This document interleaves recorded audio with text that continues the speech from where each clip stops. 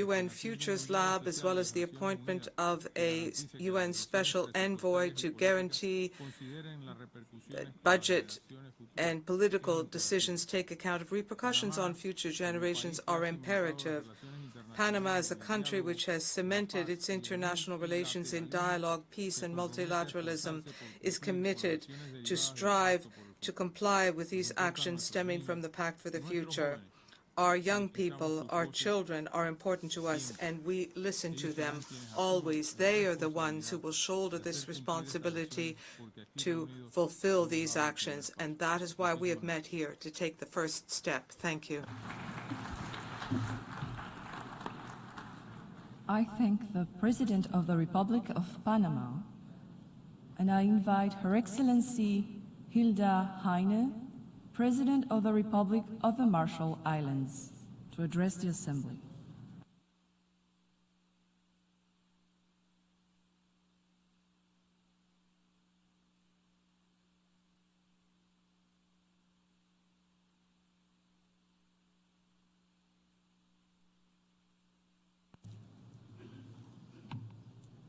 Mr. President, Mr. Secretary General, Excellencies, the Republic of the Marshall Islands welcomes the Summit and Pact of the Future as an important opportunity to better match our collective political ambitions with a more effective UN system to help deliver results. Our sustainable development and security challenges are overwhelming. Rightly, the Pact has encouraged security and development agenda and assistance to be better aligned, a vital recognition that in the Pacific and in other fragile regions, development and security are closely linked. And as a low-lying atoll nation and small island developing state, climate remains our biggest security threat. By better emphasizing peace building, we can help to reduce vulnerability to rising seas and to rising tensions alike. This meeting should truly be for the future and to boost the rightful participation of the youngest and future generations. It is youth, the leaders of tomorrow, who will face the strongest consequences of inaction today. Mr. President, the global digital divide is a major development challenge for our Pacific Island region. We are some of the most isolated places on Earth. We welcome the Global Digital Compact and highlight our joint program to advance digitalization, working with assistance across the UN system.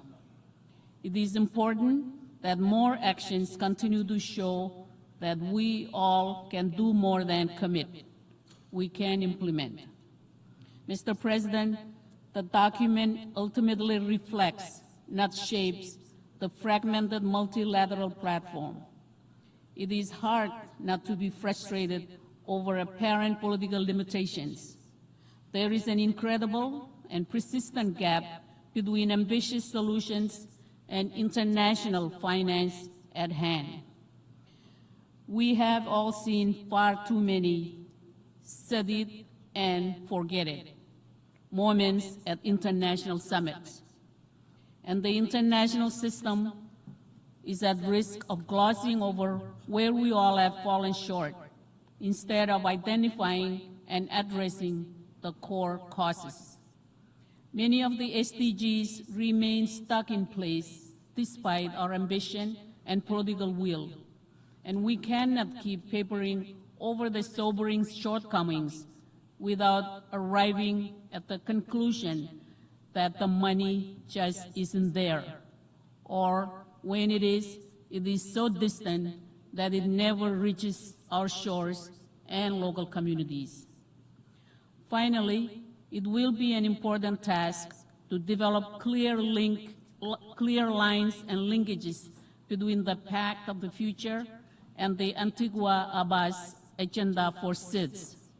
Small island nations need and deserve a dedicated focus, which we all adopted earlier this year. But if this pact is to be a blueprint for future partnership, then we cannot leave SIDS out of global goal setting. Mr. President, Taiwan remains a key partner to the Marshall Islands. Taiwan's important partnership deserves appropriate recognition. If we are to truly leave no one behind, then Taiwan deserves meaningful and enhanced participation in the UN system. Thank you.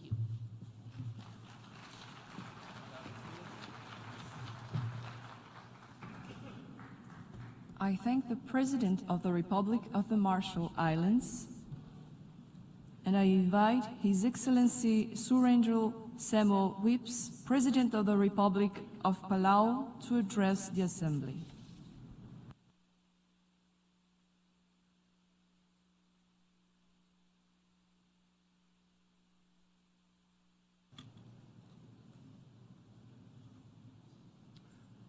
Excellencies, ladies and gentlemen, Ali from Palau.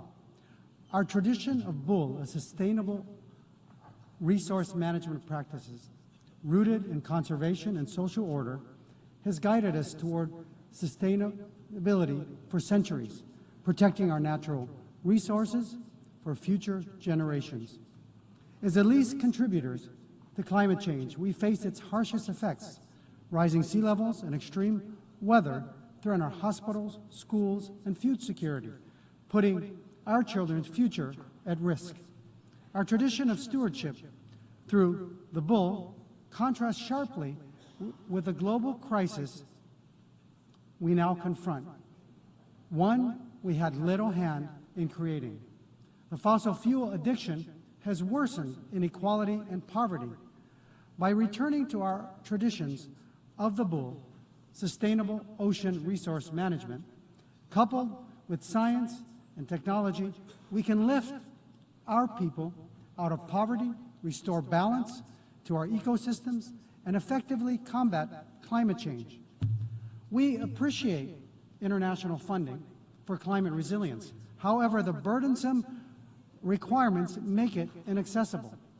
Financing tailored to special circumstances of SIDS is critical for effective climate action. The SDGs represent our vision of a world free from poverty and conflict. However, global progress is falling short, with only 15% of the targets on track and 37% regressing. The reality is particularly challenging for small island states with limited resources. World leaders need to take decisive action, and corporate leaders need to integrate sustainability into their business practices. Despite our challenges, we have made significant strides in accelerating sustainable development, and education has always been a top priority, and we have successfully improved access to education and vocational training by implementing online learning options for students in rural areas and expanding vocational programs. To address food security and combat NCDs, we have launched Kaledang Alet, Our Food is Our Responsibility, the initiative which aims to boost domestic food production and reduce food imports from 80 to 60% by 2030. Additionally, we are building a national fishing port to support fisheries, maximize the value of our tuna fisheries, and foster a thriving, sustainable blue economy. Building our protected areas network and our Palau National Marine Sanctuary, we are implementing a multi-sectoral marine spatial planning approach to achieve 100% effective ocean management, prioritizing conservation of domestic fishing zones and tourism sites based on science, data, and traditional knowledge. Aligning with the goal of 30 by 30, we are collaborating with other Pacific Island and partners to discuss a regional ocean protection and production measures, recognizing the power of collective action. The Unlocking Blue Pacific Prosperity, which was launched at COP28, which aims to create a regional movement that promotes 100% effective ocean management, resilient food systems, and sustainable financing for development. Investments are underway, and we call for even greater investments to ensure its full potential is realized. As a big ocean state, we are deeply connected to the ocean. A healthy ocean means a healthy planet. And now more than ever, we must resist the temptation to rush into deep seabed mining, which threatens irreparable harm to our ocean, and the technologies heralded as part of the green transition must not turn our largest carbon sink the ocean into a casualty of short-sighted greed.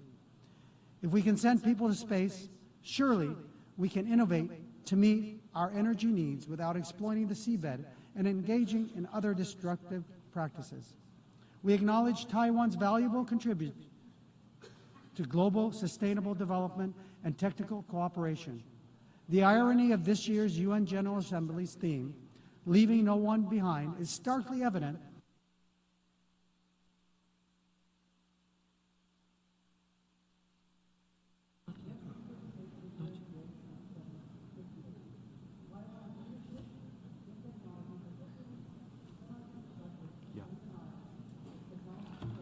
I thank the President of the Republic of Palau.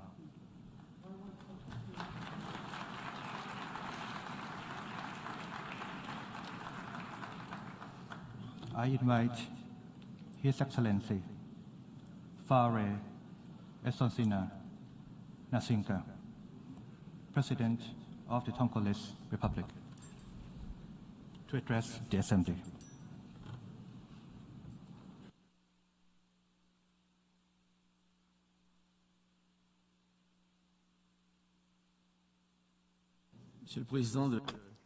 Distinguished General Assembly President, ladies and gentlemen, heads of state and government, UN Secretary General, heads of delegations, ladies and gentlemen, 8 decades ago, this institution was created, and the world was emerging from the second global conflict, and the future looked bright and promising. But today, complex crises throughout the planet mean that we must rethink our models for international cooperation and development. If we remain passive, then these crises and these models may well lead our planet to a dark future. Let us therefore take this opportunity we have here to change direction. The first affirmation would be that when you have a systematic crisis, you need a global response. Food security, ecology crises mean that countries alone cannot address all of these issues. And these complex crises are interconnected, and they hit regions of the world that are often not involved at the starting point, but which are impacted by the fallout. There needs to be a better future for our current and future generations. We must coordinate our efforts as states, and these collective efforts must be carried out within renewed global policies, because multilateralism itself needs to be rethought. The governance of our global institutions has now become obsolete, and the multilateral discussions have shown that they have limits. To find a truly effective solution, we need international global cooperation. At this stage, allow me to say a few words about Africa. If you look at the future, you need to look at Africa. Africa will continue to host most of the world's youth, and that is where there is the potential to build the strongest markets, in particular new future markets linked to green and blue economies, and that's where we need to experiment with new types of tripartite partnerships in the public and private sectors. These are decisive so that our actions today will have a positive and lasting impact on the future. In Africa as well as elsewhere, I think the state must play a leading, coordinating role, because the state alone can ensure progress for its peoples. It can provide guidance for present and future generations. In Togo, we are attempting to build a strong state, and we see our state at the heart of all of the problems related to development and humanitarian issues. The private sector, public sector, and civil society are involved, and I see that despite our efforts in recent years, international aid often does not meet the requirements and the needs of populations. That is why we must bolster the role of states, African states, and make them a genuine, fair, strategic partner. development efforts are essential and must be furthered. They must be financed, but there must also be political guidance. And finally, there needs to be greater respect for and involvement of African countries in the international arena. For multilateralism to truly be inclusive, then it must respect the dignity and the equality of representation for our peoples. We can build a better future only if all voices are heard and respected. And that means leaving no one behind. Excellencies, ladies and gentlemen, my country is prepared to play its full role in this great collective to forge a better future. We believe that it is working together in a spirit of solidarity and mutual respect that we will be able to meet the challenges of our times and offer our children a fairer, more prosperous world. Thank you very much for your kind attention.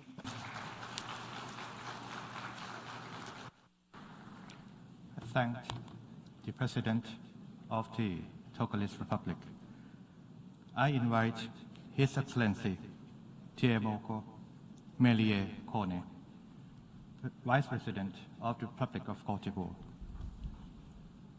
to address.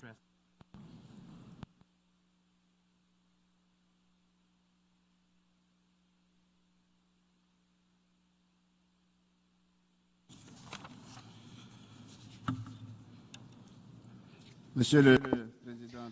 President of the General Assembly, Mr. Secretary General, ladies and gentlemen, I wish, on behalf of His Excellency Alassane Ouattara, President of the Republic of Cote d'Ivoire, to applaud you for convening this summit in such a timely manner.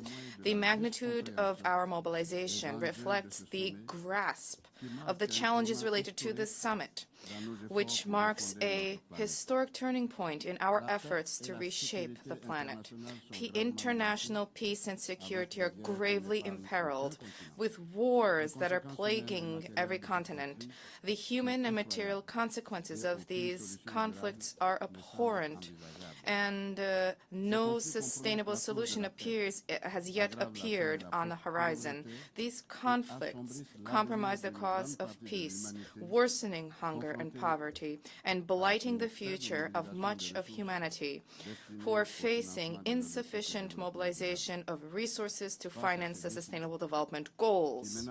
In the light of these challenges, which gravely imperil the future of the world, we reaffirm our call for more solidarity among nations and for more financing, more adequate financing of Agenda 2030 and the African Union Agenda 2063.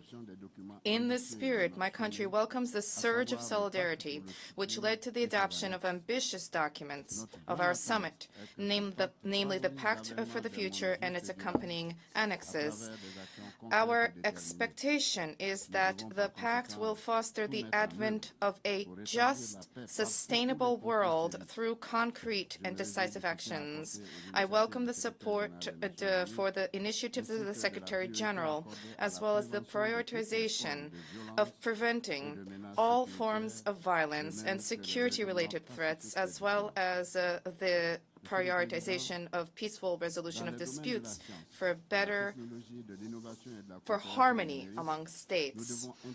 Mr. President, in the areas of science, technology, and innovation, as well as digital cooperation, we have a duty to step up multi-party cooperation and to reinforce partnerships to build capacity, transfer technology, and mobilize the necessary financial resources to facilitate access to opportunities from science and technologies, to stimulate innovation, to bridge the digital divide and improve governance of emerging technologies, specifically artificial intelligence.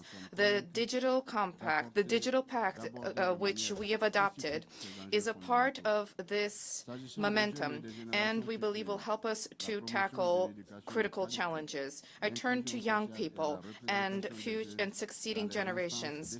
There is a need to promote high-quality education, social inclusion, and the representation of young people in decision-making bodies. This is key. Young people are agents for development to build and transform model societies. Lastly, global governance that is more just, more representative, and more inclusive. This is more important than ever before. To that end, multilateralism needs to be revitalized to encourage more robust international cooperation. The time has arrived to tailor international financial institutions and global governance to present-day realities, while at the same time paying particular attention to the modernization of the United Nations, specifically the reform of the Security Council. Mr. President, Côte d'Ivoire cherishes the hope that we will see the effective implementation of the recommendations from the summit for the benefit of young generations and for a future of peace and prosperity for all. Thank you. Thank the President. As the Vice President of the Republic of Côte d'Ivoire, I now invite His Excellency Teodoro Obiang Nguema Umbasoko, Vice President in charge of National Defense and State Security of the Republic of Equatorial Guinea, to address the Assembly. Muchas gracias. Thank you very much, Mr. President. I am speaking on behalf of His Excellency Obang Diabaso, President of the Republic of Equatorial Guinea. I'd like to begin by congratulating the Secretary General and the President of the General Assembly for taking this initiative and for convening this Summit of the Future, where we have adopted the Pact for the Future. Today, we have an opportunity to come together at a turning point in our history, at a time when the decisions we take pursuant to this pact will define the future of our relationships and the future for the international community. Mr. President, as we understand it, it is quite unlikely that we will achieve the future we all want if we do not recognize the crucial role played by Africa, given its diversity and vast resources. Africa represents both a challenge and an opportunity as we seek a future of peace and security. Silencing the guns, multilateralism, inclusiveness, financing for inclusive, equitable, sustainable development, ensuring that no country is left behind. To achieve all of these goals, we need a renewed commitment in order to mobilize financial resources, both public and private, and they must be earmarked for projects which will promote environmental sustainability, job creation, and development. International cooperation is essential to build resilient and sustainable infrastructures to benefit all generations. There can be no better future if we do not address unilateral coercive measures and sanctions, racism, and attempts to destabilize our countries, neo-colonialist approaches and other such mechanisms, as well as pressure and blockades which do nothing but obstruct the future of other countries, particularly the Global South. Mr. President, this Pact for the Future must involve our youth. They are the future generations, and we must therefore invest in their education, their health, and their well-being. They must be drivers of change. In conclusion, The Summit of the Future is an opportunity to renew our commitments to the principles of the UN Charter and to work together towards a more peaceful world, a prosperous and safer world. Equatorial Guinea is calling on all countries from the global north and from the global south to come together, to join our efforts, and together to build a future where every individual, regardless of their origin, race, gender, or belief, can live in dignity and with hope. Thank you. I thank the Vice President in charge of national defense and state security of the Republic of Equatorial Guinea. May I now invite His Excellency Charlotte Salvai Tabimasmas, Prime Minister of the Republic of Vanuatu, on behalf of the Pacific Small Island developing states.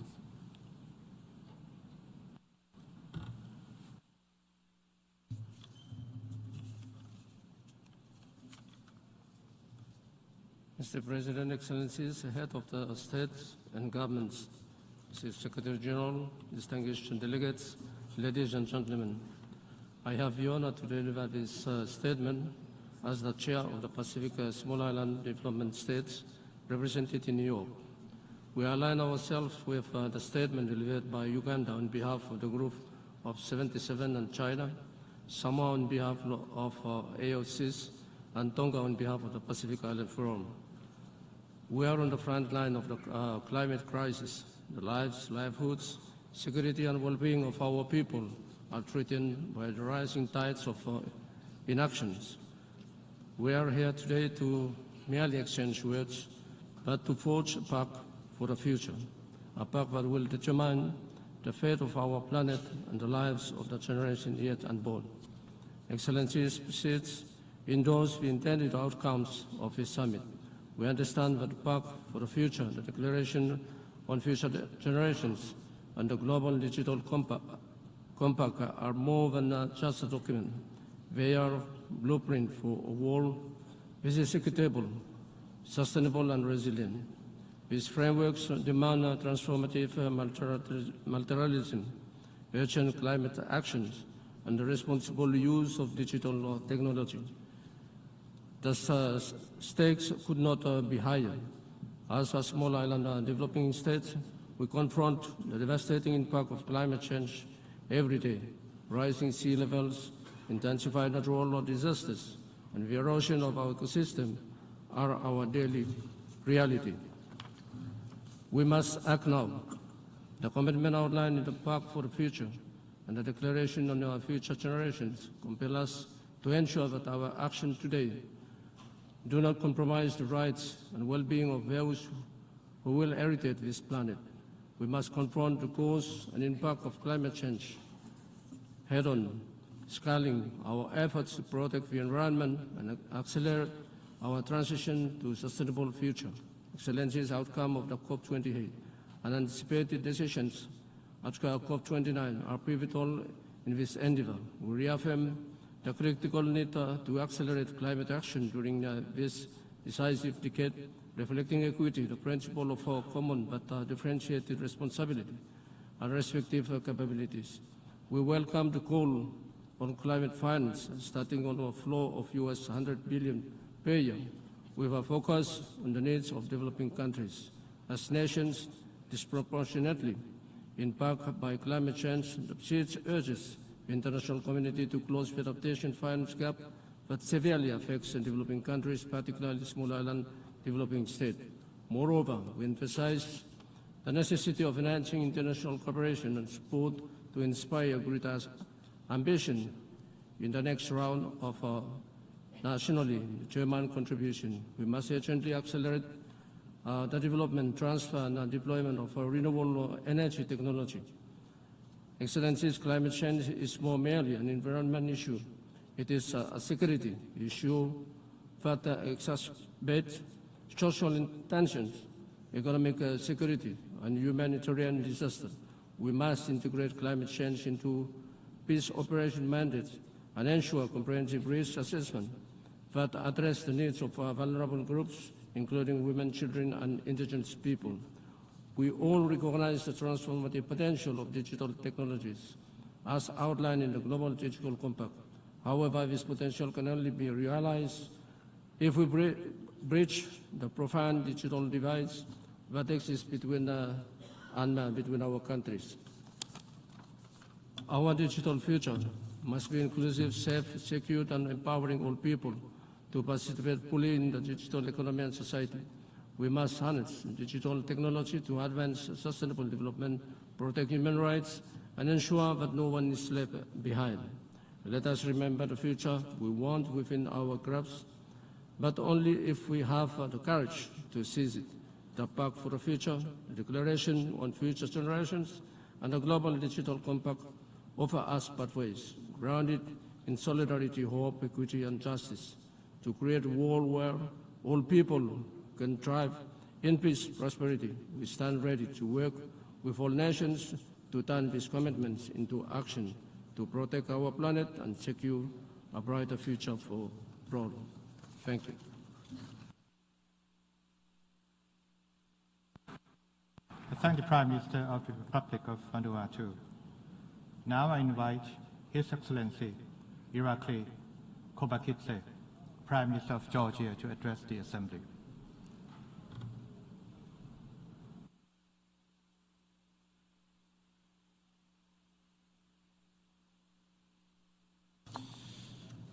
Dear Mr. President, esteemed guests, 3 years ago, in our common agenda, the Secretary General proposed this Summit of the Future, aiming to promote a new global consensus on delivering a better present and safeguarding the future for generations to come. Today, that vision is realized as we gather, united in our commitment to rebuild trust and seek multilateral solutions for a better tomorrow. In today's increasingly complex and rapidly evolving world, achieving a fairer future is more pressing than ever. We face unprecedented challenges, from the lingering effects of the pandemic to persistent conflicts and deepening socioeconomic disparities, humanitarian crisis, and the escalating threat of climate change. As a result, the world is not on track to meet the goals we have set for ourselves. The Secretary General's recent report on progress towards the Sustainable Development Goals shows that only 17% of SDG targets are on course to be achieved. In the light of these overwhelming global issues, this summit presents a unique opportunity to demonstrate the power of effective global cooperation and multilateralism.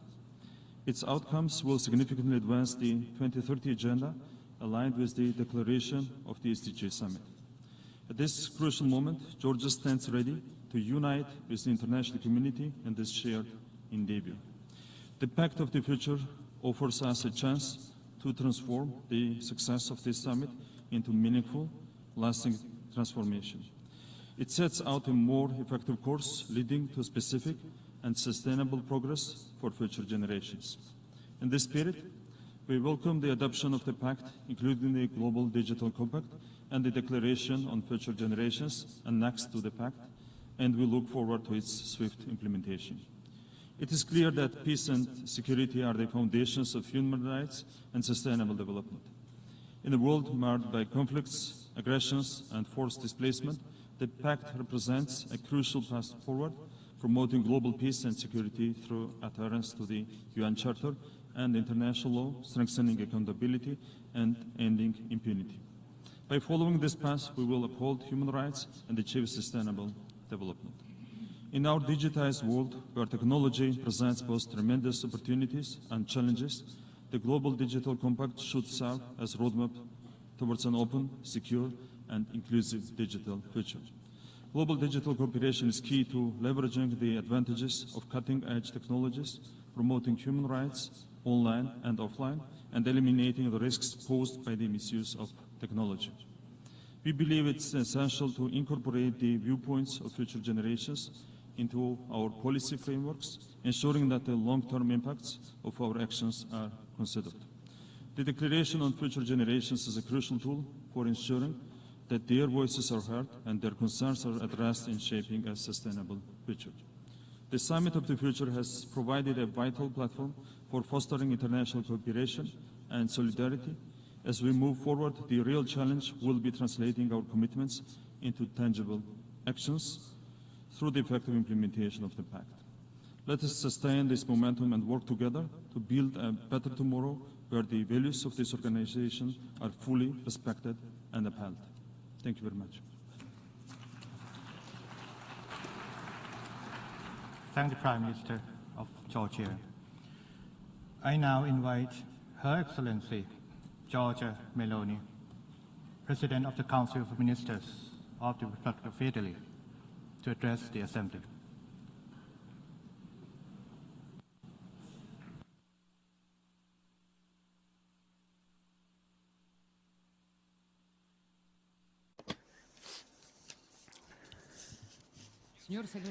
Secretary General, dear fellow delegates, the pact that we have undersigned is the result of complex negotiations for which I want to thank the President of the General Assembly, the negotiators, and of course all the member states. The phase that now begins, that of implementation, is clearly even more complex, but definitely more crucial. The challenges that history has placed before us are manifold and multiform. Climate change, economic inequalities, humanitarian and health crises, transnational crime, and armed conflicts, starting with the unacceptable war of aggression of Russia on the country of Ukraine that make international security increasingly precarious. Faced with such a difficult scenario, we have no choice but to act. Because I think it is clear to all that we live in a time of crisis. Yet, crises always conceal opportunities. The word crisis, after all, derives from the ancient Greek term krisis, meaning choice, decision. Crises, therefore, force us to question ourselves. They force us to take a stand and do not allow for hesitation. We know that no state can effectively master current challenges on its own. And that is why Italy is a staunch supporter of multilateralism and of its most representative institution, the United Nations, the forum where each and every voice is heard, where we are called to learn, to understand each other, and to respect each other. Of course, any organization is effective if its rules are fair and mutually agreed. That is why we are persuaded that any reform of the UN governance, notably of its Security Council, cannot disregard the principles of equality, democracy, and representativeness. The reform makes sense if performed for everyone and not just for some. We're not interested in creating new hierarchies, and we don't believe that there are Class A nations and Class B nations. There are simply nations with their own histories, specificities, and citizens who have the same rights, because in our view, all humans are born free and equal. It also means rethinking in new ways about cooperation between nations. Italy has done so with the Mattei Plan for Africa, an investment plan designed to cooperate with African nations through an approach that is neither paternalistic nor charitable or predatory, but based on respect and the right for each one of us to compete on equal terms. It is our recipe to promote the development of a continent too often undervalued, build its stability, and finally guarantee one right denied to too many young people, that is, the right not to have to immigrate. And when talking about development, we cannot fail to address the new frontiers of technological innovation, starting with generative artificial intelligence, a phenomenon on which I'm afraid there's still insufficient awareness. AI is first and foremost a great multiplier, but the question we must pose ourselves is, what do we want to multiply? To put it bluntly, if this multiplier were used to cure still incurable diseases, then it would contribute to the common good. But if, on the other hand, that multiplier were used to further upset global balances, then the resulting scenarios would be potentially catastrophic. Machines will not answer these questions. Only we can do it. Politics must do it. And that is why it is crucial that AI be harnessed by human beings and be human-centric. All such issues are addressed by this pact and stand at the core of Italy's G7 presidency agenda. This is the role of multilateralism, not a club where people gather to write useless documents crammed with good intentions, but rather the forum where we must tackle decision-making urgency, where ideas must become actions, combining different sensibilities. Thank you. Thank you, President of the Council of Ministers of the Republic of Italy. I now invite His Excellency Andrej Plenković, Prime Minister of the Republic of Croatia, to address the Assembly.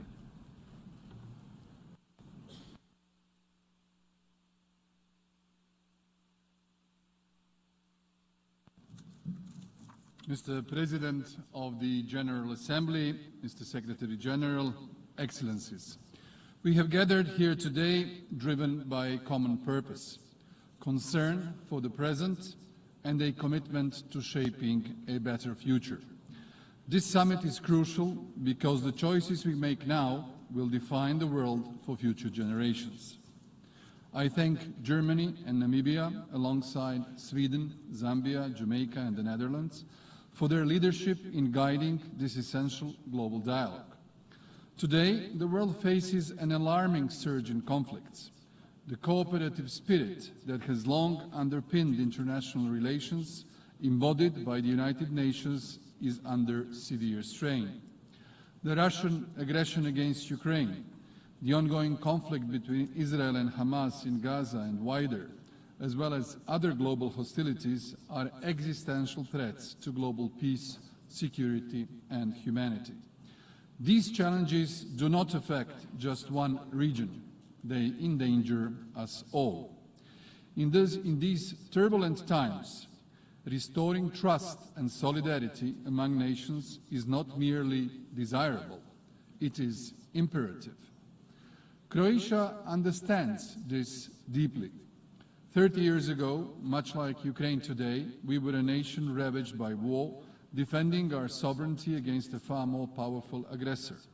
Today, Croatia stands as a proud member of both NATO and the European Union.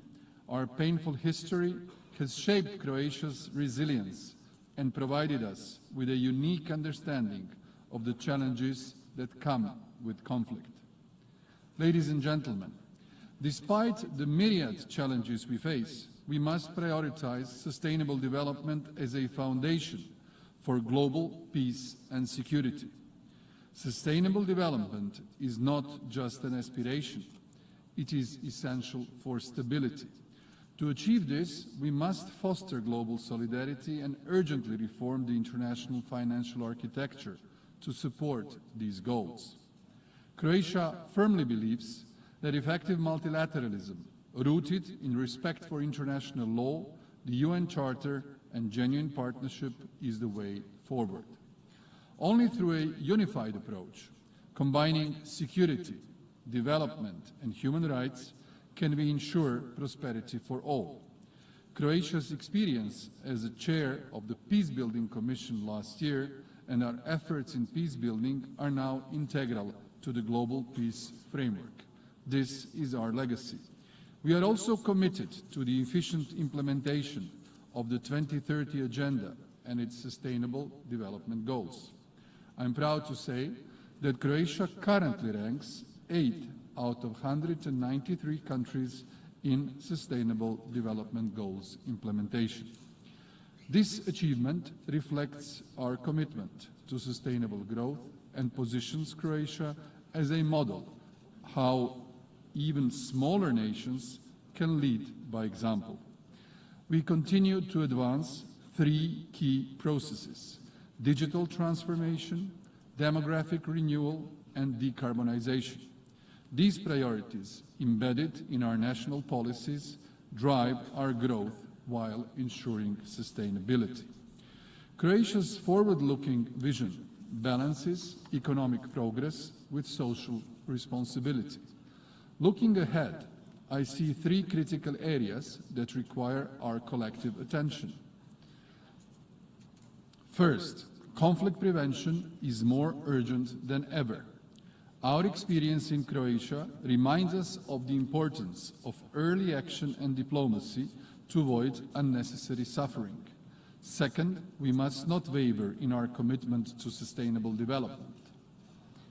Climate action, protecting biodiversity and reversing environmental degradation are essential for our survival.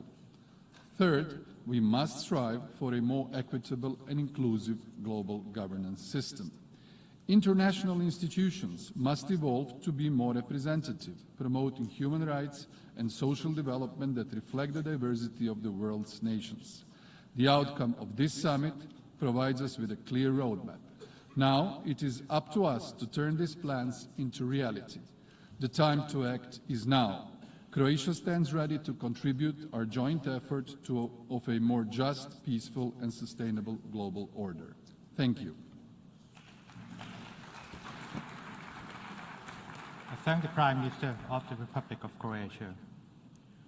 I now invite His Excellency Jonas Gahr Støre, Prime Minister of Norway, to address the Assembly.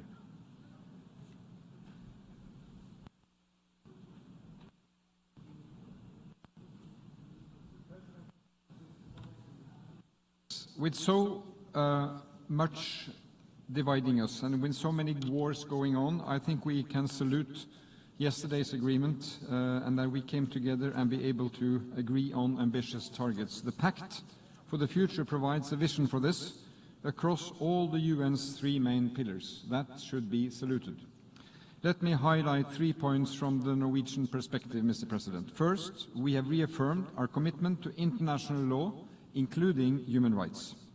The disregard for human life and international law that we are seeing today must not be allowed to continue.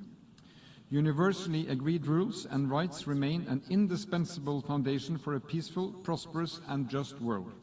Those who deliberately breach it must be held accountable. Second, we urgently need to address climate change, cut emissions, transform our energy systems and protect the environment. We must deliver on our pledges. We stand firmly by agreed commitments and keep our ambitions high. We need to close the extensive financing gap to achieve the SDGs, leaving no one behind. This includes increasing climate finance and investments.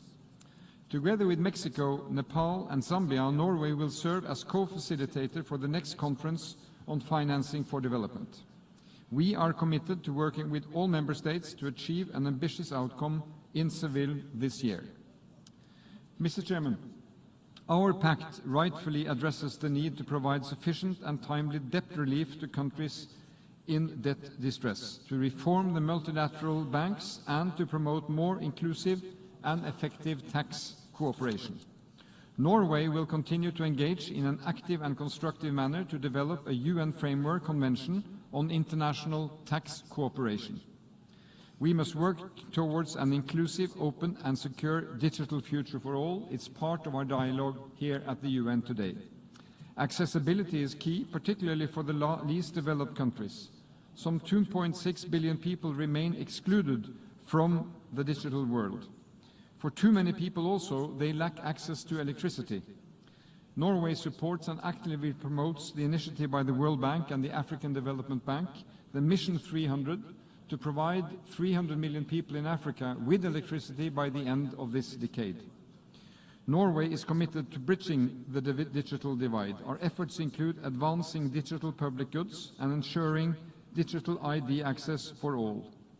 We also urge stronger cooperation among the large states on a safe artificial intelligence regulation that will give us the opportunities of this technology and limit the threats.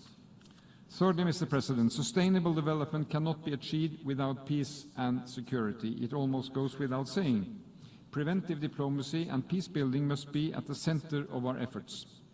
It is essential to ensure women's participation in all aspects of the peace and security agenda. There are powerful decisions made here by the UN on this issue earlier.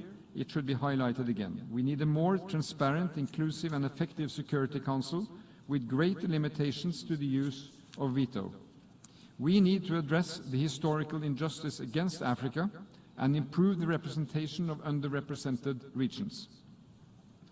The General Assembly plays a vital role in maintaining international peace and security in close cooperation with the Security Council. Mr. President, we should expect from the Security Council that it can get its act together and end the war of aggression that Russia is conducting against Ukraine, and to weigh in and help end the escalation of hostilities in the Middle East, and to work towards a two-state solution, giving the Palestinians their right of a state, and a two-state solution where Israelis and Palestinians can live side by side in peace. The solutions can only be found in close cooperation with other stakeholders, also in the civil and private sector. So, friends and colleagues, a lot to be done. The Pact for the Future is a commitment to one another, to future generations, providing a roadmap for building a better world. Now that work putting the Pact into action begins, and Norway is eager to get started. Thank you, Mr. President. I thank the Prime Minister of Norway. Now I invite His Excellency John Basilio, Prime Minister and Minister of Finance, Economic Development and Investment of Belize, to address the Assembly.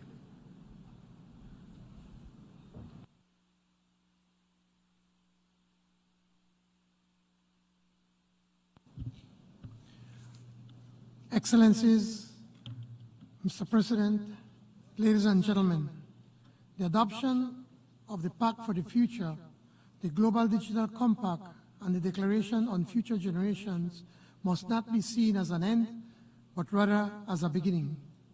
While these outcomes lay a foundation for action, they represent only a floor for a much greater ambition that is needed to transform our world for present and future generations. The world faces a triple planetary crisis and a development crisis. Human and planetary capacities are approaching limits from which there may be no rebound. Our development and climate goals are slipping further away from our reach, and yet there has been no effective global response. To say we will do what we have failed to do will not suffice.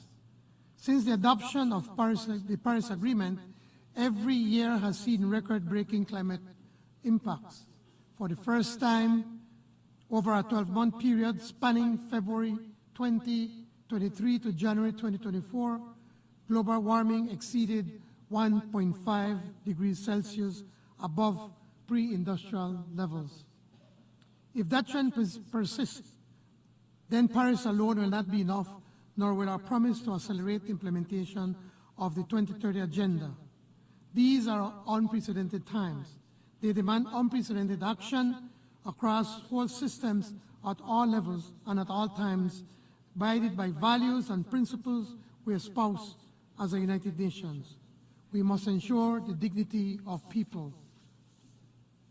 We need to reimagine and remake this world into one that is just, secure, and that will endure, one in which every voice matters.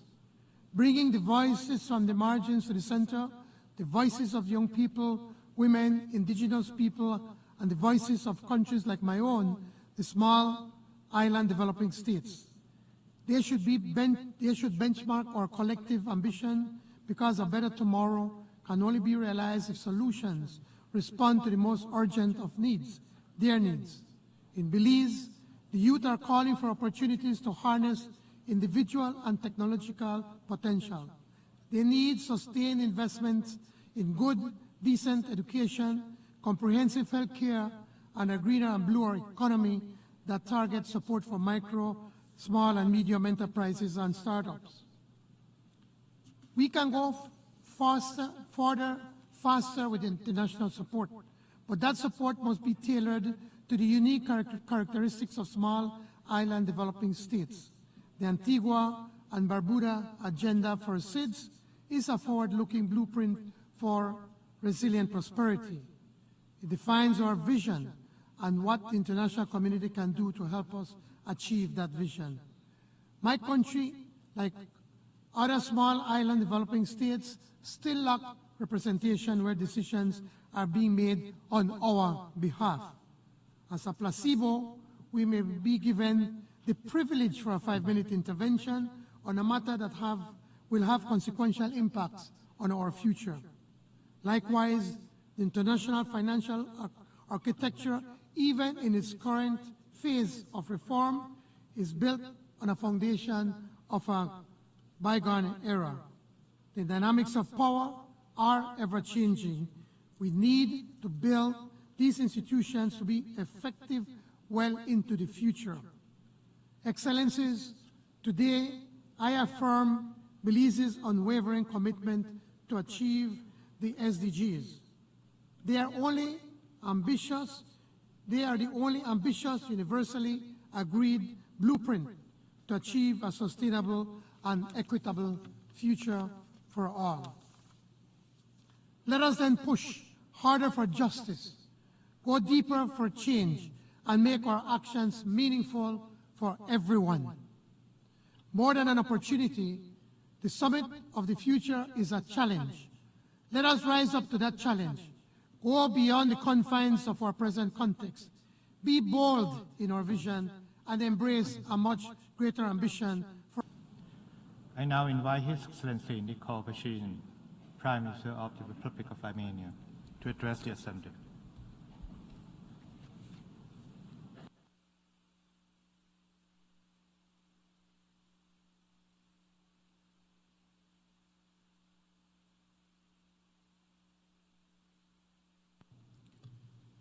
President of the General Assembly, Excellencies, ladies and gentlemen. It is particularly significant for me to take part in this Summit of the Future because I have received my current mandate of the Prime Minister of the Republic of Armenia in the parliamentary elections under the slogan of our party, "There is a future." All the problems we are facing today are directly or indirectly related to the decisions made or haven't been made at some point in the past, and the same we can say about all the successes and achievements of today. We cannot change the past. We cannot change a lot even today, because today is to some extent a part of the past. But shaping the future is today's most important task. The agenda of our actions is also known: peace, security, prosperity, freedom, justice, human rights, artificial intelligence, climate change. But what is of high importance is the concept that we should put in the basis of our vision of the future, and consequently how to build the future. It may sound strange, but the most important thing we can do for the future is to create positive narratives and focus on the possibilities of creating the foundations for them, regardless of whether they exist at the moment or not. One of the reasons for today's global crisis is that international formats have long become an arena for mutual accusations, threats, and the places where crises and deadlocks take place or being announced. I can hardly remember a positive speech on behalf either of myself or other leaders on international platforms, and there are objective reasons for this. There is little material for positive discourse. And maybe it's because in the past there was very little or there was no any positive narrative at all. We usually come to UN to declare how bad it is going to be, because the facts proving this are a lot and everywhere. So it doesn't require much effort to see them. Effort should be made to see the prerequisite of a good future and think about them, because what happens in reality first happens in our minds. My party adopted the slogan, "There is a future," under the conditions when it seemed that there was no hope for optimism in our region. Now this happens globally, and at the summit of the future, I want to voice that belief of there is a future, and by doing this, I want to have my portion of contribution. Unlike the previous 3 times, this year at the General Assembly, I will more concentrate on opportunities rather than accusing neighboring countries in my speech. And this will provide room for positive thinking and for talking about the possibilities. Yes, for now, let's only talk, since in the beginning was the Word, and the Word was with God, and the Word was God. Therefore, it is necessary to start with the good words. It is necessary to bring forward the slogan, "There is a future," as a theorem, and to work to prove it. Let's do it. Thank you for your attention. I thank the Prime Minister of the Republic of Armenia. Now I invite His Excellency Luc Frieden, Prime Minister of the Grand Duchy of Luxembourg, to address the Assembly.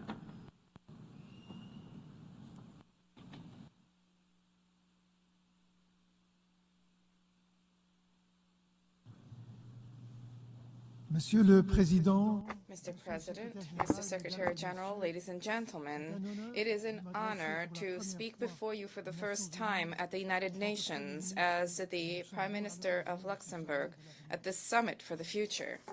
Luxembourg is well positioned to understand that no country, regardless of its size, can tackle the challenges it faces single-handedly. This is an observation which lies at the heart of our multilateral commitment.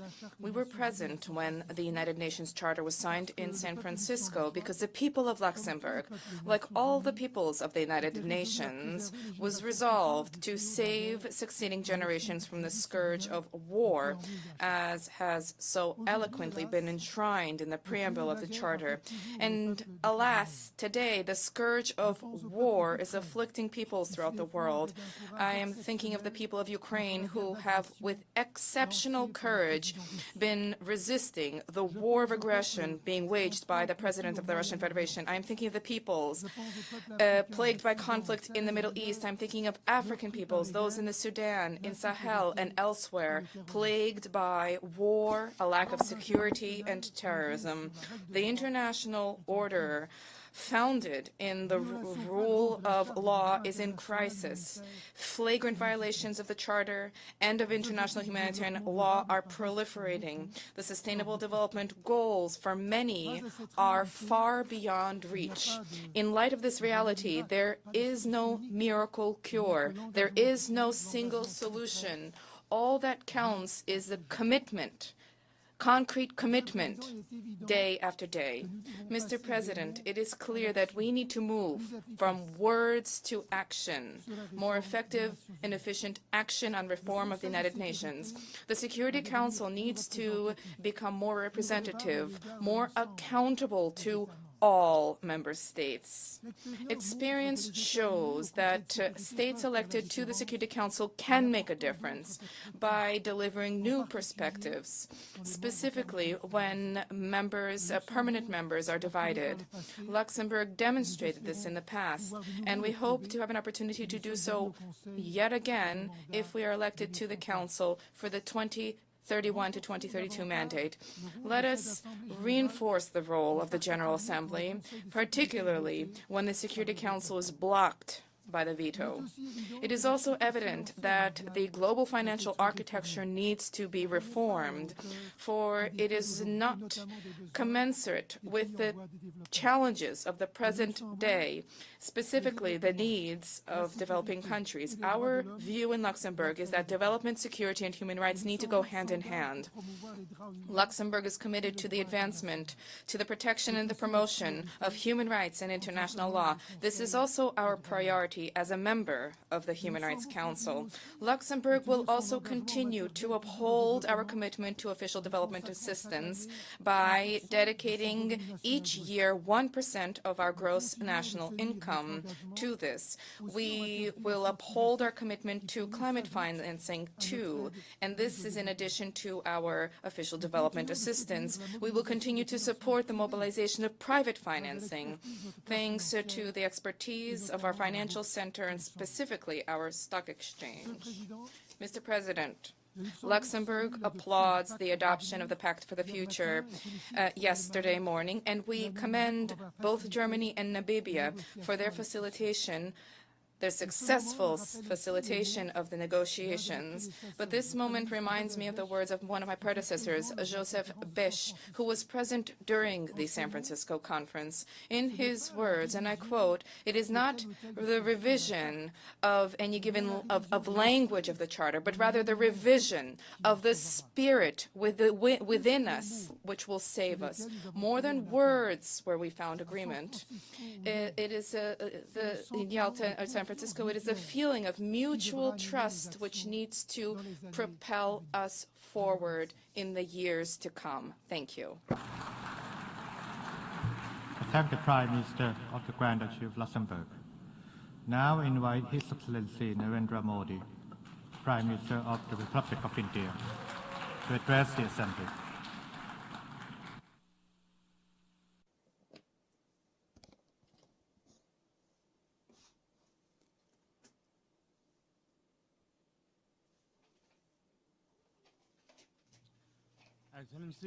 Excellencies,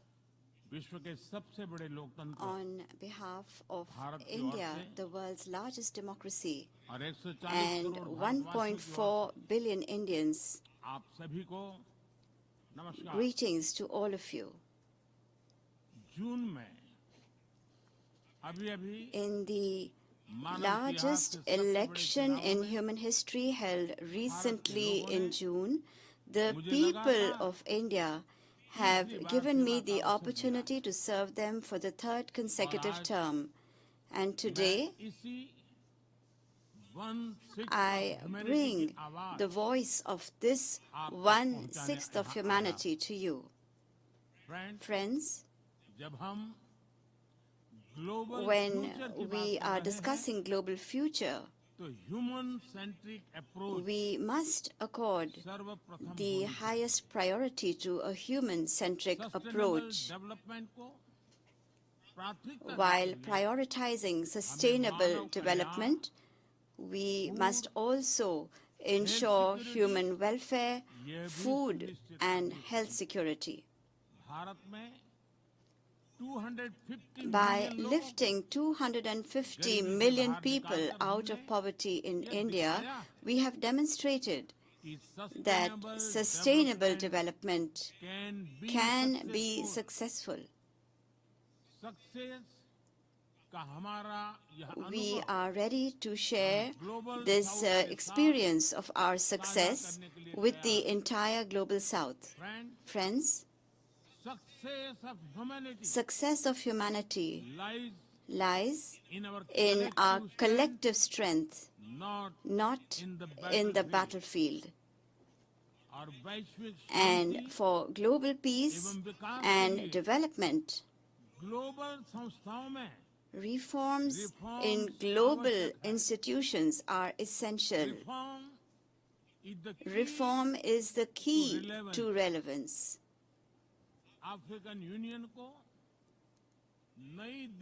Permanent membership of the G20 to the African Union at the New Delhi summit was an important step in this direction.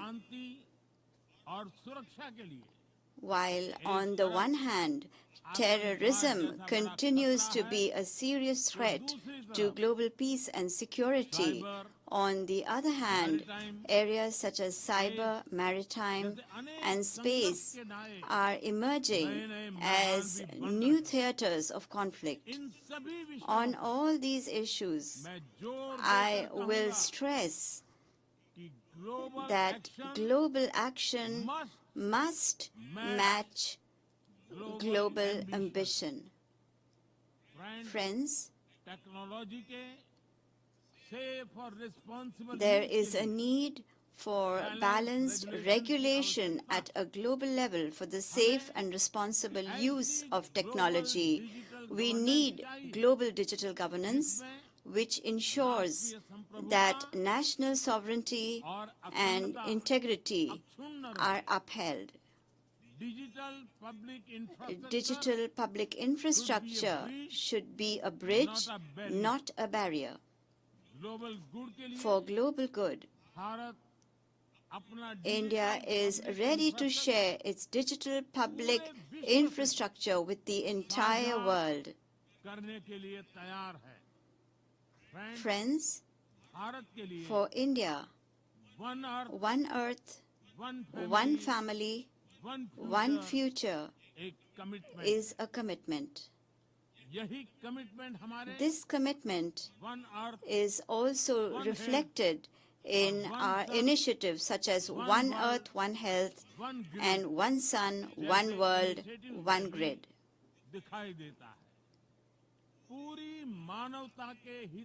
India will continue to work in thought, words, and deeds to protect the rights of all humanity and for global prosperity. Thank you very much. Thank the Prime Minister of India. Now invite His Excellency Russell Miso Lamini, Prime Minister of the Kingdom of Eswatini, to address the Assembly.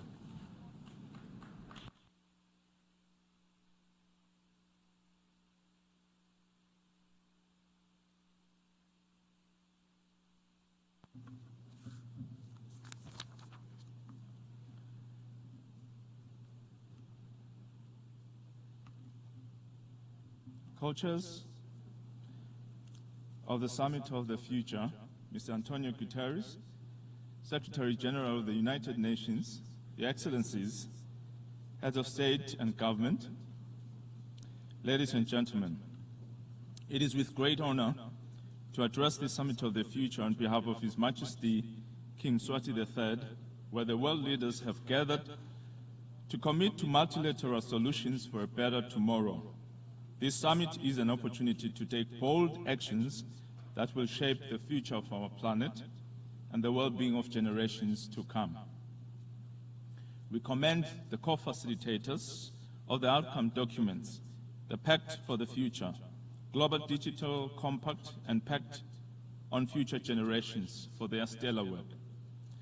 Humanity faces unprecedented global challenges, from poverty and inequality to climate change and technological transformation. No single nation can tackle these challenges alone.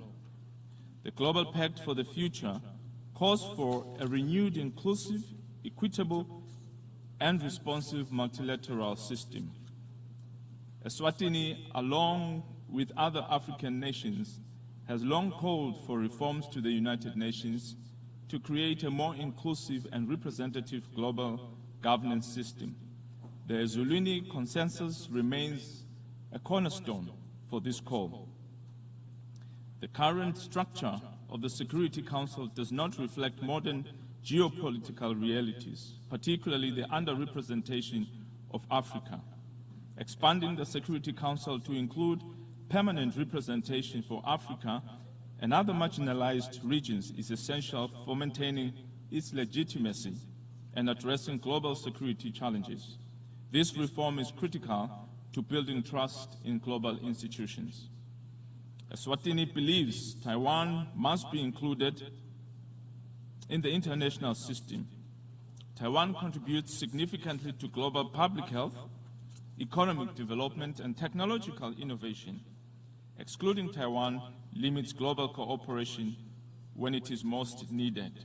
We call for Taiwan's meaningful participation in international organizations. The COVID-19 pandemic, economic shocks, and the climate crisis have exposed vulnerabilities in the international financial system. Many developing nations face unsustainable debt, limiting their investment in critical areas like healthcare, education, and infrastructure. Eswatini calls for comprehensive debt restructuring and reforms to international financial institutions like the IMF and the World Bank, ensuring that they respond to the needs of developing nations. Fairer access to financing for climate resilience and development is also crucial. Although Eswatini, like other developing countries, contributes little to the climate crisis, it is heavily impacted. While we have made significant improvements in disaster risk governance, urgent climate finance from developed nations is crucial to help mitigate and adapt to these effects. As we work to reduce emissions and meet our commitments, developing nations must continue to prioritize industrialization and energy security to achieve their development goals. Technological advancements create opportunities for development, but have also widened the digital divide.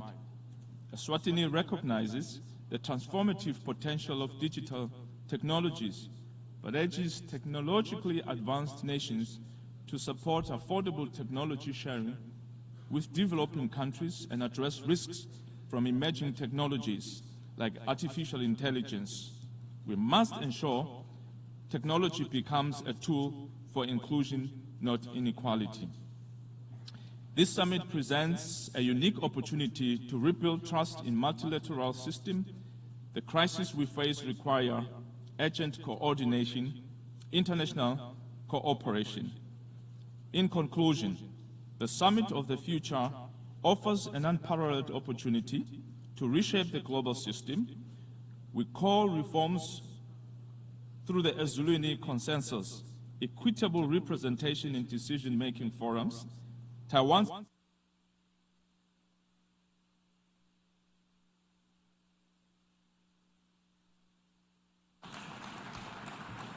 Thank you, the Prime Minister of the Kingdom of Eswatini. I now invite His Excellency Gaston Alfonso Brown, Prime Minister and Minister of Finance, Corporate Governance, and Public-Private Partnerships of Antigua and Barbuda to address the Assembly.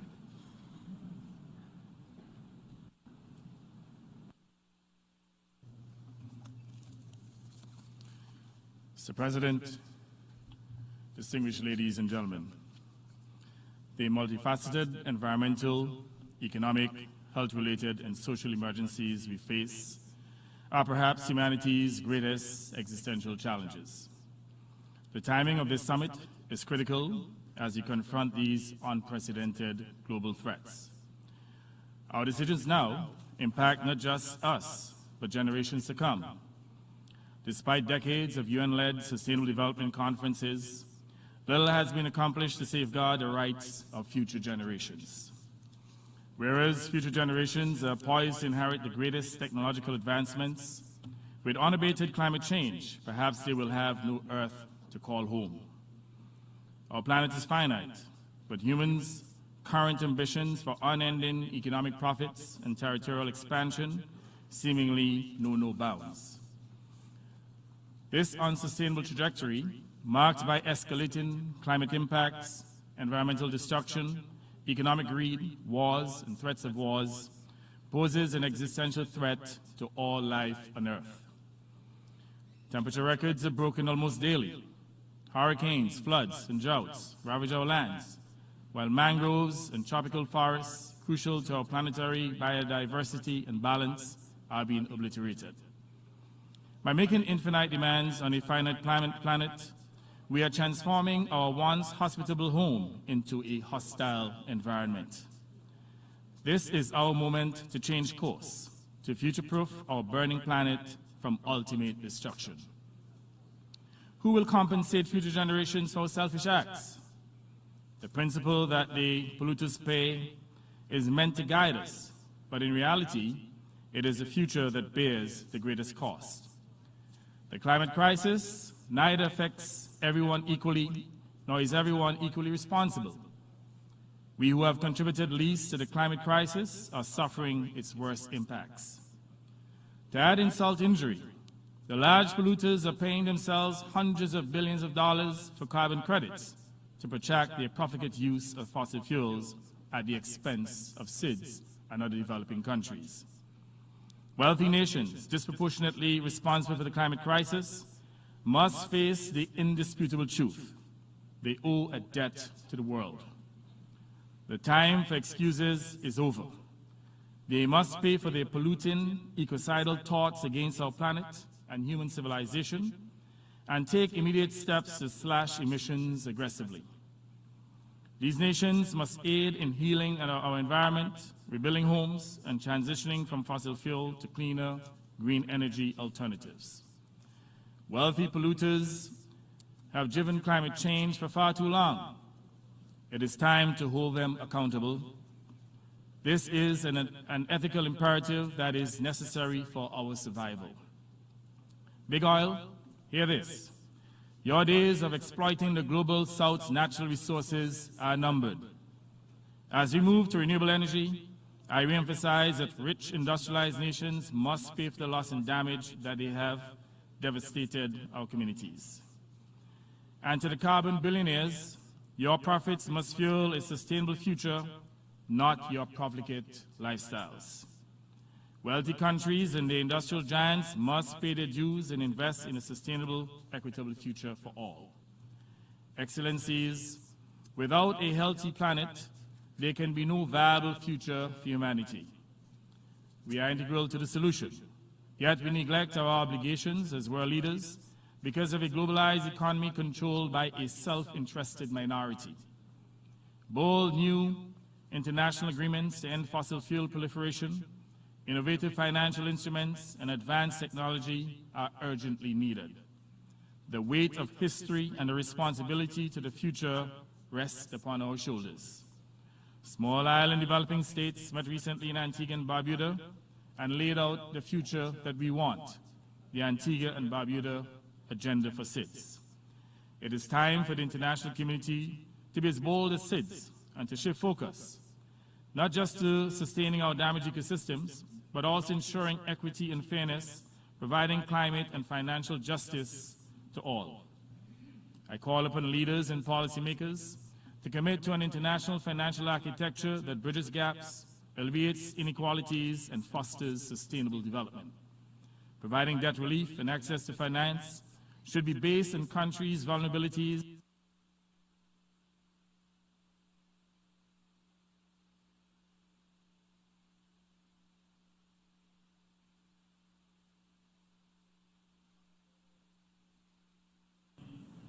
Thank the Prime Minister, Minister of Finance, Corporate Governance, and Public-Private Partnership of Antigua and Barbuda.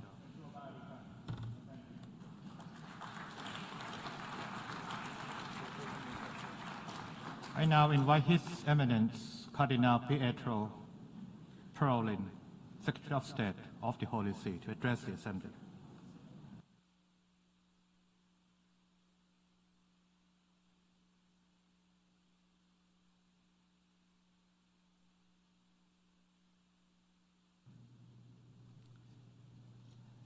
Mr. President, the current summit being convened against a backdrop of apparent crisis in the multilateral system should be a source and a reason for hope, in line with Pope Francis' assertion that hopeful does not mean to be optimistically naive, and ignore the tragedy humanity is facing. Hope is the virtue of a heart that doesn't lock itself into darkness, that doesn't dwell on the past, does not simply get by in the present, but is able to see a tomorrow. The future should be constructed on a foundation of principles, including the inherent God-given dignity of every individual, the promotion of integral human development, the equality and sovereign dignity of all nations, and the establishment of trust between them. There is a need to rethink actions in a number of areas. First, eradication of poverty must remain the overarching goal of all future action, bearing in mind that development is the name for peace. This requires the political will to achieve sustainable development, also through the reform of international financial institutions, debt restructuring, and debt forgiveness. Second, the pursuit of peace requires the implementation of a general disarmament, and in particular the total elimination of nuclear weapons. Narrow geopolitical considerations must be put aside, and strong economic lobbies must be resisted in order to uphold human dignity and promote integral development. Third, artificial intelligence. The Holy See advocates for a regulatory framework of AI ethics that encompasses the life cycle of AI and addresses inter alia data protection, accountability, bias, and the impact of AI on employment. Thinking of the future should take into account the needs and interests of future generations, guaranteeing a dignified future for all, ensuring the provision of the requisite conditions, including a nurturing family environment, to facilitate flourishing. If dignity is the foundation and integral human development is the goal of our future, dialogue it is the necessary means. Today, the sense of belonging to a single human family is fading, and the dream of working together for justice and peace seems outdated and utopian. This need not to be the case if there is a will to engage in genuine dialogue. As Pope Francis already exhorted this Assembly, the present time invites us to give priority to actions which generate new processes in society, so as to bear fruit in significant and positive historical events. The future demands of us critical and global decisions in the face of worldwide conflicts which increase the number of the excluded and those in need.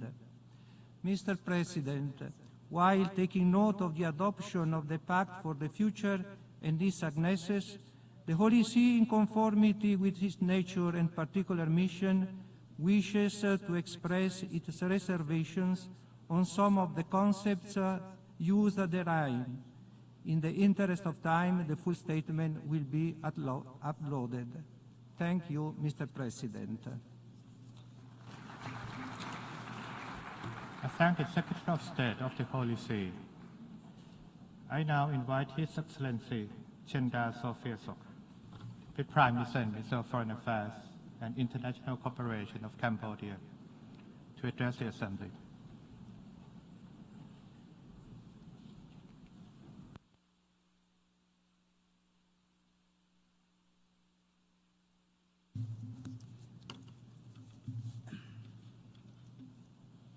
Mr. President, Excellencies, distinguished delegates, it is my great honor to address this gathering on behalf of the Royal Government of Cambodia. This is a crucial moment to consolidate our commitment to address together many deeply interconnected challenges: climate change, inequality, poverty, gaps in technology, and increasingly complicated violent conflicts. the Summit of the Future is an opportune occasion to adopt global governance to today's reality. It is time to rebuild trust in the multilateral system as we strive to build a prosperous, healthy, and harmonious world for our current and future generations. Allow me to elaborate on a few key points. First, international peace and security become more fragile with each passing day as geopolitical tensions continue to intensify. It is incumbent on us all to firmly uphold the principle of the United Nations Charter and international law. They are the backbone of the international order and global cooperation. The use of diplomacy and mediation must be prioritized to resolve conflicts. Concerted efforts towards peace building should be enhanced. Cambodia sees great merit in the new agenda for peace presented by the UN Secretary General, and we are proud to have contributed nearly 9,000 men and women to support UN peacekeeping operations since 2006. Once a war-torn country, Cambodia understands that peace is the prerequisite for development and progress. Thanks to peace and stability, Cambodia now ranks among the best achievers on sustainable development goals, particularly when it comes to reducing poverty, providing quality education and health care, creating more jobs, and driving growth, addressing climate change. Second, sustainable development requires sufficient and efficient financing. Cambodia is currently investing in building up its human capital, targeting 1.5 million youth, diversifying its economic base, and intensifying its green transition. Cambodia strongly supports efforts to ensure a fair and rule-based multilateral trading system with the World Trade Organization as its core. Cambodia also joined the call to reform the international financial architecture and address financial gaps, particularly those that affect the least developed countries. Third, the advancement of science, digital technologies, and innovation presents both transformative solutions for human development and risks. Cambodia strongly supports efforts to intensify international cooperation to ensure that the proliferation of science, technologies, and innovation enhance human capital. We must work together to overcome growing digital divides and fight against the misuse of digital technologies.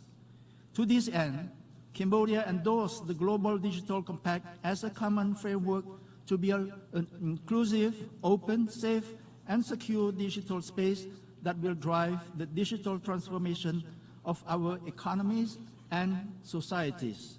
Fourth, it is our shared responsibility to safeguard the needs and interests of our youth and future generations. Cambodia, fully recognizing the importance of intergenerational partnerships, commit to the letter and the spirit of the Declaration for Future Generations. Cambodia already has in place a long-term development plan called the Pentagonal Strategy. It is designed to ensure that our youth are engaged in and well prepared for long-term development that harmonize economic growth, social inclusion, and environmental protection. We also note the progress in mainstreaming youth into the UN-wide system. Finally, transforming global governance for today's challenges is crucial if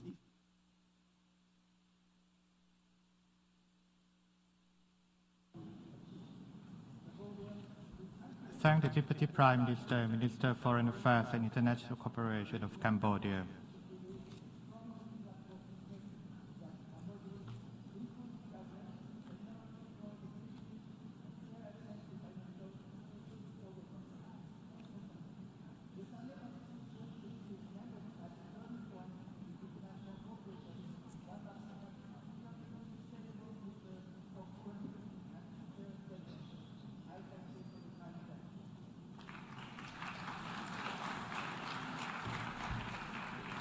I now give the floor to His Excellency Murat Noliu, Deputy Prime Minister and Minister of Foreign Affairs of Kazakhstan, to address the Assembly.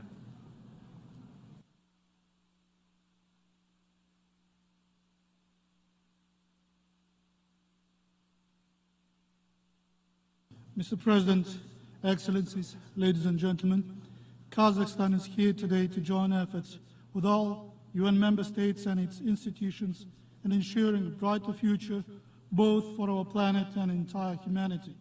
Fully supporting the Secretary General's endeavors to build a prosperous community of nations, my country commits itself to all three landmark documents of the Summit of the Future. It is obvious that effective multilateralism enshrined in the Pact for the Future should be central in overcoming today's unprecedented existential challenges and threats. Therefore, the current summit is a timely call for a comprehensive reform of the United Nations system. As stated by President Tokayev of Kazakhstan, the voices of middle powers and the developing world need to be amplified and heard clearly in the Security Council. In times of geopolitical turmoil and economic uncertainty, the world needs diplomacy and dialogue. Mr. President, climate change is a global issue that cannot be addressed without multilateral engagement. Central Asia stands on the front line of global warming and will face 2.5-degree increase in temperatures by 2050. To effectively tackle problems like melting glaciers, water scarcity, biodiversity loss, and desertification, my country will host the first regional climate summit under the auspices of the United Nations in 2026. In addition, we propose to open the United Nations Regional Center on Sustainable Development for Central Asia and Afghanistan to further enhance coordination on SDG deliverables. I'm confident with the right support, this idea will serve as a future role model for UN development mechanisms. Furthermore, Kazakhstan calls on all technological advanced countries to eliminate barriers and commit necessary resources to assist climate-vulnerable communities. Excellencies, digital transformation is a driving power of progress towards the 2030 Agenda. Within the next decade, about 70% of all global goods and services will be produced using digital platforms. The potential benefits of these changes depend on equitable access and cutting-edge technologies in all countries. To this end, being a regional IT powerhouse, Kazakhstan has initiated the establishment of the UNSCAP Digital Solutions Center to bridge the digital divide in Asia-Pacific region. Emerging digital solutions, including artificial intelligence, should not pose a risk to international security. Mr. President, speaking about the future, we must not forget lessons of the past. Nuclear power, once invented for the good of humankind, is now the deadliest weapon of mass destruction. Kazakhstan, which directly suffered from nuclear tests, calls on the international community to join efforts in preventing any nuclear catastrophe in the future. We also encourage all states to set aside their political differences and focus on new global order based on mutual trust and respect. Ladies and gentlemen, upholding human rights is not merely an aspiration, but one of the key components of sustainable development. It is also the best antidote against inequalities that are often at the root of instability and conflicts. In accordance with our objective to build a just and fair Kazakhstan, my country has abolished the death penalty, instituted a zero-tolerance policy against torture and domestic violence, and strengthened its national preventive mechanisms. President Tokayev's large-scale reform agenda is firmly based on the principles of rule of law, good governance, as well as inclusive social and economic development. In essence, respect for fundamental human rights is the highest priority for my country.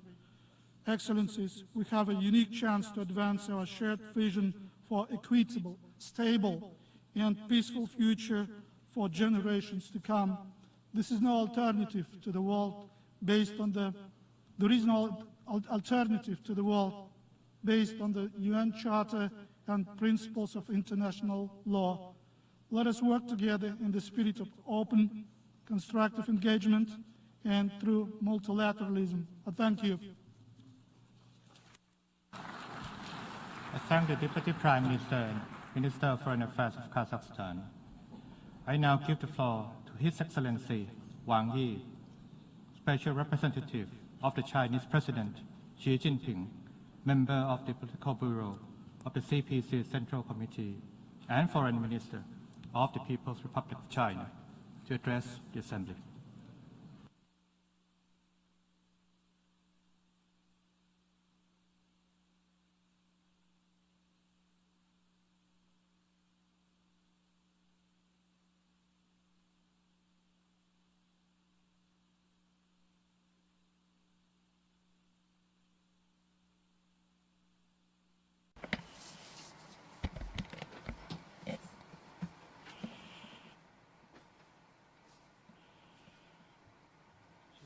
Mr. President, colleagues, the future carries the hope of human development.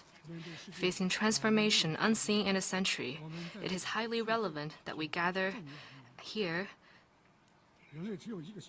Humanity has only one planet, Earth, to call home, and we belong to the same world community. It is important that we take care of our common home and make joint efforts to advance global governance. With this goal in mind, Chinese President Xi Jinping has put forward the vision of building a community with a shared future for mankind, advocated high-quality Belt and Road cooperation, and proposed the Global Development Initiative, the Global Security Initiative, and the Global Civilization Initiative. These vision and initiatives have provided new solutions for tackling the common challenges of humanity and drawn a new blueprint for building a better world. China proposes that we need to build a future of peace and tranquility. In this changing and turbulent world, new risks and challenges keep cropping up. No country can stay unaffected. Greater solidarity and cooperation of the international community is not a choice, but a must. Countries should uphold the vision of common, comprehensive, cooperative, and sustainable security, and settle disputes through dialogue, resolve differences through consultation, and enhance security through cooperation. Major countries in particular should lead by example. They should break geopolitical circles by pursuing the greater good, rise above bloc confrontation, and serve as propellers for world solidarity and anchors for international peace. We should build a future of development and prosperity. In today's world, countries are not riding separately in some 190 small boats, but rather we're all in a giant ship on which our shared destiny hinges. Small boats may not survive wind and waves, but a giant ship is strong enough to brave the stormy seas. Countries need to share development opportunities and pursue win-win cooperation. We need to follow a people-centered development philosophy and advocate a universally beneficial and inclusive economic globalization to deliver the fruits of development to our people and ensure common prosperity for all countries. A winner-takes-all approach is a sure way to lose the whole game, and the small yard with high fences would only imprison the builder and tear the world apart. We should build a future of fairness and justice. All countries, regardless of their size and strength, are equal members of the international community. International affairs should be handled through consultation by all countries. We need to build an equal and orderly multipolar world and defend the UN-centered international system, the international order based on international law, and the basic norms of international relations underpinned by the purposes and principles of the UN Charter. We need to strengthen the authority of international rule of law, reject the law of the jungle where the strong bully the weak, oppose acts of hegemonism such as unilateral sanctions, protect the legitimate rights and interests of developing countries. We need to build a better future. As the new round of technological revolution and industrial transformation deepens, new opportunities and challenges have emerged for human society and global governance. We need to keep abreast with the times, push back the frontier, and explore new practices, and make global governance more just and equitable. China supports the UN in serving as the main channel in AI governance. and we will propose the AI Capacity Building Action Plan for Good and for All. In particular, we need to encourage young people to bring out their creativity and contribute their share to the advancement of humankind. Colleagues, China today is going all out to build a great modern socialist country in all respects and pursue national rejuvenation through a Chinese path to modernization. This will create new opportunities for world peace and development. China will work hand in hand with countries around the world to advance the building of a community with a shared future for mankind and create a more peaceful and better tomorrow. Thank you.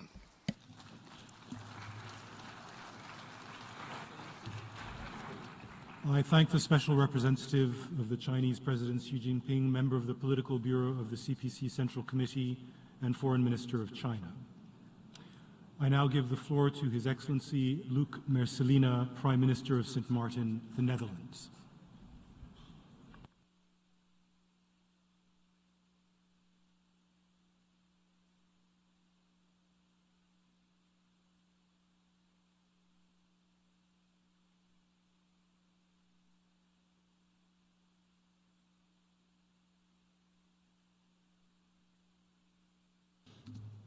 Secretary General, Your Excellence, esteemed colleagues, distinguished guests, I'm honored to be here today as the Prime Minister of Sint Maarten, representing the Kingdom of the Netherlands in all its diversity.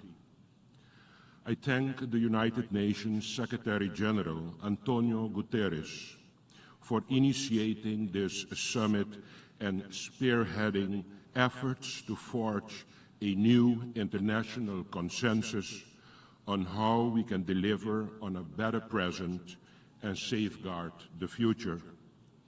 I would also like to thank President Nangolo Mumba of the Republic of Namibia and Chancellor Olaf Scholz of the Federal Republic of Germany for the extraordinary leadership that their countries have shown in bringing to life an ambitious pact for the future.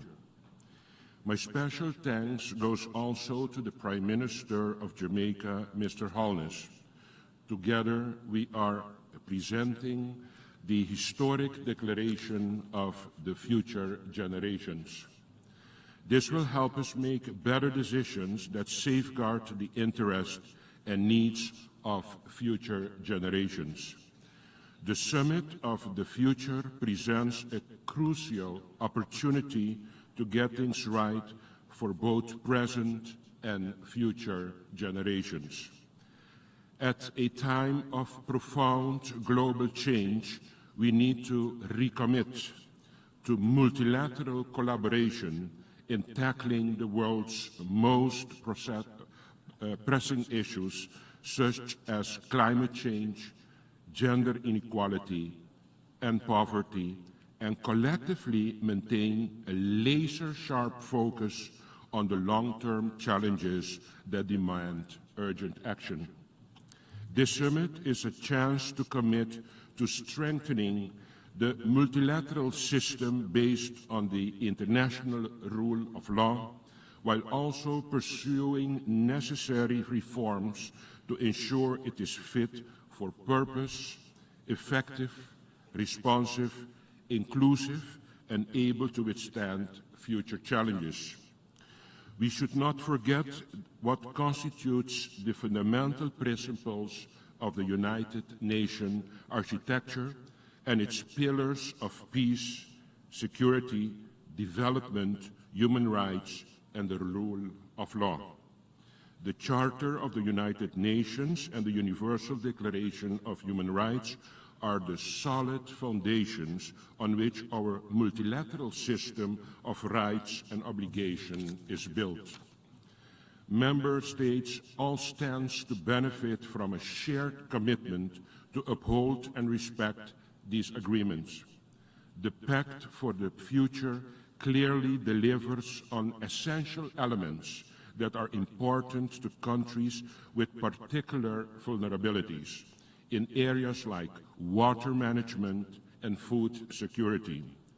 As a kingdom uniquely positioned on two continents and with a proven history of dealing with water, we are pleased to see that this pact effectively addresses elements that are also crucial to small island development states. We are also pleased that the pact emphasizes the need for continuous learning and exchange of knowledge. From defending ourselves against the sea with the Delta work projects to creating new land like the province of Flevoland, the history of our kingdom is a testament to the power of collaboration and learning. Of course, water offers many opportunities and supports thriving economies sector like tourism in the Caribbean as a part of the kingdom, where we from the Caribbean can offer crystal blue waters to attract our visitors. This pact for the future, supplemented by the Declaration on Future Generations, is another major step forward in making our multilateral system fit for the future. Your Excellencies, we now have the opportunity to prove that we can pass on a better, fairer, and more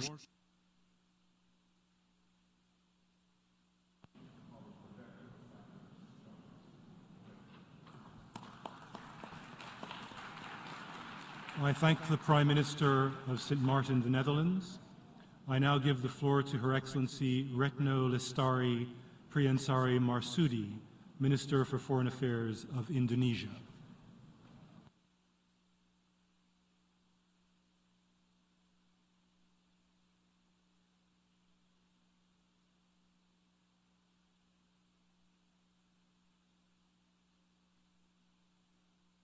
Bismillahirrahmanirrahim. Mr. President, Excellencies, today the world faces significant challenges: geopolitical rivalries, gloomy economic recovery, as well as climate and energy crisis. We cannot only address this issue through paradigm of collaboration. Sadly, we are seeing the opposite. Trust in multilateralism is fading, and its effectiveness continues to be questioned. Fortunately, this summit offers an opportunity to restore trust and global solidarity and to chart a new course for the future. Indeed, the choices that we make in this hall will resonate for generations to come. For Indonesia, there are three strategic objectives that must be achieved. First, creating a lasting peace. Colleagues, peace is not merely the absence of war, but the presence of justice, stability, and development. That peace can only thrive if we consistently uphold international law without double standard. In this context, the ongoing genocide by Israel must be stopped immediately. Enough is enough. Palestine's right to a statehood must be fulfilled based on the two-state solution. Second, safeguarding right to development. Colleagues, there are no other option to achieve 2030 agenda than to accelerate our collective efforts. The Global South has a right to be free from trade discrimination and debt traps. Gaps must be bridged so that no country will be left behind. Third, promoting an inclusive world order. We need a more adaptive, responsive, and effective global governance, including by reforming the UN Security Council and international financial architecture. We cannot afford to wait any longer.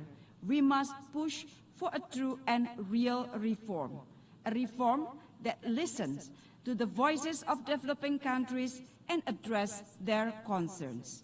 Mr. President, let us seize the momentum of this summit to build a future that we can all be proud of, a future that is just, equitable, and sustainable for all humankind. To attain that, the Pact of the future must not become a set of empty promises without tangible result on the ground. I thank you very much.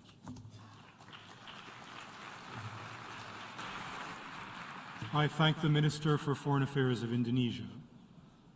I now give the floor to His Excellency Ohud bint Khalfan al-Rumi, Minister of State for Government Development and Future of the United Arab Emirates.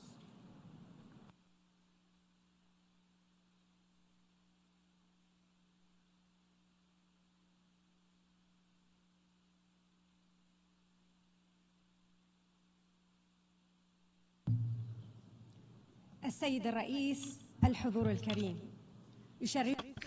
President, ladies and gentlemen,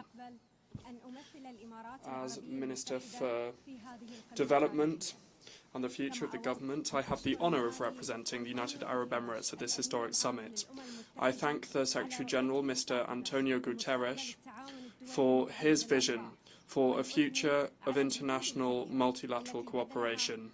We applaud the efforts that he has made and that are being made by all of those participating in the negotiations to achieve the Pact for the Future as well as the Global Digital Compact and the Declaration on Future Generations. My country subscribes to the statement made by Madam Ubija Bajana, the President of the G77 in China, and it's my honour to make this statement in our national capacity. President, conflicts and crises are multiplying and are hindering progress and the attainment of peace and international security, and they are also hindering the SDGs. Given these increasing challenges, we must focus on the chances and the opportunities offered by international cooperation for a better future. The United Arab Emirates have been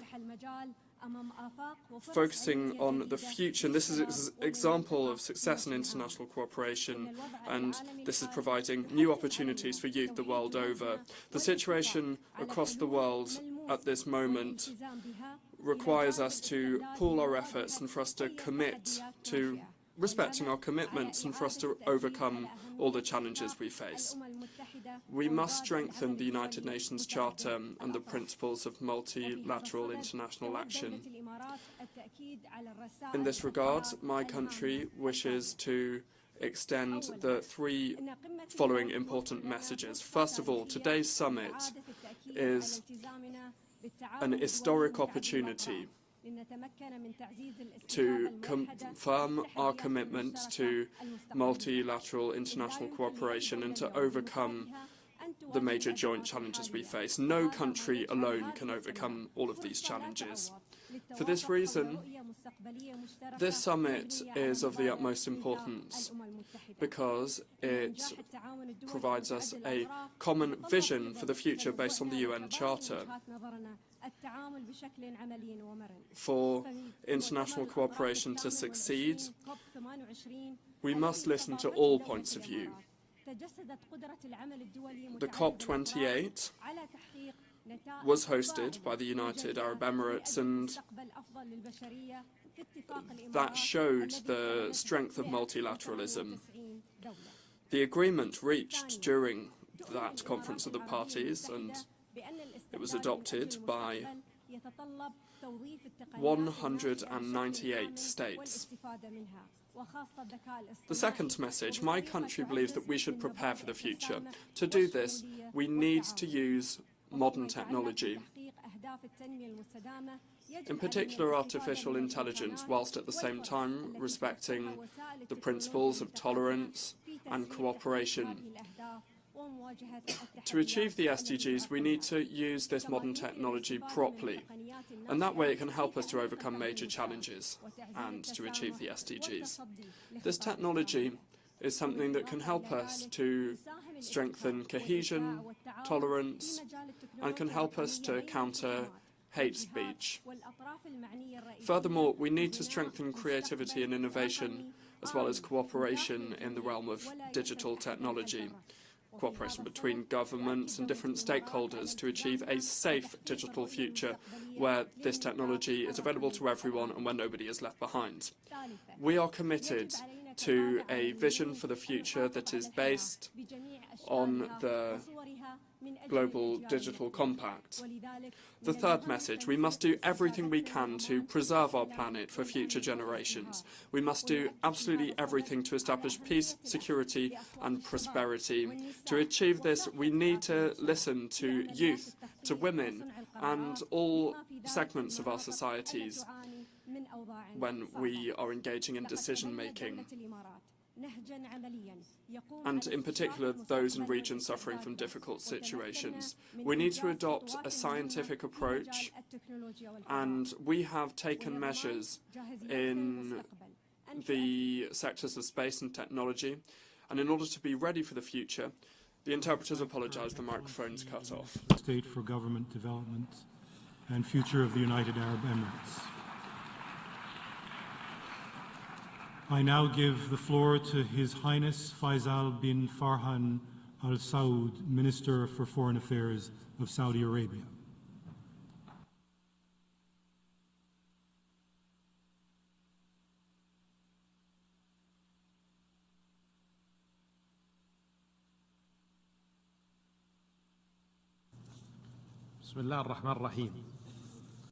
In the name of God, most merciful, most benevolent. May the peace and blessings of God be upon you. Ladies and gentlemen, at the outset, I should like to thank all of the facilitators for their cooperation with member states with a view to achieving a consensus on the outcome document and the annexes thereto. My country has spared no effort participating actively in the negotiations.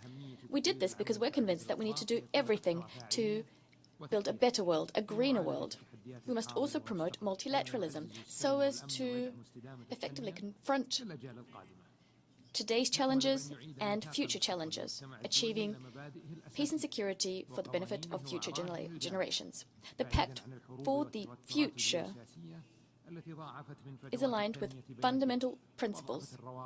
It calls for an end to wars and an easing of geopolitical tensions, which only serve to broaden the divide between states and between peoples. In order to achieve the objectives set forth in the Pact, we need to double our efforts so as to confront the various challenges and meet the needs of people all over the world.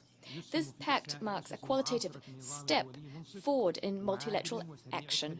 It promises a fair and equitable world order, a world order which promotes the implementation of the SDGs and meets the needs of all states, specifically developing countries. It is a pact which calls for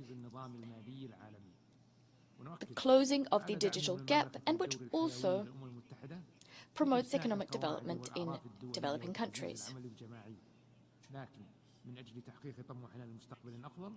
My country has been working to strengthen multilateral cooperation. However, to achieve a brighter future, we must reform the UN system. This is a pressing matter.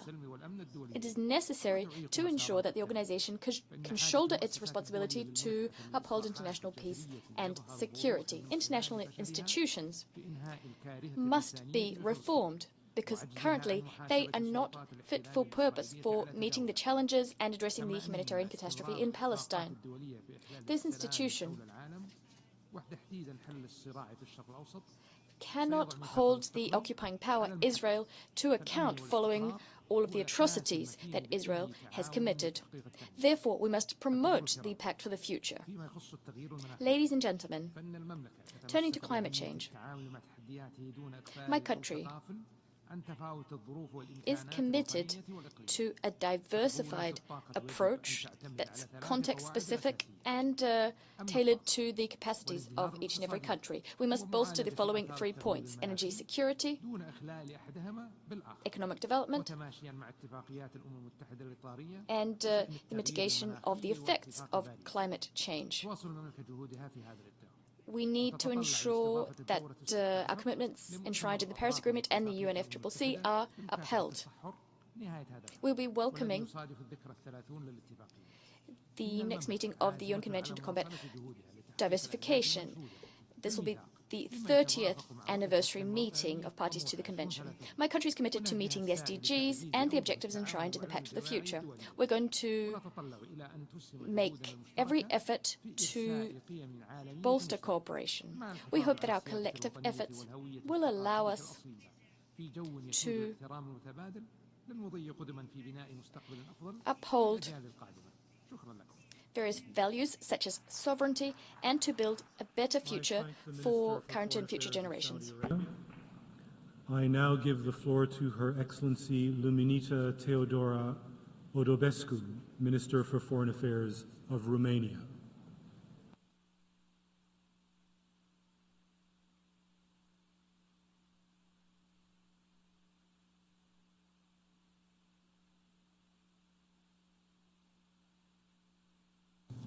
Mr. President, Excellencies, ladies and gentlemen, it is always the right time to think about the future. Today, it is the right time to start working for it and to work on upgrading United Nations to the same. Romania's vision is clear.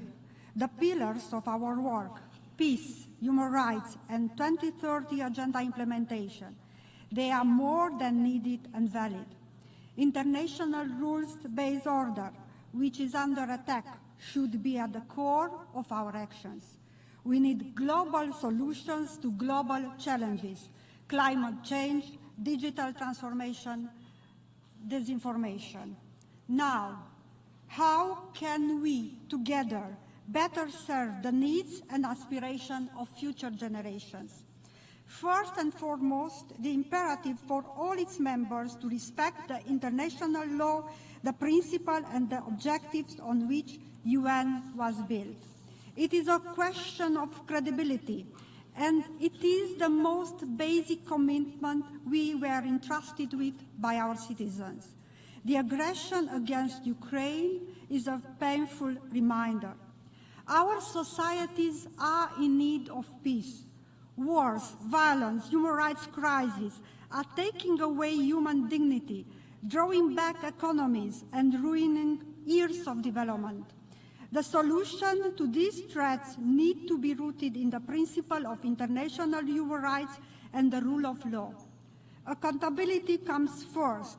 We need to ensure that aggression does not remain unpunished by the global community, especially when we speak about the crime of aggression.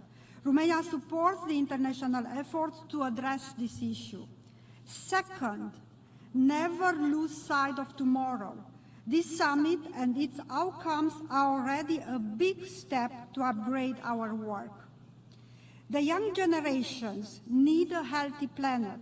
Urgent action is needed to address critical challenges stemming from climate change. We also need to make better use of the opportunities by focusing more on education and by making the best and the right use of the digital transition. Technology is neutral. It is the purpose of its use which makes it wrong or right. We can use technology to support medical sector innovation or ease our struggle to fight climate change. Or by contrary, one can misuse technology for hate speech and disinformation. This is why ensuring a human-centric approach is crucial, and we must ensure a free, open and secure cyberspace. We need to make our work more accessible and always seek to engage more the civil society. This creates more legitimacy and more trust. It is a healthy reflex that can only bring benefits. We need better communication. In these deeply polarized times, people seek positive sources of identity. They seek to feel represented. Communication is key to bridge people around the world, especially since UN projects bear a unique value of universality. Never lose sight of prevention. Whatever is linked to peace or protecting our planet, prevention is key. Ladies and gentlemen, all these elements, they factor in the reconnection we are seeking with our societies. and there is no other global organization to deliver them. It is now up to us to act and make the Pact for the Future a blueprint towards peaceful, just, and prosperous societies where no one is left behind. Thank you. I thank the Minister for Foreign Affairs of Romania. I now give the floor to His Excellency Valdrak Janška, Minister for Foreign Affairs for Nicaragua.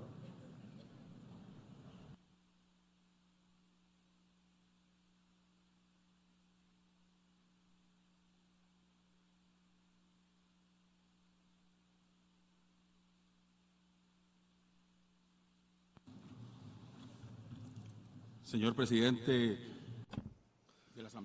President of the General Assembly, it's an honor to extend the regards of our President, Commander Daniel Ortega Saavedra, and our Vice President, Comrade Rosario Murillo Zambrana, to you and to all of those present.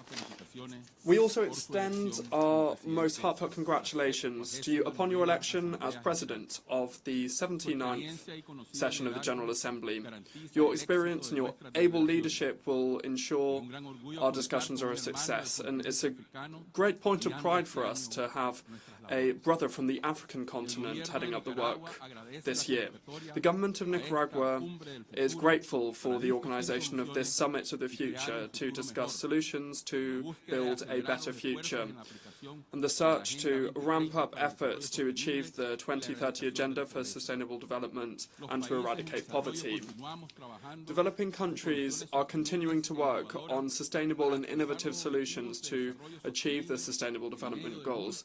In the midst of multiple economic crises, the negative impacts of climate change, imbalance and inequality in access to technological progress, and many other emerging challenges. It's concerning that in our developing countries we continue to face the effects of crises that are mainly caused by the selfish and inhumane economic model that is hindering the development of our peoples, further accentuating extreme poverty, hunger, and inequalities across the planet.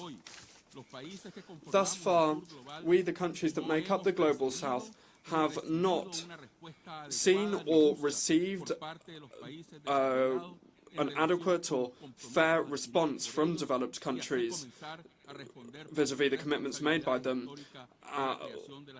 or to respond to their historic responsibilities in the creation of the unfair conditions that have only generated and perpetuated inequalities and have often irreversibly affected the planet. Begin by recognizing these responsibilities and establish a clear path towards fair reparations will enable us to address and to eradicate the side effects such as extreme poverty, inequality, and political tensions, and to achieve the Sustainable Development Goals. President, while we're talking about and while we're on the topic of obstacles we face in achieving a better future for our people, more than 30 countries, that is, more than a third of the world's population, are suffering on a daily basis from the imposition of illegal unilateral coercive measures.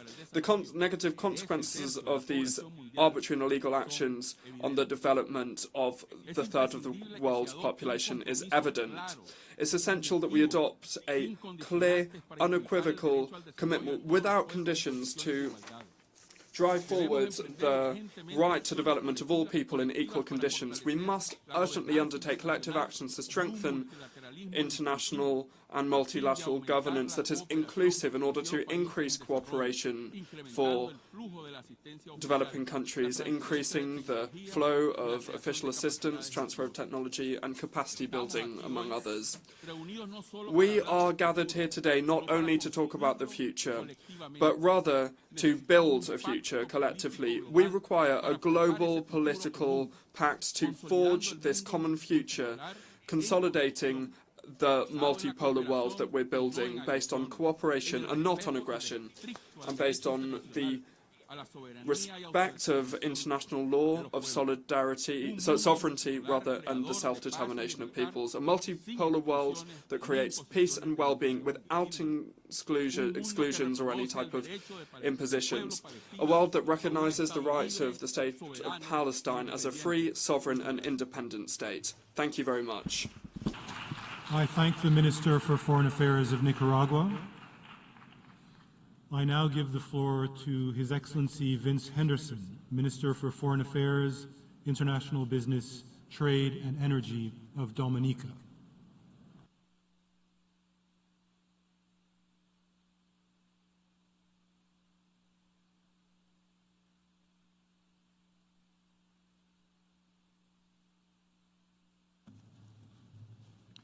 Excellencies, ladies and gentlemen, I have the honor to deliver this statement on behalf of the Commonwealth of Dominica. We align ourselves with the statement made by the Group of 77 and China. The Commonwealth of Dominica welcomes this convening of the Summit of the Future. We also welcome the Pact of the Future, which is the culmination of the Global Digital Compact and the Declaration of Future Generations. Indeed, the co-facilitators deserve high praise for the dedication that they have shown to reaching consensus on these very demanding and equally important topics. Let there be no doubt that if there was any time for world leaders to coalesce and close ranks around multilateral fixes that will deliver a better tomorrow, the time is now. Excellencies, the 2030 Agenda for Sustainable Development was set in what, looking back today, seemed like a completely different world. The convulsions that have upset the status quo of yesteryear seem to be prime candidates for explanations why attainment of the SDGs has been so unsatisfactory. However, the midpoint to any goal worth struggling for is a milestone. For example, the commitment to leaving no country behind in the pursuit and indeed attainment of the SDGs was a paradigm shift of great value for many other lines that facilitate exclusion. Be that as it may, we are now past the midpoint towards the attainment of those same SDGs. Bold actions to deliver the promises made are what it will take. Bold actions are therefore what must be taken. Inequality that characterizes the social distribution of valuable goods and services in such a manner and to such a degree as to divide humanity into the haves on the one hand and the have-nots on the other must be left on the dust heap of history. The sooner, the better. That, by the way, is one reason why the Global Digital Compact is so critical. It promises to help bring equity into the social distribution of digital technologies, which are such a critical input into so much economic value being created today. We say help because we realize that if history has taught us any lesson at all where the fight for equality is concerned, it is that equality is not achieved by automatic means and attained forever. Equality is a distinctively human value, a superbly human pursuit, and its pursuit, and especially its maintenance, have to be the unending obsession of men and women of goodwill. Excellencies, having attained political independence in 1978, making our normative freedom of very short duration indeed, especially when compared to our overly long nightmare of conquest, colonization, slavery and neo-colonialism, equality and standards of dignity for all our citizens were a gargantuan task. In fact, it is still unfinished business. However, we used our sovereignty and drew on our history to commit ourselves to healing the grievous injuries that history has inflicted upon us. With the support of our multilateral partners, we have pointed our spearheads at and leaned into the fight to eradicate poverty from among our people. Our fight to eradicate poverty has been multi-pronged and multi-dimensional because poverty is a mighty foe. We have targeted the elderly, the uninsured, women, the differently abled, for example, with caring services, supportive services, housing services, basic health facilities, and inclusion. We have targeted the very young. We have targeted as many as was possible given our resources. It would, however, be misleading to give the impression that our effort has not been or suffered any reversal. Worthy of particular note is the onslaught of tropical weather patterns that visit their fury upon us every hurricane season. However, we are resilient people. In the words of the great Bob Marley, we are the survivors. And as long as we are here, we will fight for a more equitable world and a more peaceful world. I thank you. I thank the distinguished representative of Dominica. I now give the floor to His Excellency Ivan Gil Pinto, Minister of the People's Power for Foreign Affairs of the Bolivarian Republic of Venezuela.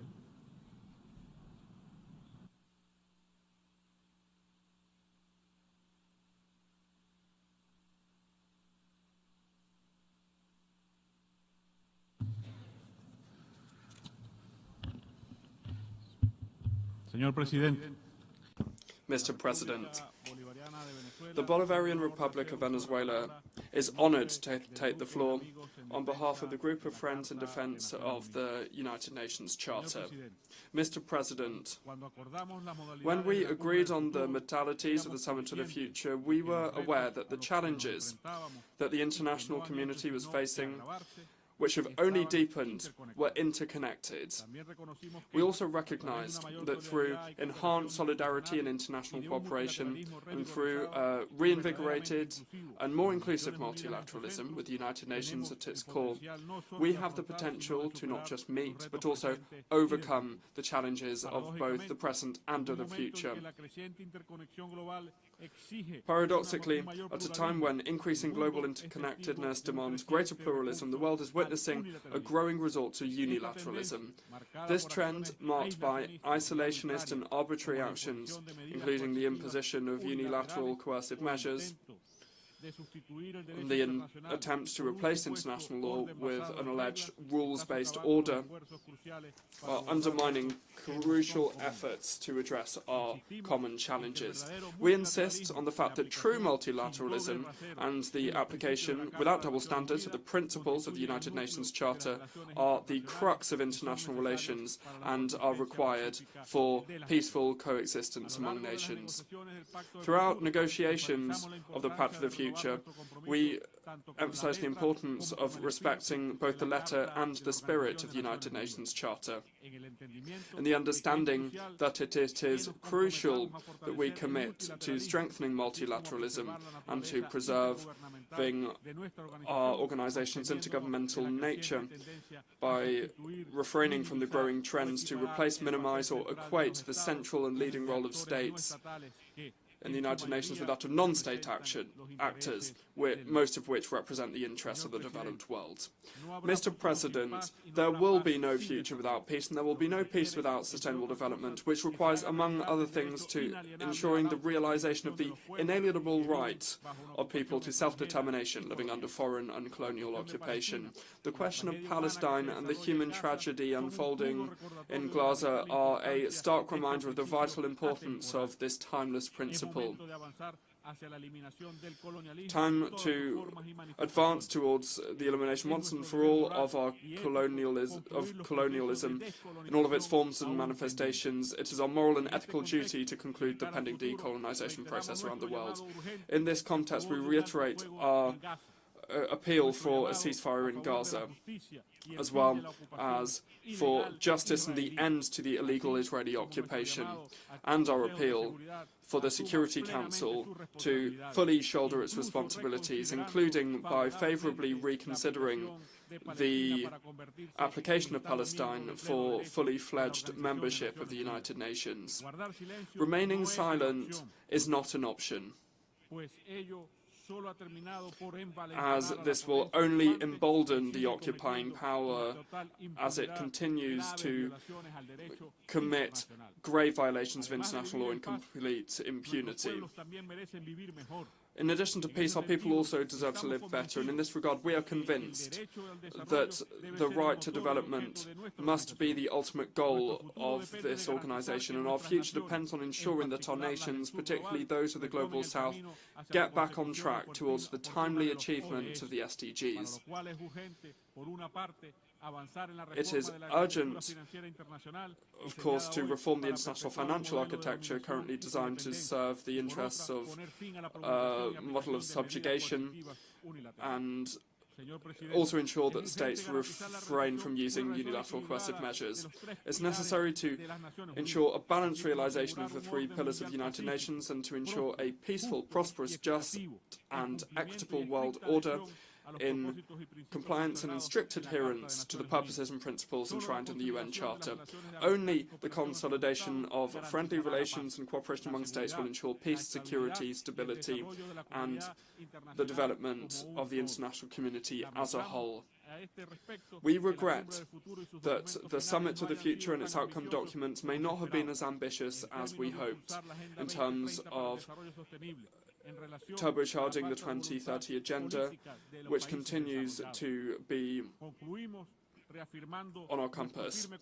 We reiterate our firm commitment to the Charter of the United Nations, and the microphone has been cut off. I thank the Minister of the People's Power for Foreign Affairs of Venezuela.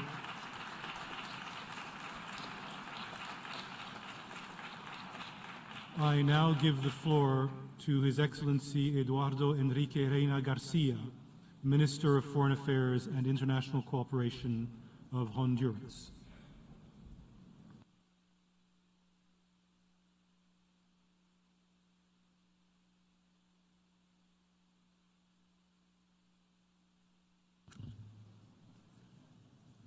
Señor Presidente, distinguido Mr. President, distinguished delegates, since the beginning, the principles and aspirations of the founding charter of our organization have been inspired by the possibility of achieving a future of hope for humanity that at that dark time had been knocked down by war, desolation, and death.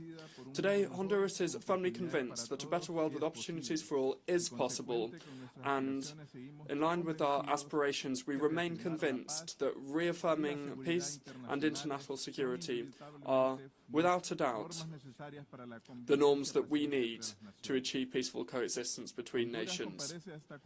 Honduras has come here to the Summit of the Future motivated by our aspiration to contribute to the achievement of the goals set out in the Pact for the Future that has already been adopted, and that's something that we don't only fully share, but also we are on board with this because it is in line with the goals and the plan of the government, Iris Chamorro Castro Sarmiento, who has also warned about the risk caused by external debt to our countries and has established the need to build a new international financial architecture focused on productive development with social inclusion.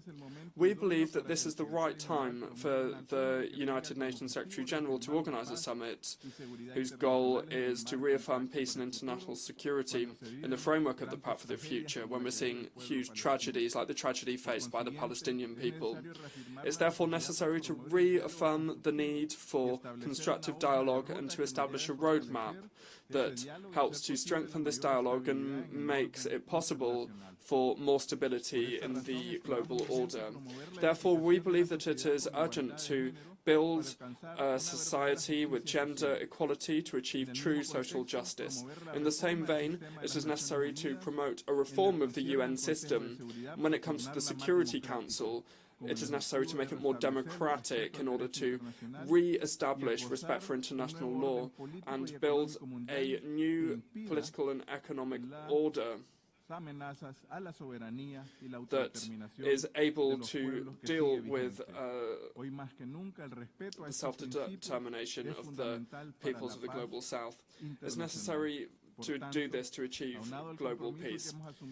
Therefore, when making the commitment that we are making here at the summit, we must address things through dialogue, through the establishment of trust of our peoples in this organization when it comes to dealing with great challenges such as the environment, the fight against corruption, the fight for institutionality, to change the planet.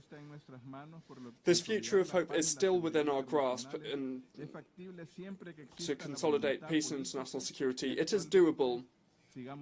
And today we continue to work as a member of this organization to defend multilateralism and calling out the fact that unilateralism is still present in this organization. We need to work for a more human, collective world where we work together, a world that helps to combat poverty across the world. The right of peoples to development is important, and it is something that we must respect. We must continue to turn this organization into a strong organization, despite the great challenges and threats that we still face in our planet. Thank you very much. I thank the Minister for Foreign Affairs and International Cooperation of Honduras. I now give the floor to His Excellency Alva Romanes Baptiste, Minister for External Affairs, International Trade, Civil Aviation and Diaspora Affairs of St. Lucia.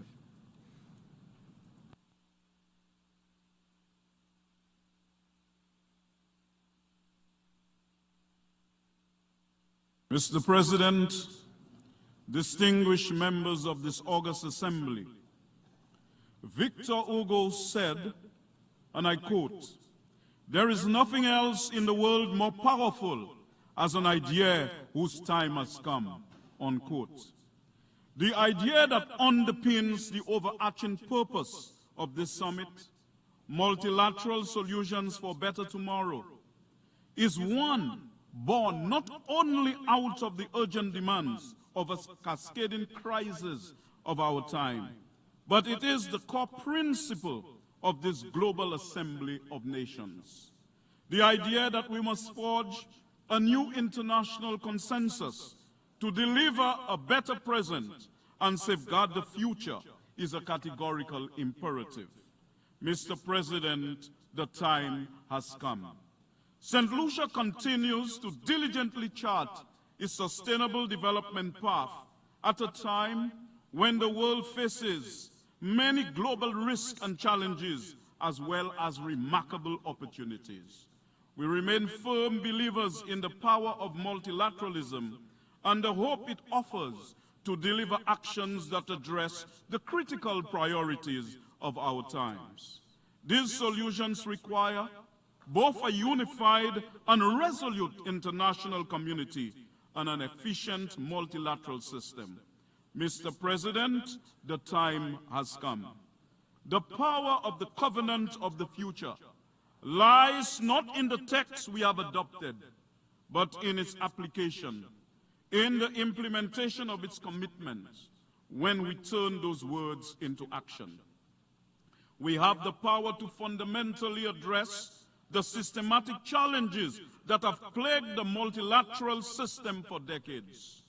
We have the power to transform global governance to respond to a rapidly changing global environment. Mr. President, the time has come. St. Lucia's aspirations for the future are focused on ensuring meaningful, sustainable development with a deliberate emphasis on people at the center of development and creating opportunities for the youth. A Ministry of the Youth Economy has been created to drive resilient prosperity in keeping with our development strategy, aimed at delivering economic growth, diversification, and decent work. We are committed to doing our part and look to the multilateral system for the necessary support. Mr. President, the time has come. Our most valiant national efforts and ambitions continue to be tempered by economic, social, environmental, as well as geopolitical threats that are so immense. They can only be ameliorated by a re-energized, enabling environment that gives meaningful effect to our sustainable development. Mr. President, the time has come. Despite our vulnerability to external shocks and our fragile land and marine ecosystems that continue to be ravaged by the impacts of the climate crisis, St. Lucia continues to be solutions focused. Small island developing states have provided the international community with a new 10-year action plan in the Antigua and Barbuda Agenda for Seeds, which provides an action-oriented blueprint to meet the global ambition of building more resilient economies and fostering prosperous and sustainable seeds societies. Mr. President, the time has come. In our interdependent world, no country can solve global issues alone. The time has come for all partners to consider ways in which the benefits and burdens of a globalized world can be more fairly shared across countries and populations. The time has come for us to truly reinvent not only the structures, but also restore the trust needed for effective global governance. The time has come for us to deepen partnerships and place solidarity at the center of international cooperation. Mr. President, I yield the floor. Thank you. I thank the Minister for External Affairs, International Trade, Civil Aviation, and Diaspora Affairs of St. Lucia. I now give the floor to His Excellency Mahmoud Ali Yusuf, Minister for Foreign Affairs and International Cooperation of Djibouti.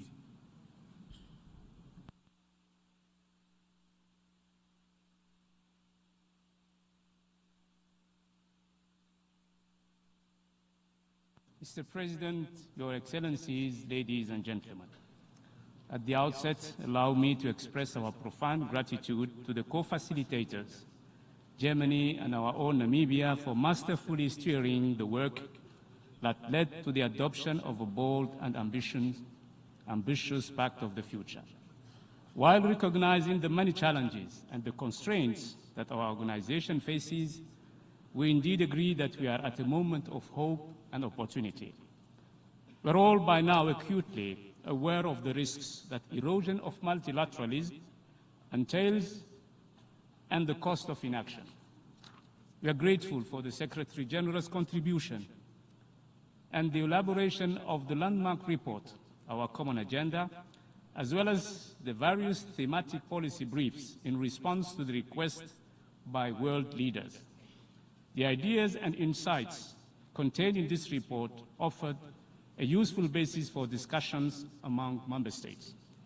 We can't thank him enough for sharing his vision for a better, more integrated and more impactful and more networked multilateralism. Mr. President, it is imperative, urgent and crucial that we achieve consensus on a set of measures which can advance global governance that is fit for the future. Djibouti, and indeed African countries, shared with UN member states our vision for our continent renaissance and roadmap for realizing it. We have worked off that same map while engaging in negotiations on the Summit of the Future with member states. The ambition we have is that of a United Nations that plays a leading and strengthened role. We envision the reform of global governance to be bold and transformative. The international financial architecture must address existing inequities and be better aligned with today's world. Le fardeau de la dette des pays africains. The burden of debt of African countries is increasing unsustainably so. It is exacerbated by unfair trade regimes as well as political strings attached. This has significantly circumscribed the political and budgetary room for maneuver of African states. The response has been inadequate given the scale of the problem and the urgency of the problem. According to the Secretary General, Antonio Guterres, a global safety net has not been created for developing states. We need adequate funding in order to be able to achieve the SDGs, to fairly protect states against systemic shocks, and to make financial systems more stable. President, in order to restore trust, we have to rethink and redefine global governance that can serve as a framework for the establishment of a fairer, more equitable and effective multilateral system. Africa remains severely underrepresented in various international financial institutions. The highest number of programs at the IMF are African. However, only 6.5% of the vote share is African. Inequality between nations. We must collectively recommit to the Charter of the United Nations, in particular its purposes and principles, and reaffirm the primacy of conflict prevention and peaceful settlement of disputes. We must reject power politics and promote adherence to the Charter, specifically respect for sovereignty, territorial integrity, unity and political independence of UN member states in our efforts to maintain international peace and security. The concerns that have motivated the Charter remain salient today, over 7 decades later. The eruption of new crises in many places in the world, the challenges the world faces in the global arms control and non-proliferation, emerging threats, including the use of nuclear weapons, is today a reality. Mr. President, ladies and gentlemen, the reform of the UN Security Council must be accelerated. As part of the new order, we are aiming to make that body more representative and rectify the injustice done to Africa and other regional groups. I thank you for your attention. Minister for Foreign Affairs and Planning.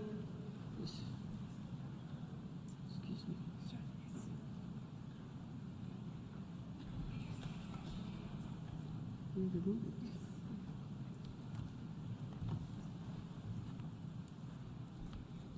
I thank His Excellency, Minister of Foreign Affairs and International Cooperation of Djibouti. I now give the floor to Her Excellency, Minister of Planning and International Cooperation of Jordan. And the Global Digital Compact, the opportunity for us to galvanize international commitments and adopt a solid and clear roadmap that will help us work together effectively to accelerate SDGs, tackle critical challenges while preparing for a more resilient future for generations to come. Allow me here to commend the efforts of the co-facilitators for leading the process that got us here today and in bringing the Pact successfully to a conclusion. The clock is ticking with only 6 more years on the 2030 agenda and trillions of dollars worth of financing and investment still needed. Multiple crises have had a substantial impact on developing countries' socioeconomic performance and on their ability to meet SDGs. The scarring effects of the pandemic, protracted crises, geopolitical tensions, and the growing climate chaos are hitting the global development agenda really hard. And whilst performance on the SDGs varies by country and region, just like the 17 SDGs themselves, performance across the globe is also integrated, and delayed action within a single country affects the global outcomes. Global development must therefore be balanced for it to become more effective and impactful. In this respect, allow me to reiterate a few points. The importance of taking concrete and tangible steps for countries and people to regain trust in the multilateral system and international cooperation. We have now an opportunity to achieve a more efficient and inclusive multilateral system that reflects the realities of today and delivers for the future. Enhancing financing for development to deliver scale and impact. Concessional, innovative, adequate, and predictable financing modalities are still urgently needed to fuel the development engines and create growth momentums.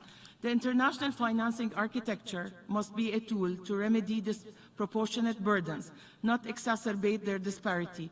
Reforming the multilateral financial system to become more responsive and equitable is still needed to enhance the voice of developing countries in global governance, build resilience, respond to economic and climate shocks, and invest in sustainable development while producing timely results. Only by overcoming disparities can we not only harness the benefits of digital technologies and AI, but also manage risk in a way that leaves no one behind. Today's adoption of the Global Digital Compact represents a new milestone of the global digital ecosystem and has the potential to create a more inclusive and effective governance system within this sphere. Youth deserve a better future, a future of justice, peace, and opportunities. With the adoption of the Declaration on Future Generations, efforts should continue to be geared towards creating necessary platforms to expand and strengthen youth participation in the decision-making processes, both at country and global levels, to better utilize them in shaping the future that they aspire to.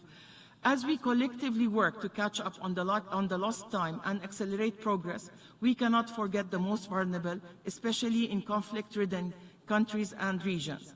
The humanitarian catastrophe in Gaza, as a result of Israel's barbaric war on the Palestinian people, has become unimaginable. The killing of more than 41,000 civilians, the vast majority of whom are women and children, the mass destruction and forced displacement is a testament to the brutality of this war that is creating a lost generation deprived of peace, hope, and opportunities. A just and lasting peace is the only path to ending this conflict, once and for all. A peace that will ensure a viable and independent Palestinian state based on the 1967 lines, with East Jerusalem as its capital. It is therefore important to renew the commitments to the UN Charter to ensure no double standards in adhering to international law as well as to international humanitarian law.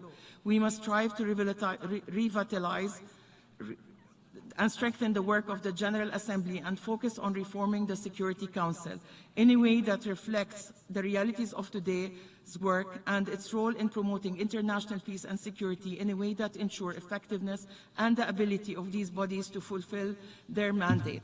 Excellencies, ladies and gentlemen, the summit is our chance to get back on track.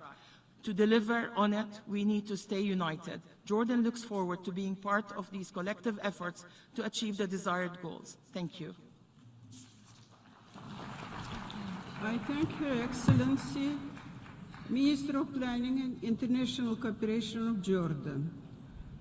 I now give the floor to His Excellency Marin Sangyampongsa, Minister of Foreign Affairs of Thailand.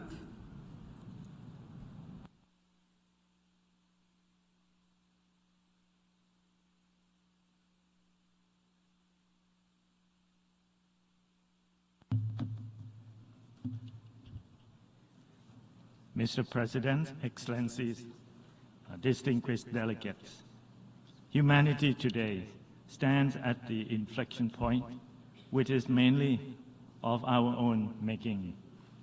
Advances in technologies and innovations have brought the world closer together.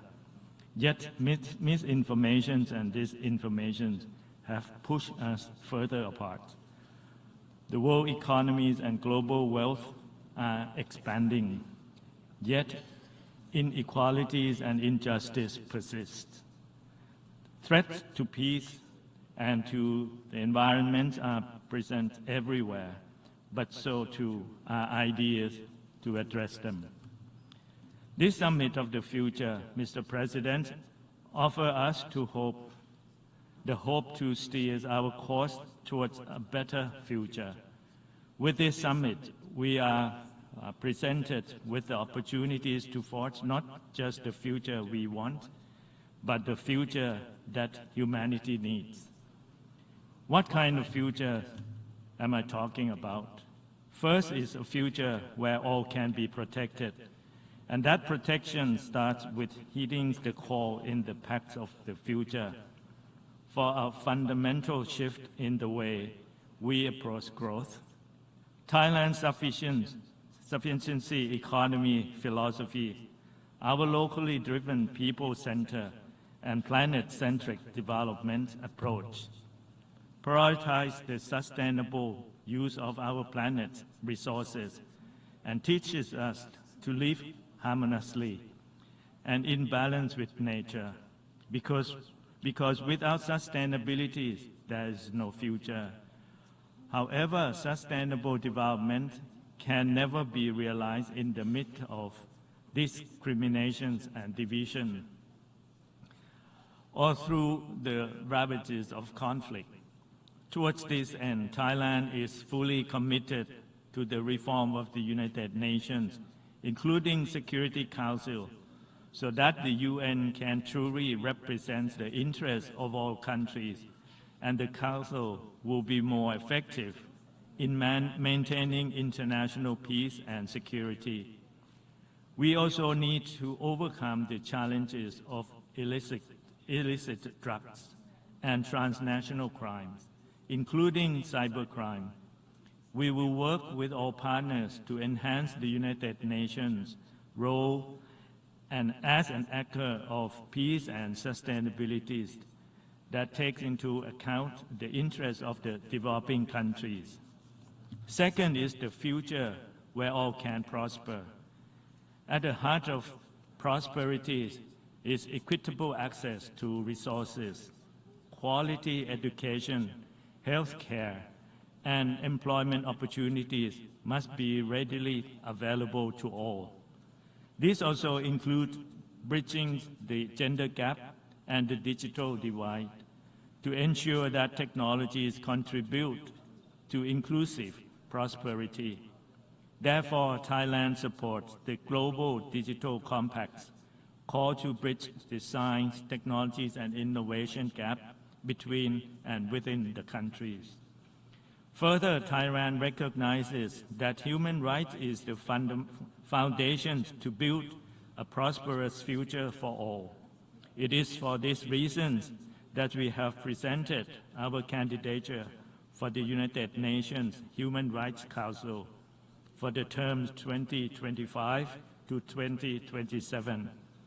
We are committed to ensuring that everyone has equal access to fundamental they need to prosper and enhance their livelihood. As we look towards the future, we must ensure that no one and no country is left behind.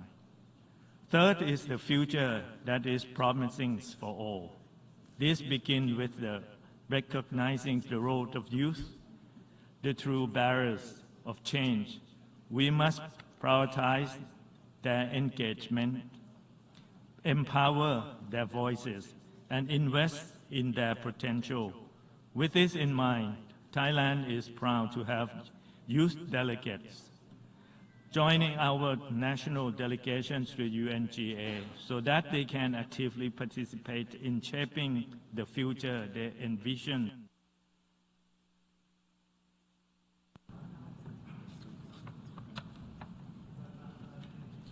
I thank Minister of Foreign Affairs of Thailand. I now give the floor to His Excellency Sergei Khomenko, Deputy Chairman of the Council of the Republic of the National Assembly of the Republic of Belarus.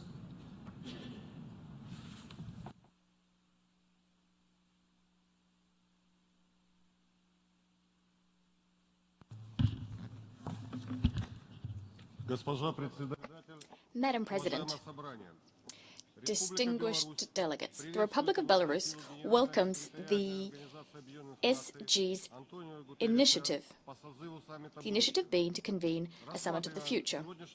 We believe this event is an opportunity to revive multilateral cooperation at a time of mounting contradictions in global politics. Indeed, the world is being held hostage by the egotistical approaches adopted by Western countries. They are underpinned by their desire to secure their own interests at the expense of the interests of other countries. It's necessary to stop this trend in its tracks and pull the world back from the brink. This is only possible if there's political will. We call on all states to exhibit such political will and to kickstart a global dialogue on security following the spirit of San Francisco. This is an idea that the President of the Republic of Belarus, Alexander Lukashenko, put forward 7 years ago already. The objective of such a dialogue would be to craft common constructive bases for the building of a new, fair, multipolar world order. As the head of my country said in his message to the Secretary General of the United Nations, and here I quote, "We believe that the value of the Summit of the Future lies in the fact that it's an opportunity, yet another opportunity, to agree on action in all areas where this is possible," end of quote. We're convinced that even in these testing times, United Nations member states can and should work to effectively address challenges and threats we all face. We hope that the Summit of the Future will give additional impetus in this direction, especially in those areas which it directly relates to. Furthermore, such impetus is all the more necessary given the paltry global sustainable development goal implementation results so far. On this note, I'd like to say about the work underway in my country on this front. On the whole, Belarus has achieved notable successes. Our achievements hinge on two factors. First, Belarus is genuinely committed to sustainable development. As a consequence, we're working in a concerted fashion to uphold our international obligations. Second, we've built a strong, people-centered state, which is implementing effective policies that are human-centric. We have a state that works for the people, in the name of humanity. Our successes have been confirmed by international ratings. The Republic of Belarus has been making steady progress on SDG implementation at the level of 80%. And in fact, we're ranked 30th in the world on SDG achievement. According to UNDP reports, the Republic of Belarus remains firmly in the High Human Development Index category. In June, we held the second National Forum on Sustainable Development, where we took stock of what's been done so far and agreed on additional steps to accelerate SDG achievement. The outcome of the forum is an official document of the 78th session of the UN General Assembly, and I invite all those interested to read that document. Distinguished summit participants, Belarus is unswervingly moving forward, and this despite serious obstacles that are being erected by Western countries via the imposition of unprecedented sanctions. There can be no doubt about it. Sanctions are one of the most serious barriers to sustainable development on our planet. Sanctions violate the UN Charter. Sanctions thwart food security and environmental security, especially in the least developed countries. Sanctions restrict access to financial markets and goods markets, as well as transport infrastructures. Sanctions are a dead-end street. Last but not least, sanctions simply are at odds with common sense. Given our planet's growing interdependence, sanctions have global negative effects. They impact all of us, including those countries which impose sanctions. One of the most important outcomes of the summit should be the following conclusion. A civilized future is wholly incompatible with illegal sanctions. Another key aspect I wanted to touch upon is that some states are spending billions buying and supplying weapons in order to ignite conflicts. Wouldn't these funds be better spent to eradicating poverty and hunger, on achieving the SDGs, especially in those countries which acutely need assistance? After all, the interpreter apologizes. The speaker's microphone has been cut off.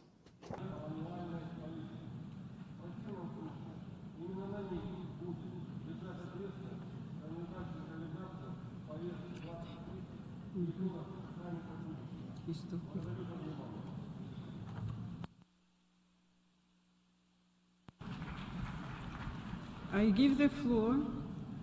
I thank the Deputy Chairman of the Council of the Republic of National Assembly of Republic Belarus.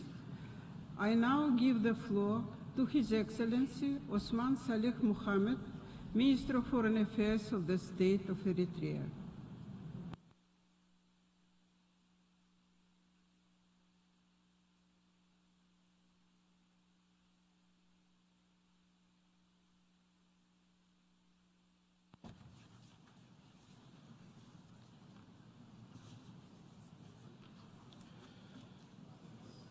Mr. President, ladies and gentlemen, Mr. President, at the onset, allow me to express our appreciation to the co-facilitators of the Pact of the Future, the Global Digital Compact, and the Declaration on Future Generations at this summit. I also extend my gratitude to His Excellency Antonio Guterres, Secretary General of the United Nations, for convening this crucial summit of the future. In an increasingly interconnected world, no nation can stand alone in the face of the shared challenges. This gathering is a testament of our collective commitment to addressing the profound challenges facing our world today and to shaping a future that is just, sustainable, and inclusive for all. We must work together, guided by the principles of mutual respect, equity, and international cooperation.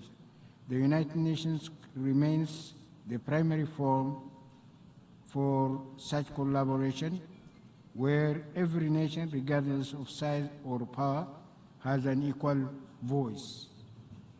The respect for national sovereignty and the right to self-determination are fundamental principles that must underpin our international order.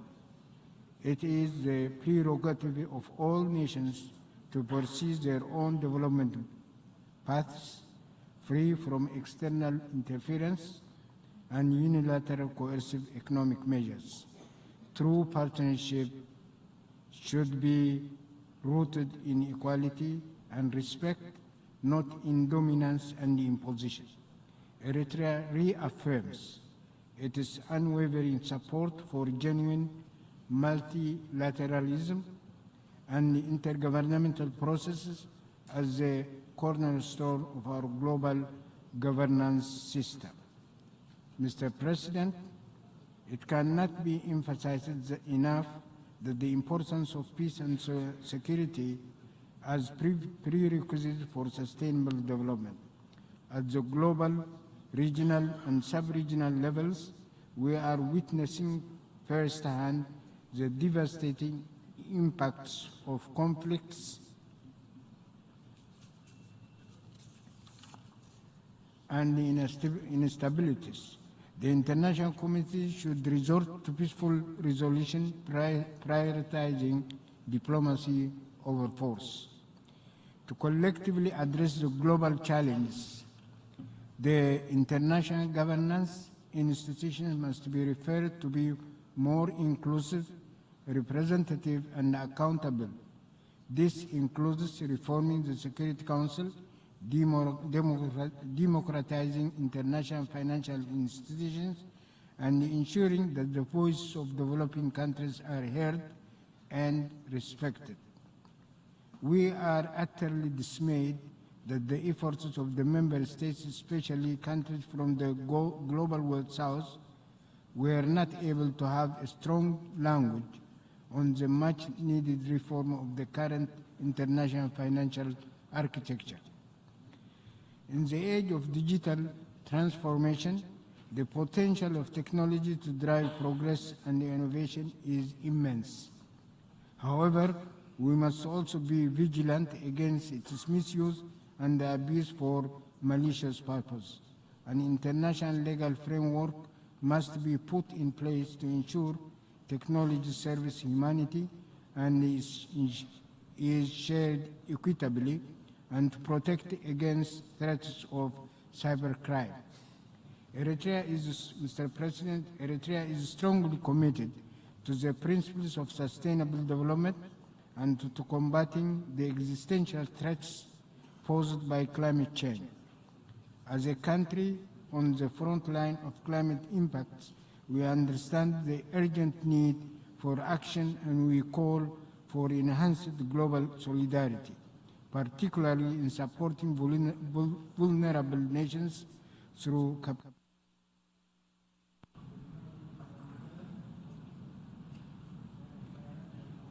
Thank the Speaker. As soon as the microphone is cut off, I thank the Minister of Foreign Affairs of Eritrea. I now give the floor to Her Excellency Penny Wong, Minister of Foreign Affairs of Australia.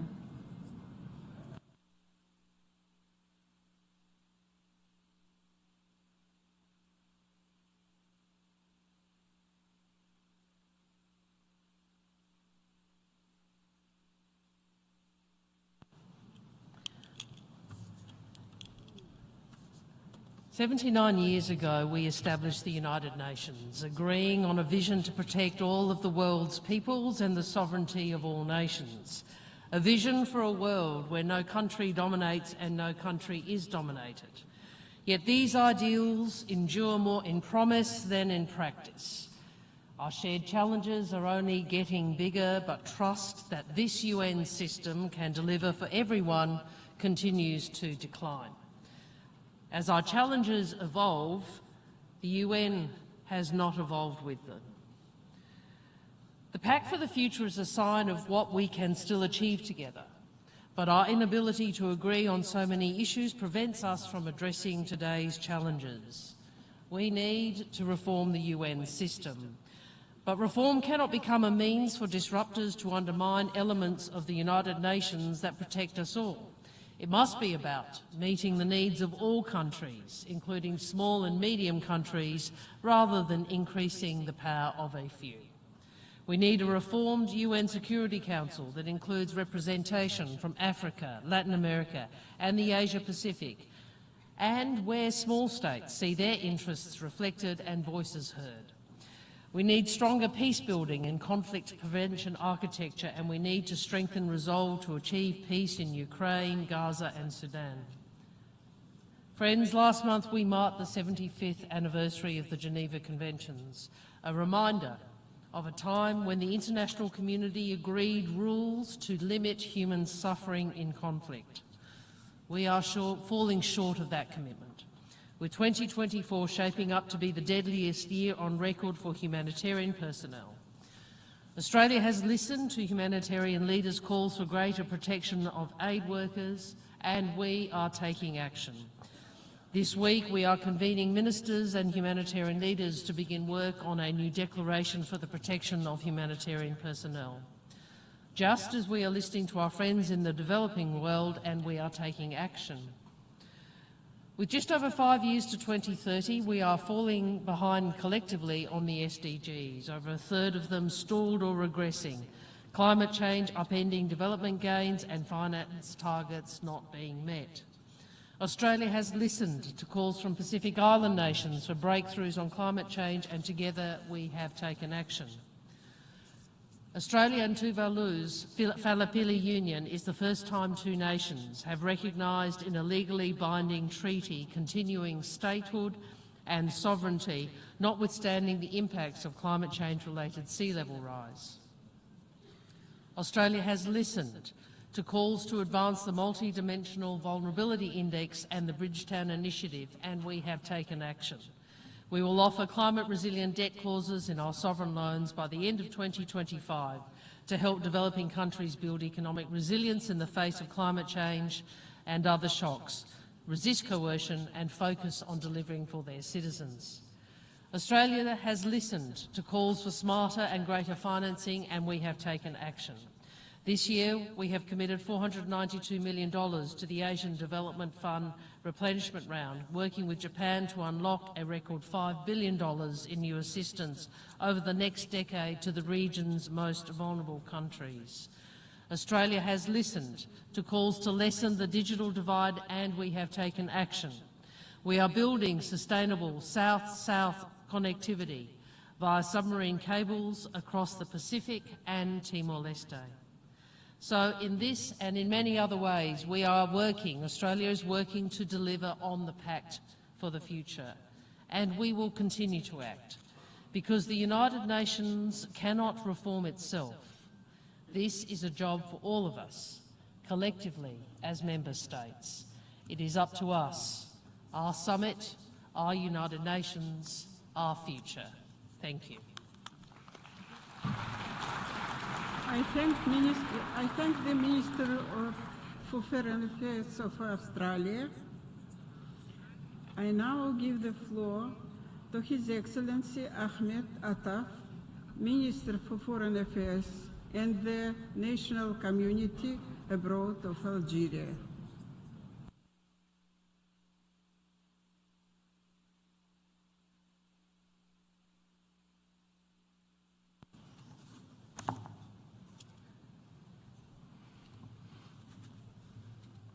شكرا.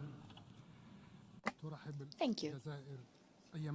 Algeria would like to extend its gratitude for the holding of the summit.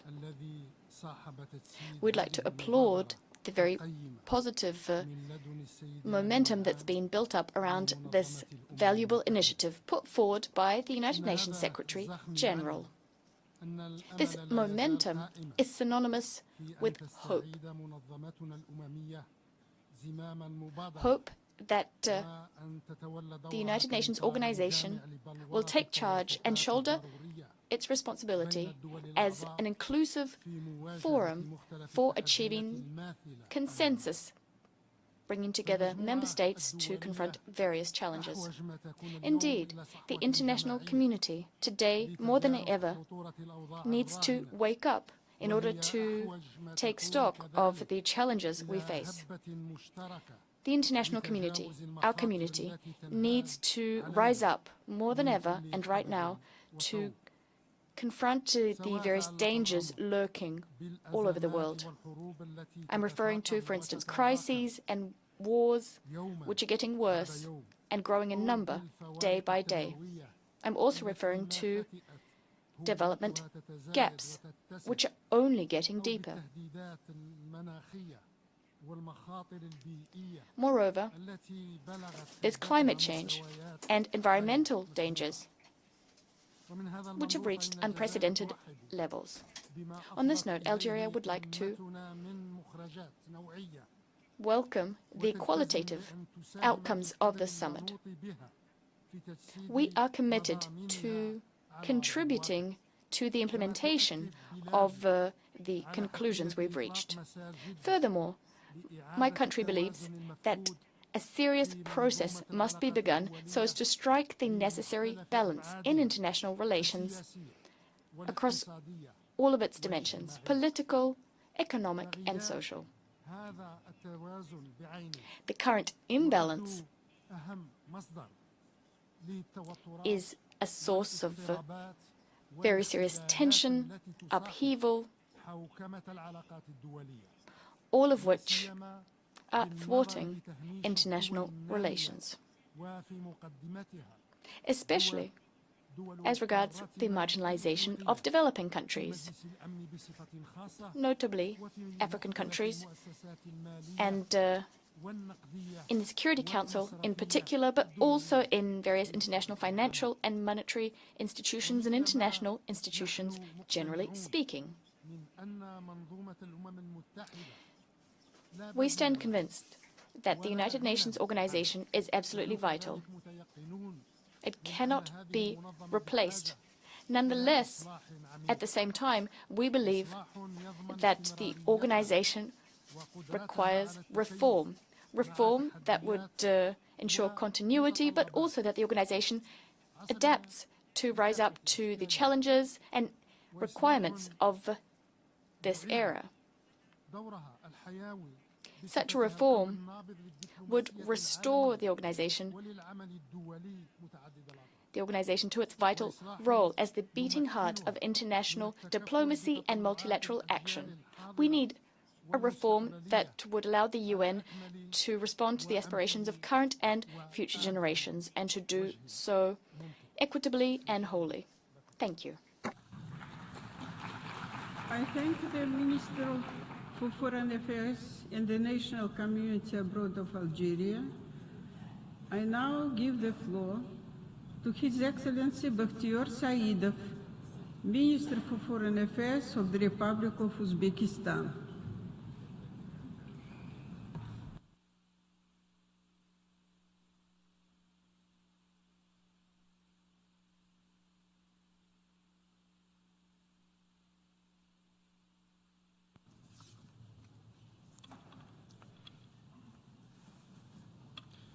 Dear Madam President, honorable heads of delegations, colleagues.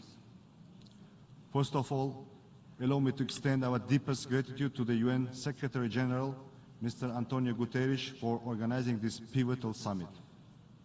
This forum is both timely and extremely important. Our world stands at a critical juncture marked by global instability and uncertainty. In such a defining moment, we must reflect on the legacy that we will leave for future generations. To effectively address the challenges before us, we must reform global governance system and enhance multilateral institutions. We firmly believe that the United Nations, which has no alternative in the world, must remain the central organization in addressing the global challenges. Uzbekistan fully supports the Pact for the Future. We committed to implementing its principles in collaboration with our partners. Under the leadership of the President of Uzbekistan, His Excellency Shavkat Mirziyoyev, we are consistently implementing the Sustainable Development Goals. Uzbekistan has made substantial progress in reducing poverty, promoting gender equality, and advancing climate resilience. We are determined to double our GDP by 2030 and achieve upper middle income status. Stability and openness are the hallmarks of modern Central Asia. Today, our region faces significant challenges affecting our stability and development. Digital technologies are shaping our future. We must not allow the digital transition to become a new source of global inequality. Uzbekistan fully supports the UN Secretary General's initiative for an annual digital cooperation forum and the establishment of high-level advisory body on artificial intelligence. Climate change demands urgent and collective action. Central Asia has long faced the impacts of global warming caused by water scarcity, environmental degradation, and loss of biodiversity. The RLC disaster continues to have a significant impact on the ecosystems of all states in the region. Uzbekistan is undertaking substantial measures to enhance environmental sustainability. In 2025, we plan to organize a climate forum in Samarkand and invite everyone to actively participate in this event. We have made tangible progress in advancing gender equality, protecting the rights and interests of women. Uzbekistan is among the top 5 countries that have achieved the greatest success in implementing reforms in this field. Youth is the foundation of our shared future. Human development is a key focus of our strategy for building a new Uzbekistan. Our country, among the top 10 states in implementing the UN Youth Strategy 2030. We will continue to prioritize youth development in alignment with the UN strategy. The development of transport corridors is a crucial step toward accessing the global markets. Central Asia is once again becoming a key transportation hub between East and West. Together with our partners, we are creating modern transportation routes and implementing projects to access global markets. One of the key projects is the construction of the Trans-Afghan Railway, which will provide access to international ports and is significant in the region's economic development. Lastly, Afghanistan remains a critical concern. This country is an integral part of Central Asia. Uzbekistan is engaged in pragmatic efforts to support Afghanistan's recovery and development. We emphasize the UN's crucial role in coordinating international approach to this issue. Dear summit participants, the summit of the future is taking place at a time of profound changes. Uzbekistan is committed to active multilateral engagement and supporting the central role of the UN in achieving our common goals. I thank you for your attention. I thank the Minister for Foreign Affairs of the Republic of Uzbekistan. I now give the floor to His Excellency Peter Szijjártó, Minister for Foreign Affairs and Trade of Hungary.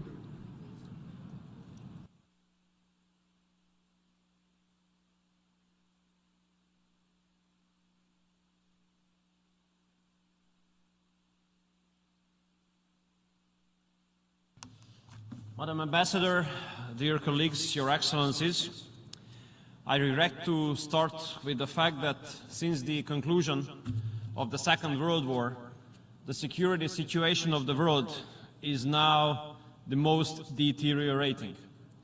Threat of terror has been increasing. Illegal migratory flows are putting a huge challenge to many countries. And there are wars or armed conflicts going on in more than 30 places of the world. In order to be able to tackle these extremely serious challenges, we need to change international politics fundamentally. What would be the fundamental change? International politics should come back to the basis of mutual respect, and dialogue should be the major tool. Nowadays, unfortunately, if you represent a position out of the mainstream, you are immediately stigmatized. If you stand up for your national interest, if you express a sovereign opportunity, you are immediately accused and attacked, either politically, legally, or sometimes even physically, as it has been experienced in this very country or in our neighbor, Slovakia. The saddest thing is that international liberal mainstream made the word peace as a cuss word, at least in Europe. European politicians usually argue in favor of diplomacy and peaceful solutions of certain wars if they are far away of Europe. But nowadays, unfortunately, a war is going on in Europe, and those who argue in favor of peace are immediately stigmatized, attacked, and criticized. If it continues as it has been going on, future will be really sad, as there are two sad scenarios ahead of us. The risk of the outbreak of the Third World War is becoming more and more serious, or the world is heading towards an age where the world's going to be divided into blocks again.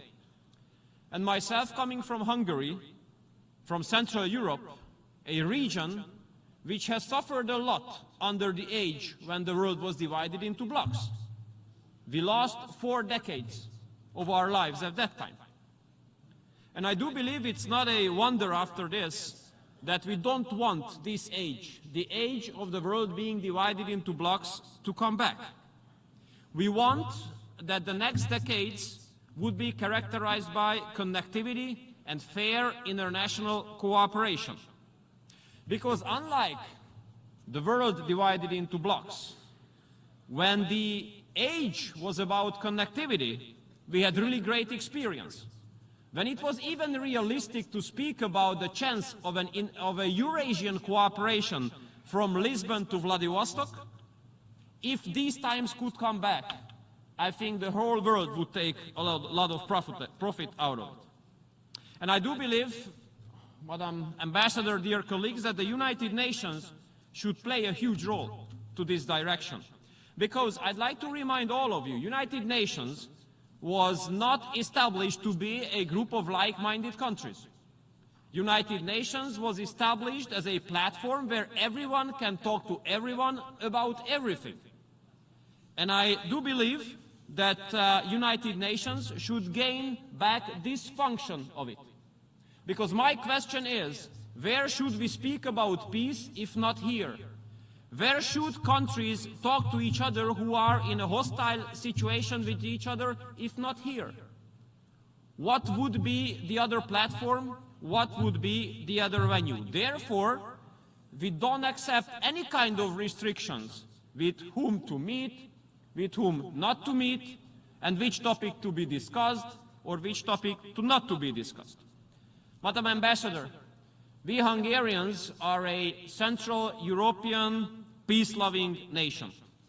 And what I can promise to you is the following, that we Hungarians will do our best to make the next period, to make the future as a period, as an age of peace, where international cooperation is fair and peaceful, where the word peace is not a cuss word, and where no one should be stigmatized who stands up for peace. Thank you so much. I thank the Minister for Foreign Affairs of Trade and Hungary. I now give the floor to His Excellency Rafarova Fica Rassata, Minister for Foreign Affairs of Madagascar.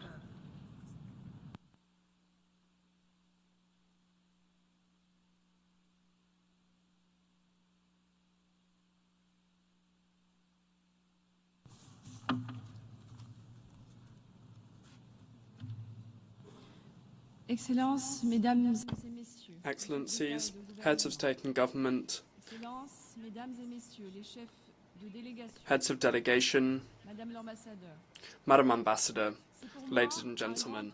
For me, it's a great honor to take the floor before you on behalf of His Excellency Mr. Andry Rajoelina, President of the Republic of Madagascar, and to extend to you his most heartfelt regards.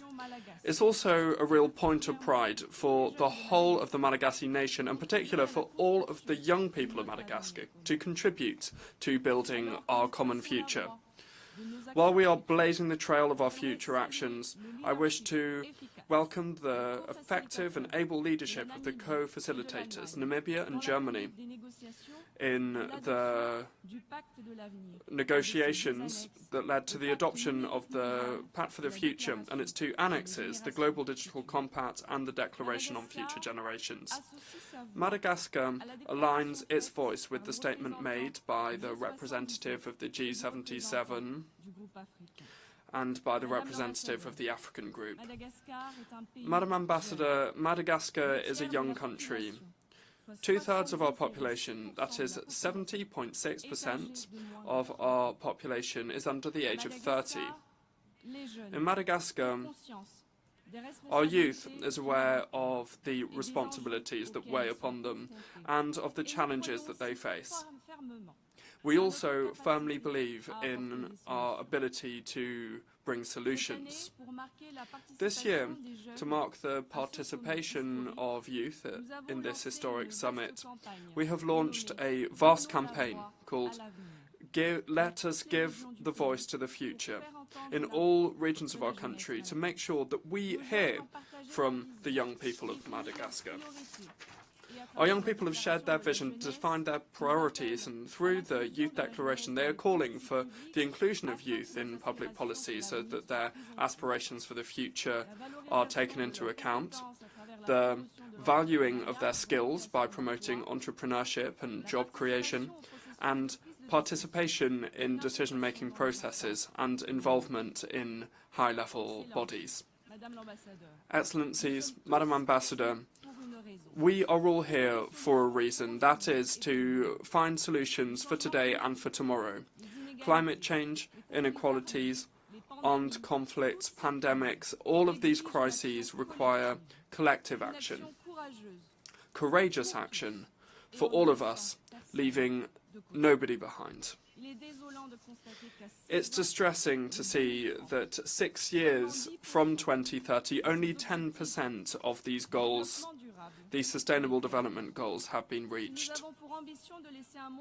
If we do have an ambition to leave a better world to our descendants, let us dare to take the right measures. Let us respect our commitments and let us act to accelerate the achievement of the Sustainable Development Goals. President, Madagascar knows what vulnerability is. Every day we experience the impact of climate change. Nevertheless, we are not losing hope. We believe and we have faith in the strength of international cooperation. This Summit of the Future is the opportunity to reinvent our collective approach. We have the responsibility and the duty to rethink multilateralism. It needs to be more inclusive, more equitable, and more dynamic, so that the needs of vulnerable countries, developing island countries, are borne in mind. Today, more than ever, we must respect the commitments that we've made, in particular the Paris Agreement for reduction of greenhouse gas emissions, or the Declaration on Climate, Children and Youth to invest in peace, in sustainable development and in justice. Excellencies, Madagascar is advocating for international cooperation focused on inclusive actions, a multilateral system that is more fair and more representative, that takes account of the interests of future generations. His Excellency, the President of the Republic, André Radje, likes to say that Africa is not a problem. Africa is the solution, and the solutions that we want to bring in to deal with current challenges must be engaged in with Africa and with Africa's youth. Thank you. I thank Her Excellency the Minister for Foreign Affairs of Madagascar. I now give the floor to His Excellency Justin Tkachenko, Minister for Foreign Affairs of Papua New Guinea.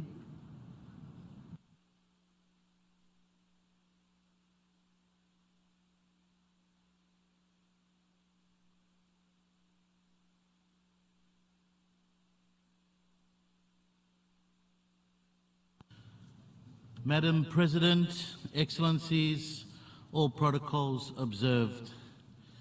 Madam President, we welcome and strongly support the landmark Pact for the Future and its accompanying Global Digital Pact and Declaration on Future Generations adopted yesterday in the General Assembly. This pact is complementary to Papua New Guinea's own Vision 2050, where we want to see a middle-income country that is peaceful, prosperous and caring. It also underscores the multilateralism under the United Nations and is crucially important for all humanity. This deserves our strongest support going forward.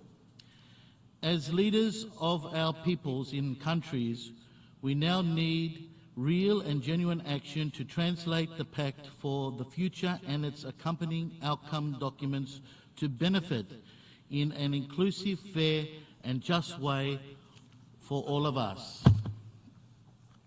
We do not need rhetoric statements that undermine privileges and lacklustre progress for the Sustainable Development Goals at just 17% seen globally, including in my own country, which demands that we all must do better. Despite notable strides in recent years in areas such as health, education, infrastructure, agriculture, governance, justice, peace and security, Papua New Guinea recognises that we can do better in delivery on these SDGs, and we are working hard on it. Improving national leadership, broad-based and inclusive people-centred development approach with better national coordination and coherence, strong governance, supported by effective implementation of our national development priorities and roadmaps known as the Middle-Term Development Plan, is a step in the right direction in improving our people's livelihoods going forward. We need a global financial architecture that puts people's lives and livelihoods first over profit or self-interest. We remain serious and we're concerned that the climate finance we need is not happening at the speed and scale in some cases. Like in our own country, there is hardly a trickle. we need better support on this front from multilateral systems established for it. My government is now embarking on industrialisation through downstream processing of our natural resources to value add, benefit fairly from our national assets. We therefore welcome bona fide development partnership that is not detrimental but rather aligned with our national development priorities. This includes efforts to bridge the digital divide between and within countries where sharing of technology and knowledge and technical capacity in building and supporting and fostering nation development whilst preventing its misuse and abuse is also desired. This is why we are investing heavily in our ITC sector, therefore supporting of our global digital compact. Madam President, the Pact for the Future emphasises on the importance of peace and security at all levels to do better, safeguard humanity in the right decision, especially in a world that is under serious threat from other conflicts and tensions that abound. We must rally together for peace and security to enable us to deliver on the promise of our SDGs and the Pact for the Future. On our part, Papua New Guinea has as the highest priority peace and security for our development agenda. We recognise that without peace and security, there is no sustainable development. That is why we are committed to the Pact for the Future, and I thank you, Madam President, Bamahuta, ML, and thank you, True.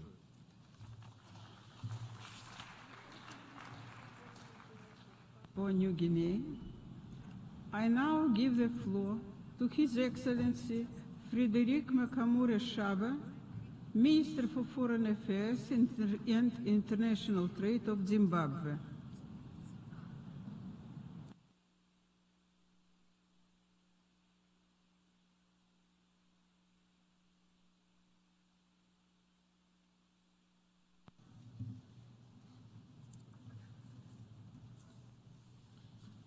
Madam President, Excellencies, and all protocols observed, I commend the Secretary General, Mr. Antonio Guterres, for his visionary leadership in initiating the Summit of the Future. I also commend the Presidents of the General Assembly, the Republic of Namibia, and the Federal Republic of Germany for providing leadership in the drafting of the Pact of the Future. The theme of the summit is both relevant and timely. The Summit of the Future is an opportunity for us to discuss the old, the new, and emerging challenges facing the world and to renew our commitment to multilateralism. As we navigate these challenging times, effective global cooperation is imperative if we are to attain sustainable peace and inclusive socio-economic development. Madam President, the 2030 Agenda, the Paris Agreement, including the Addis Ababa Action Agenda, clearly focus on the what in terms of the goal setting, our commitments. Now it is time for us to focus on the how we can all effectively work together to meet those commitments and tackle the most pressing issues while preparing for a more resilient future that leaves no one and no place behind. Rallying behind the reform of the global governance systems, including global financial institutions and the United Nations Security Council, is a fundamental starting point. It is reformed institutions that are fit for contemporary challenging times that that will assist as developing countries to meet our common goals. It is equally imperative that developed countries provide a comprehensive package of support for developing countries to enable them to transition to greater economies. This must include financial resources, technology transfer, capacity building initiatives. Excellencies, given the current geopolitical contestations and increasing conflicts, it is imperative that the role and capacity of the United Nations in preventive diplomacy and conflict resolution be strengthened. The need to include women and youths in the peace and security agenda cannot be overemphasized. Zimbabwe therefore supports the new agenda for peace as proposed by the United Nations Secretary General and stands ready to play its part in this regard. Madam President, the need for political will is paramount if the implementation of the outcomes of this summit are to be actualized. It will be critically important to focus on vulnerable countries, least developed countries, landlocked developing countries like Zimbabwe, and small island developing states, in line with the cardinal principle of leaving no one and no country behind. Success should be measured in terms of the extent to which any interventions reach those in hard-to-reach areas and who are furthest behind. Madam President, Zimbabwe is relatively youthful as a nation, with more than 65% of our population below the age of 35. This presents opportunities for economic growth through harnessing the innovations and innovativeness and zeal of our youths.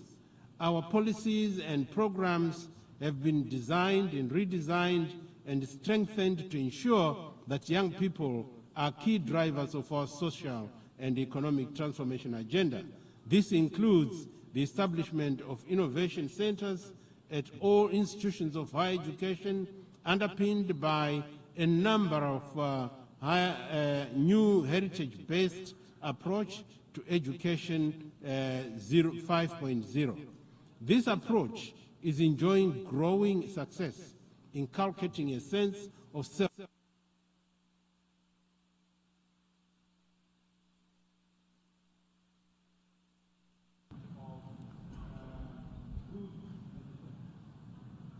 I thank the Minister for Foreign Affairs and International Trade of Zimbabwe. I now give the floor to His Excellency Tuhit Hossain, Advisor for the Ministry of Foreign Affairs of the Interim Government of Bangladesh.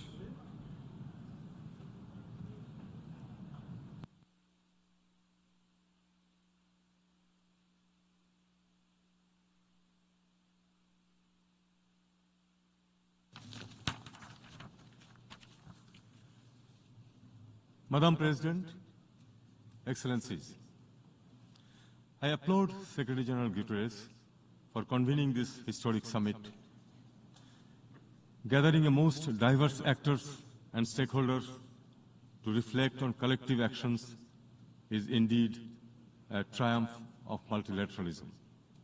Excellencies, envisioning future is exciting yet challenging.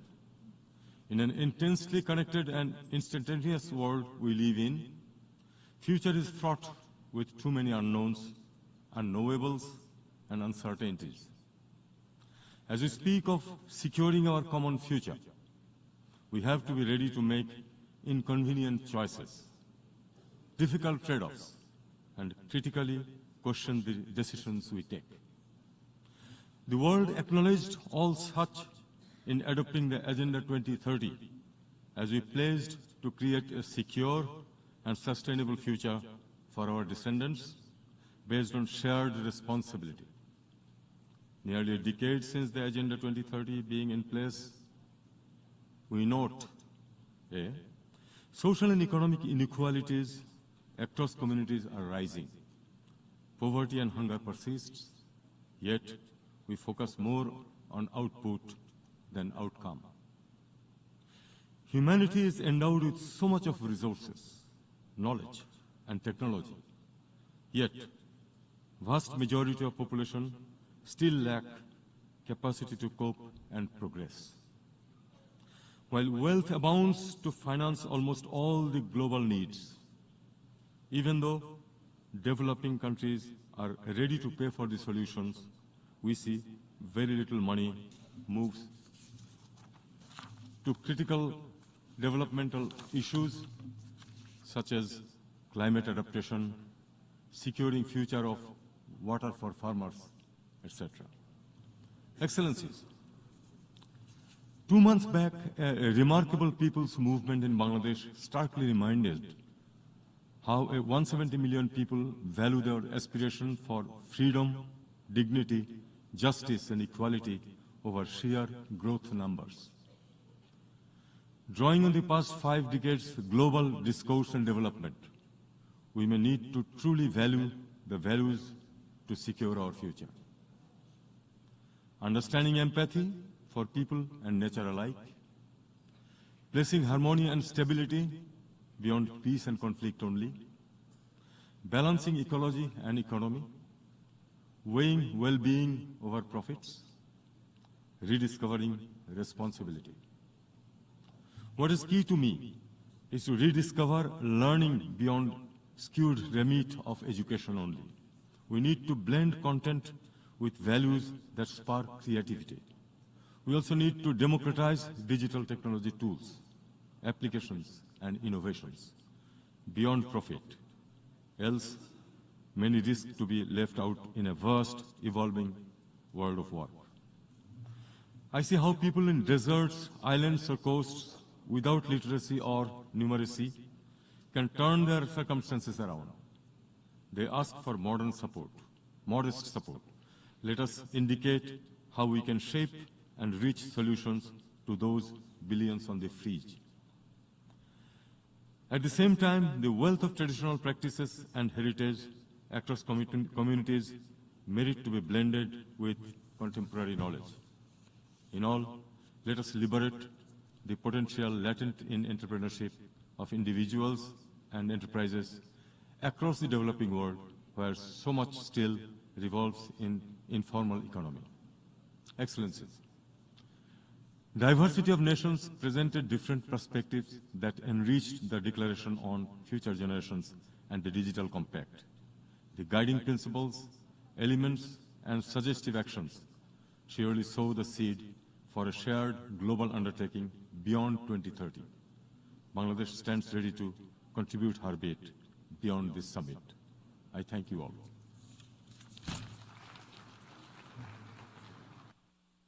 Thank the advisor for the Minister of Foreign Affairs of the interim government of Bangladesh.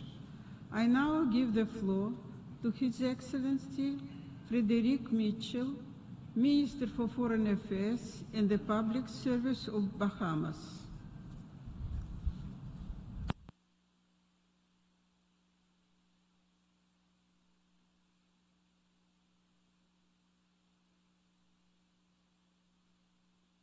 And as we look around today, there are wars and rumors of war.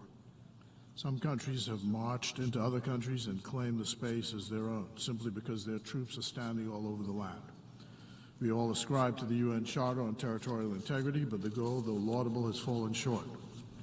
Ask the people from Ukraine to Gaza to Cyprus to Sudan if they believe the international system as it is values the Charter and the beliefs described therein. Ask Haiti. At one time, and to some extent today, people invaded or discovered other peoples and nations and claimed them in the name of the Lord. They then decimated the people that they met on the land and divided up the spoils. That was the founding principle that allowed the millions of African slaves to be transported across the seas as cargo and chattel to the small islands, displacing local populations.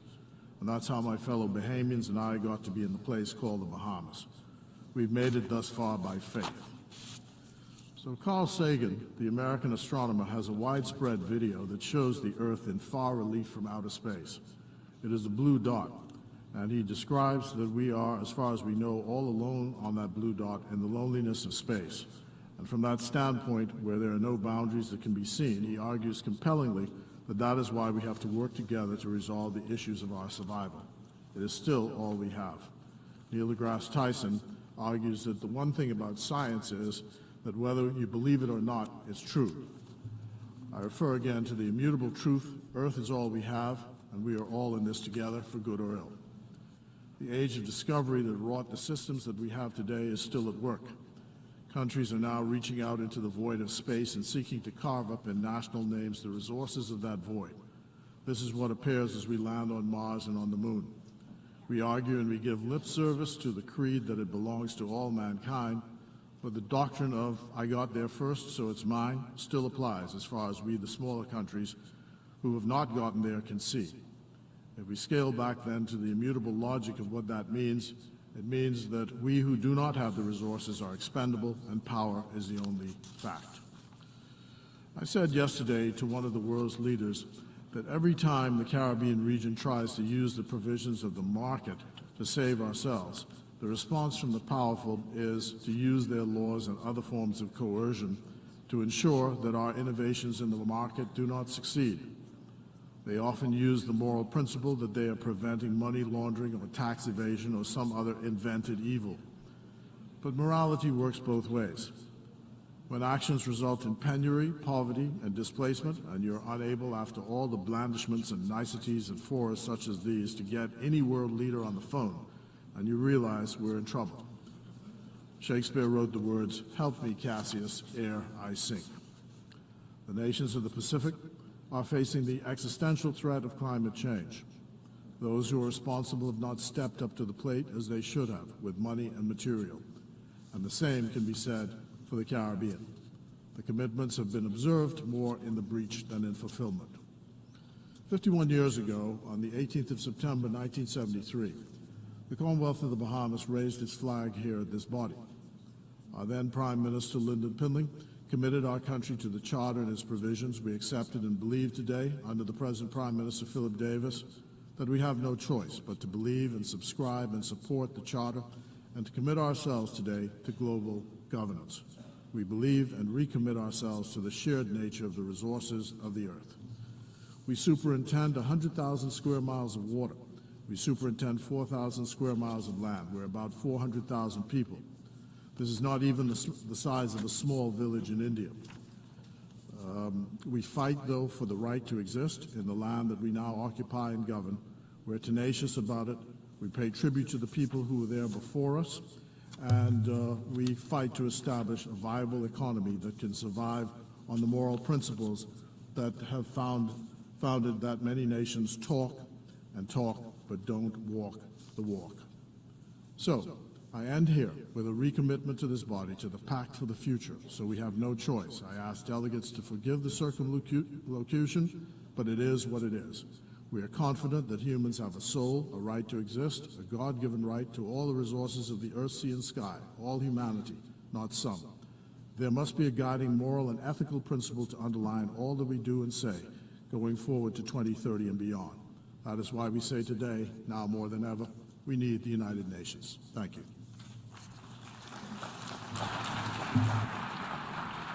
I thank the Minister for Foreign Affairs and the Public Service of Bahamas. I now give the floor to His Excellency Hakan Fidan, Minister for Foreign Affairs of Turkey.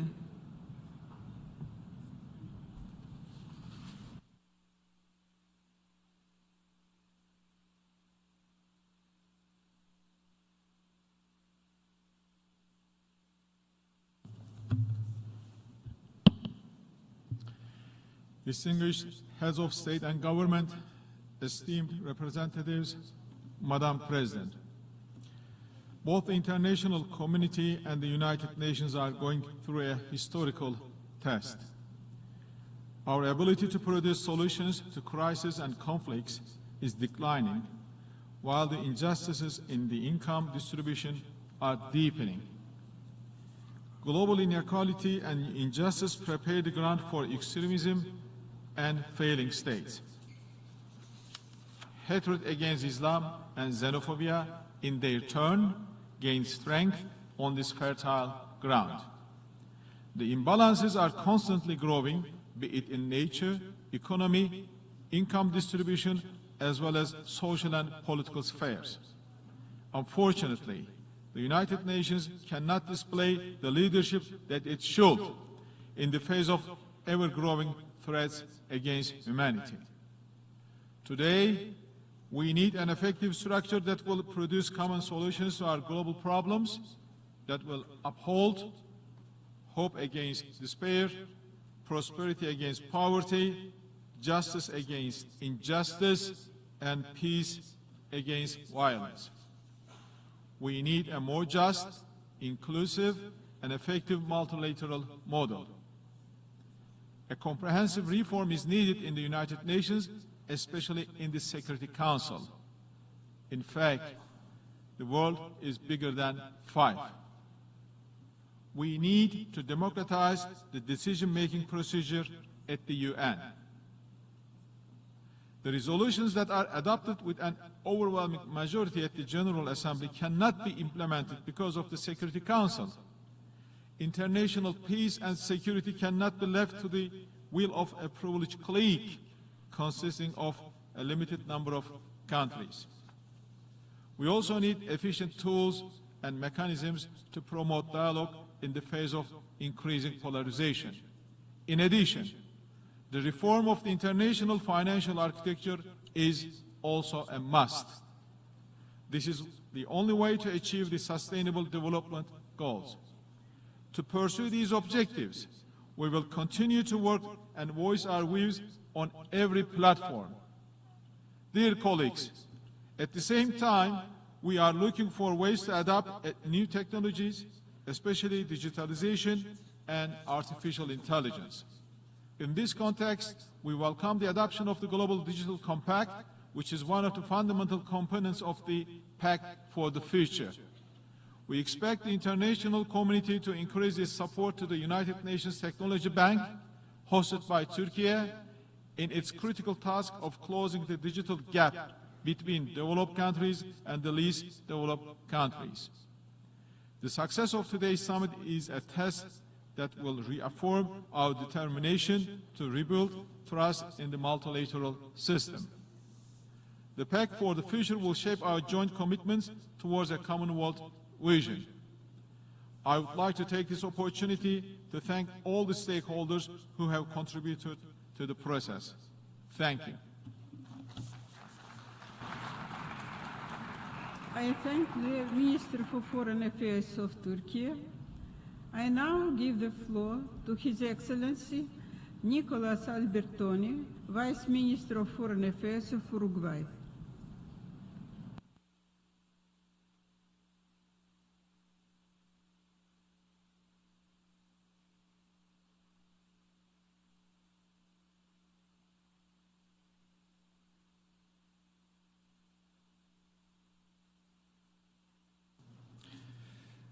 Thank you very much, Madam President. This summit is taking place in the midst of very uncertain times that often prevent us from seeing the magnitude and the urgency of the global problems that we need to address. We must often put urgent things above important things, and that's why my country highly values the agreement that we've struck. It's a symbol of the collective desire to be the masters of the changes that our society needs today. Therefore, in this pact, we are seeing a north, but also a south, putting once again on the horizon what's truly important. This type of joint progress enables us to imagine a bolstered multilateralism, renewed international cooperation that, despite facing huge challenges, gives us the possibility of telling the world we have been able to strike a pact for the future together.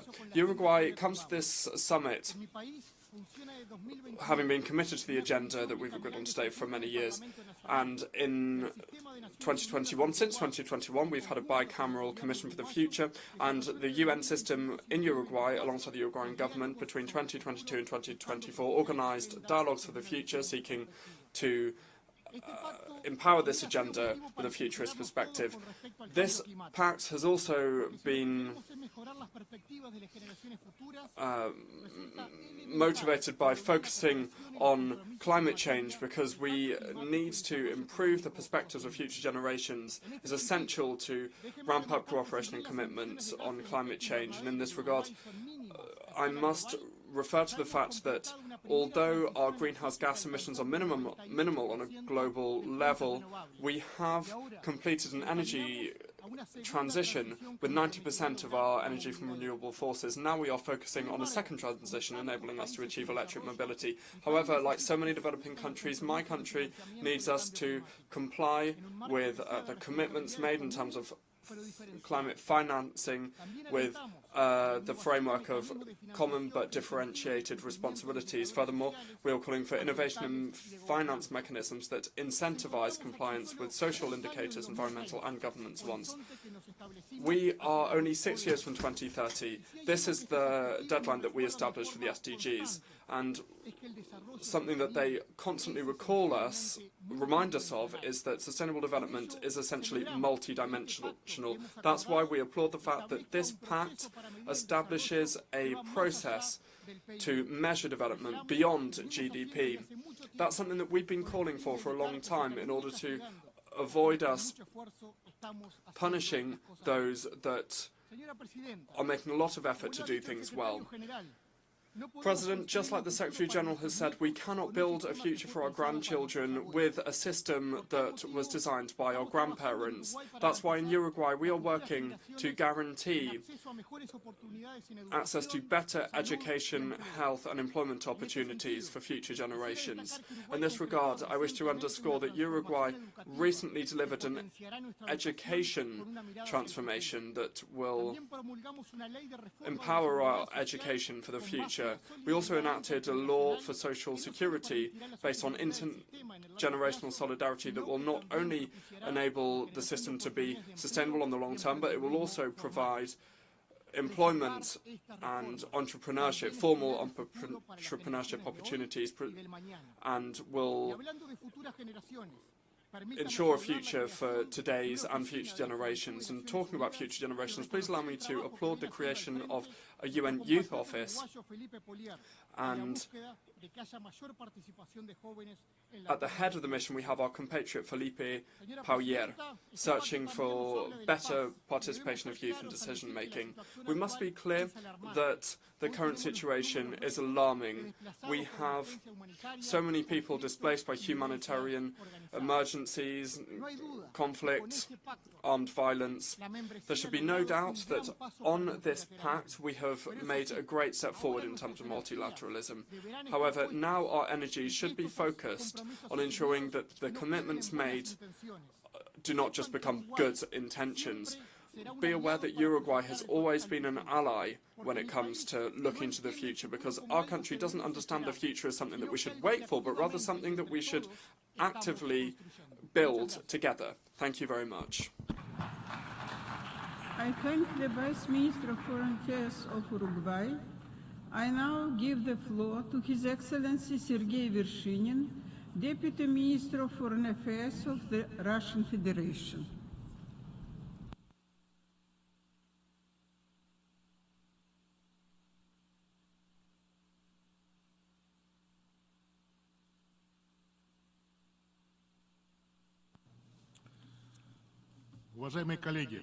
Distinguished colleagues, today's world is confronted with unprecedented challenges which require collective decisions. That's why, when the UN Secretary General proposed convening a summit of the future, his proposal was elicited with a strong response from the organization and garnered Russia's support as well. We shouldn't forget that states' unity in combating fascism and the desire to cooperate in good faith to address global problems resulted in the establishment of the UN. Without political will, it's impossible to achieve consensus, and it's certainly not possible to restore peace, ensure indivisible security, and achieve the development goals. In a word, the foundation of the effectiveness and credibility of the UN is genuine multilateralism. As a founding member of the UN and a responsible member of the international community, the Russian Federation attaches particular importance to strengthening the system of international cooperation. We believe that the UN should play a central coordinating role in our multipolar world, aligning member states' positions in the search of collective answers to global challenges. Guided by this stance, Russia has taken a most active part since the very beginning in crafting the Pact for the Future. We were not governed solely by our national interests. We also pursued the priorities of the global majority. Our delegation was unswervingly constructive in its approach and opened a dialogue in the interest of compromise. Despite this, the final version of the Pact and the annexes thereto still contains non-consensus and unacceptable elements.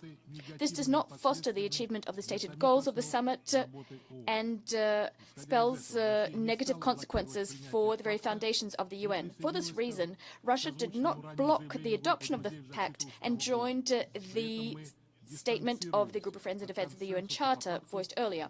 However, we'd like to dissociate ourselves from the consensus on the Pact and the Global Digital Compact, especially regarding the above. Specifically, we cannot support wording that aims to undermine the intergovernmental nature of the UN. What's also unacceptable is selective quoting of several principles of international law, such that in the document there's no mention made of the principle of non-interference in the domestic affairs of sovereign states, nor is there any mention of the principle of cooperation. We and a host of other countries, which also pursue a sovereign foreign policy, cannot support the strengthening of the Office of the High Commissioner for Human Rights, who is known for his bias and for condoning Western interests. We believe that expediting nuclear disarmament, given that the principle of equal and indivisible security is being ignored, is not realistic, if not destructive, in fact.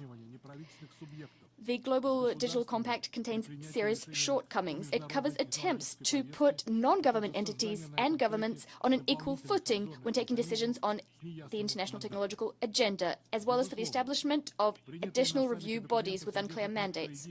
It goes without a doubt that the documents adopted at this summit contain some ideas reflecting the expectations of the global majority. These include the reform of the international financial architecture, expanding access to technologies, and bridging the digital divide in the interests of the SDGs achievement.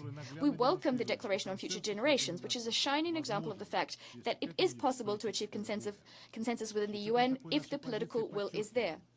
Given this position, we'd like to underscore that the summit's outcome documents do not impose any obligations on the Russian Federation, obligations under provisions which did not achieve consensus. They cannot be reproduced in other UN documents automatically, since they require additional painstaking consideration as well as agreement thereon on the part of all UN member states with rigorous respect for these states' approaches and concerns. Thank you for your kind attention.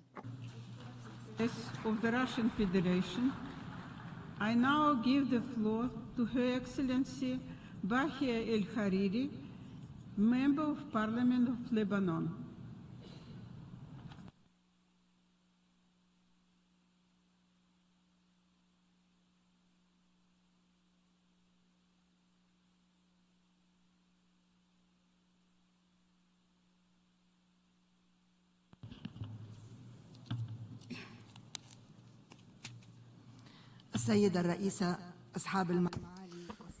Madam President, Excellencies,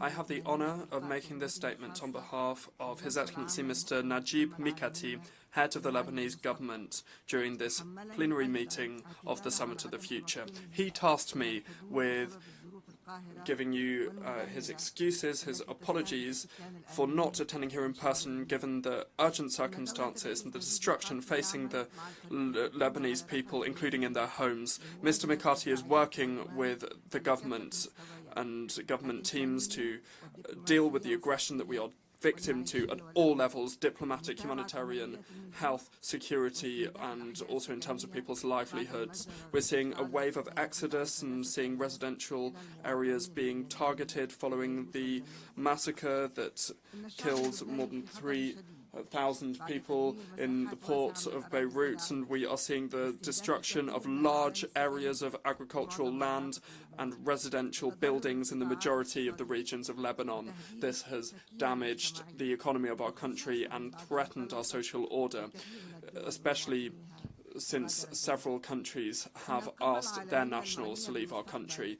The Summit of the Future is taking place at a time that is ever so sensitive. The whole of humanity urgently needs dialogue to call ourselves into question and to become aware of the dangers that are threatening international peace and security after the erosion of the international system, violence, lack of respect of values and conventions.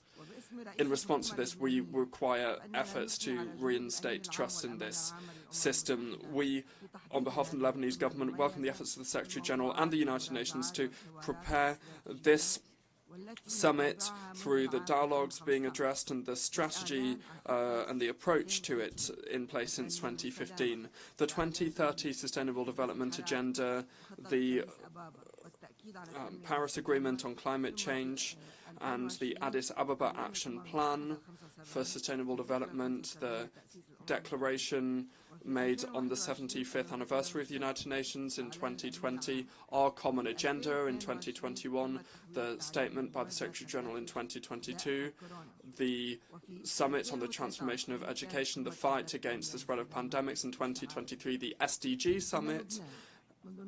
All of these measures should reinstate trust. The establishment of modern Lebanon in 2020. Since then, we have been participating in the League of Arab States since 1945, and we participated in the drafting of the United Nations Charter in 1945, and we participated in the founding conference for UNESCO in 1945 and the drafting of the International Declaration of Human Rights in 1948. In 1948, Lebanon hosted the third conference of UNESCO in Beirut. The preamble of the founding document of UNESCO states that since wars begin in the minds of men, it is in the minds of men that the defences of peace must be constructed. This was a forum for freedom, for peace, for cultural diversity, for dialogue in the diversity of global culture, against violence, destruction, exile, exodus, hunger and disease. All of these things have a huge effect on the minds of future generations, and the causes of future wars are brewing currently in the spirits of the minds of different generations, and with artificial intelligence, and future generations face all of these disasters, and in their minds all of these things are so clear. So re-examining these documents with each new generation directly requires re-evaluating the maturity of these delegations. Indeed, the current generation is evolving so quickly due to technological progress. While in the past we talked about a new generation every 10 years. The Lebanese Prime Minister, Mr. Mikati, is looking at levels of trust in Lebanese civil society and in scientific institutions and the youth, and we wish to underscore the importance of the Secretary General's position on debating the results of this exceptional summit with civil society and with youth organizations. We hope that the young people of the city of Beirut will be the first to discuss the results of this Summit of the Future and its Pact and Compact. They are so bitter from violence, war and conflict. The speaker's microphone has been cut off, say the interpreters. I thank the Member of Parliament of Lebanon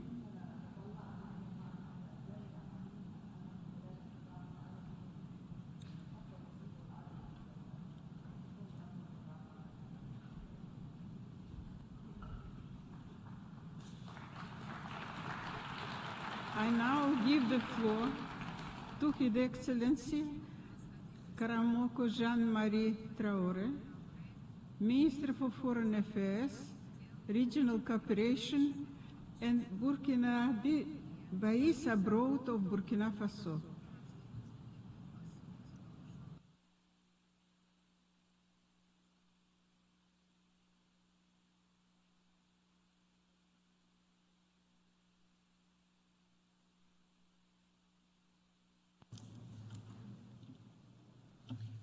Madame la Présidente, Madam President, Burkina Burkina Faso would like to applaud the considerable efforts undertaken by the co-facilitators in crafting the Pact for the Future, which we adopted unanimously. We will work towards its effective implementation as it opens a new era of hope.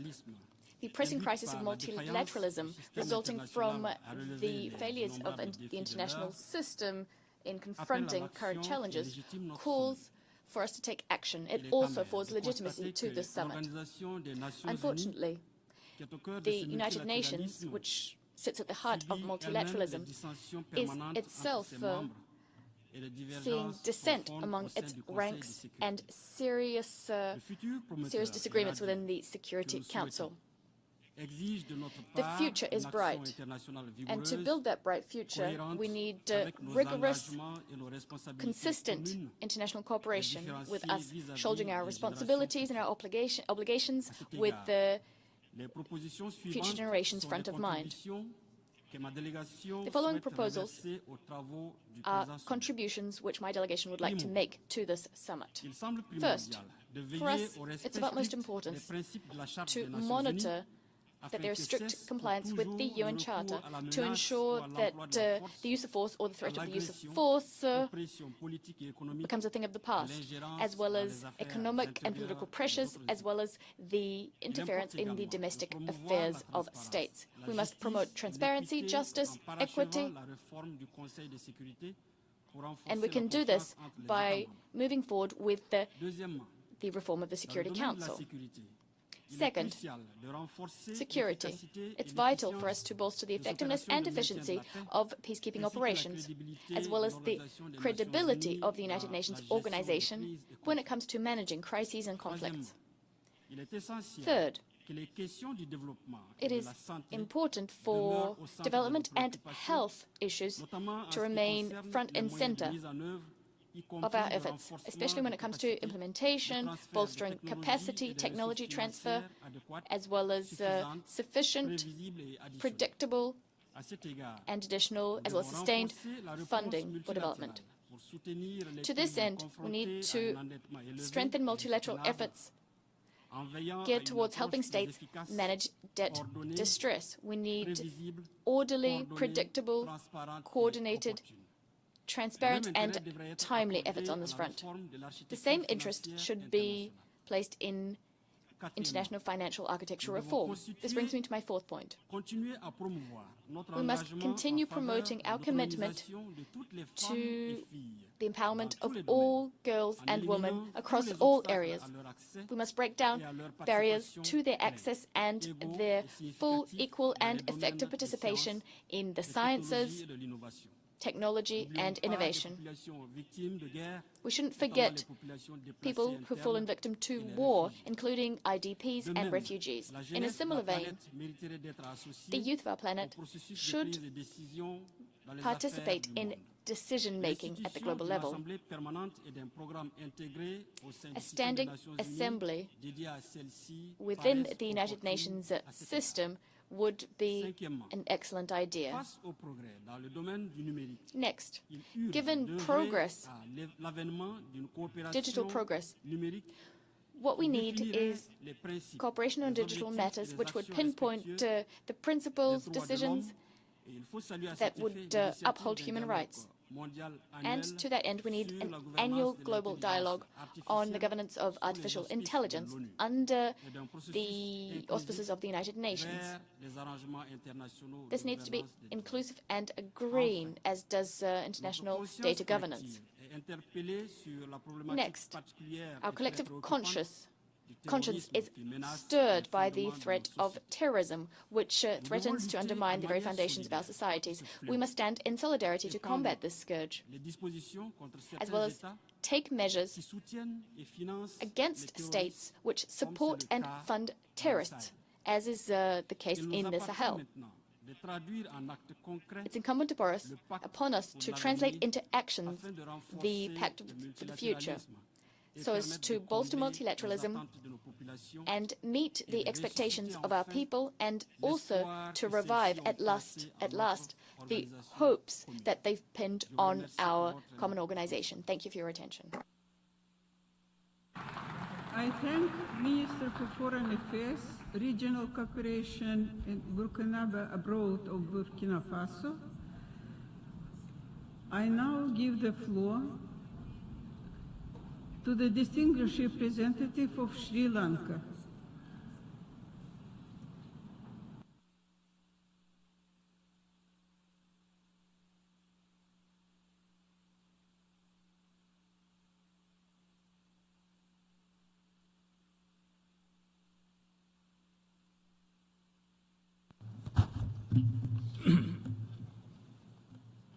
Madam President, Excellencies, distinguished delegates.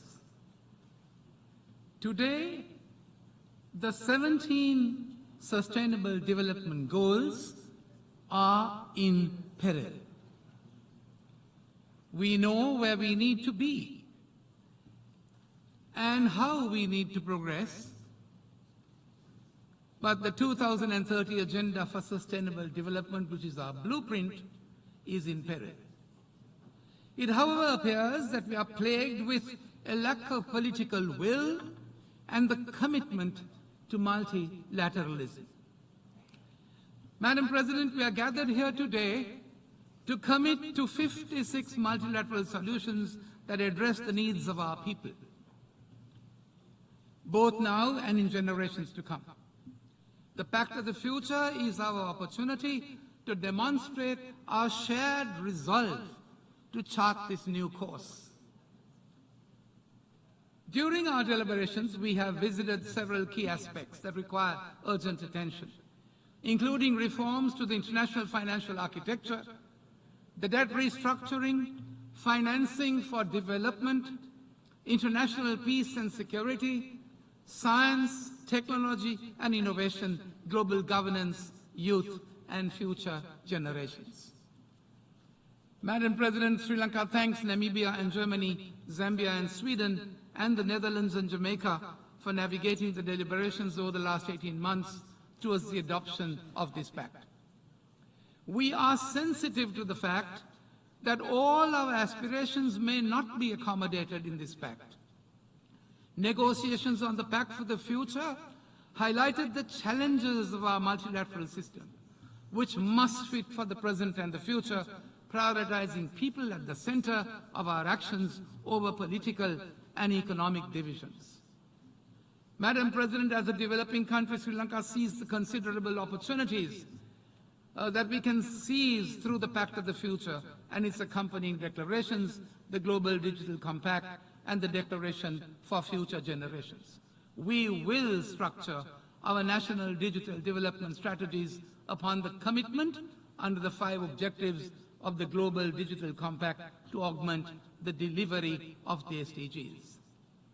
With this positive hope, let us highlight the issue that could have made this pact more inclusive and meaningful. Madam President, if we are to seek multilateral solutions for a better tomorrow, we recognize that all 3 pillars of the United Nations should be equally strengthened.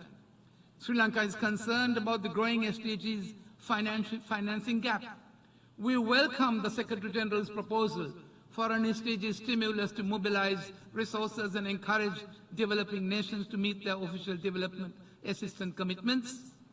And having experienced a financial crisis ourselves, Sri Lanka calls for accelerated reform of the international financial architecture to be more efficient and more equitable to better respond to the challenges faced by developing countries.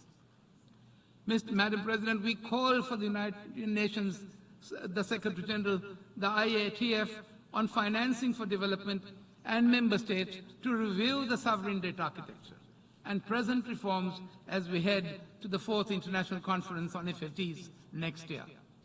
The evolving global security landscape, Madam President, calls for a sincere commitment, we believe, to the principles of the UN Charter and to the foundational objectives of this organization. The various threats to peace and security, whether on land, at sea, in the air, outer space or cyberspace, should be addressed through efforts to restore trust, strengthen solidarity, and enhance cooperation in alignment with the recommendations of the new Agenda for Peace. As we aspire, therefore, to the implementation of the Pact of enhancing human rights, we should honor the fact that all human rights are universal, indivisible, and independent. We cannot turn a blind eye to serious and gross violations of human rights in one part of the world, while we call for human rights accountability in another. Multilateralism cannot be sustained on double standards. Madam President, the fiscal impacts of various crises are triggered debt distress in many developing countries, including ourselves, limiting the ability to invest in recovery, the SDGs, and in climate.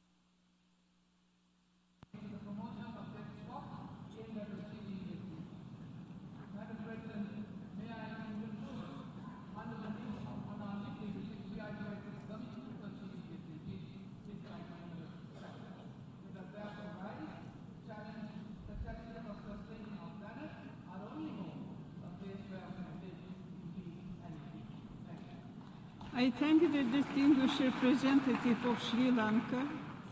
I now give the floor to the distinguished representative of Democratic People's Republic of Korea.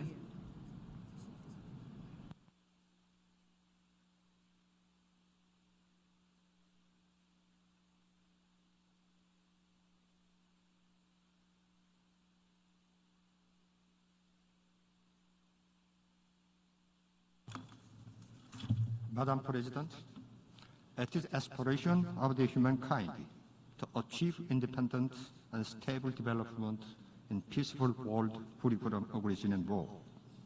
9 years ago, we embarked on implementation of SDG. However, climate change, food crisis, and armed conflict are still grave threatening existence and development and humanity. I'm convinced that current meeting hold under the themes of the multilateral solution for better tomorrow will serve as an important occasion to accelerate implementation of the SDG. With a view to actively contribute to this meeting, I'll briefly mention about what TPRK has been doing to promote its socio-economic development. TPRK is faced with an unfavorable situation due to external factors. Even so, it is constantly advancing toward the goal it has set, continuously strengthening its capacity and potential for independent development. Conspicuous trend of growth is seen in all fields of economic culture, and strong springboard is in place for radical improvement of the living environment and material cultural life of the people.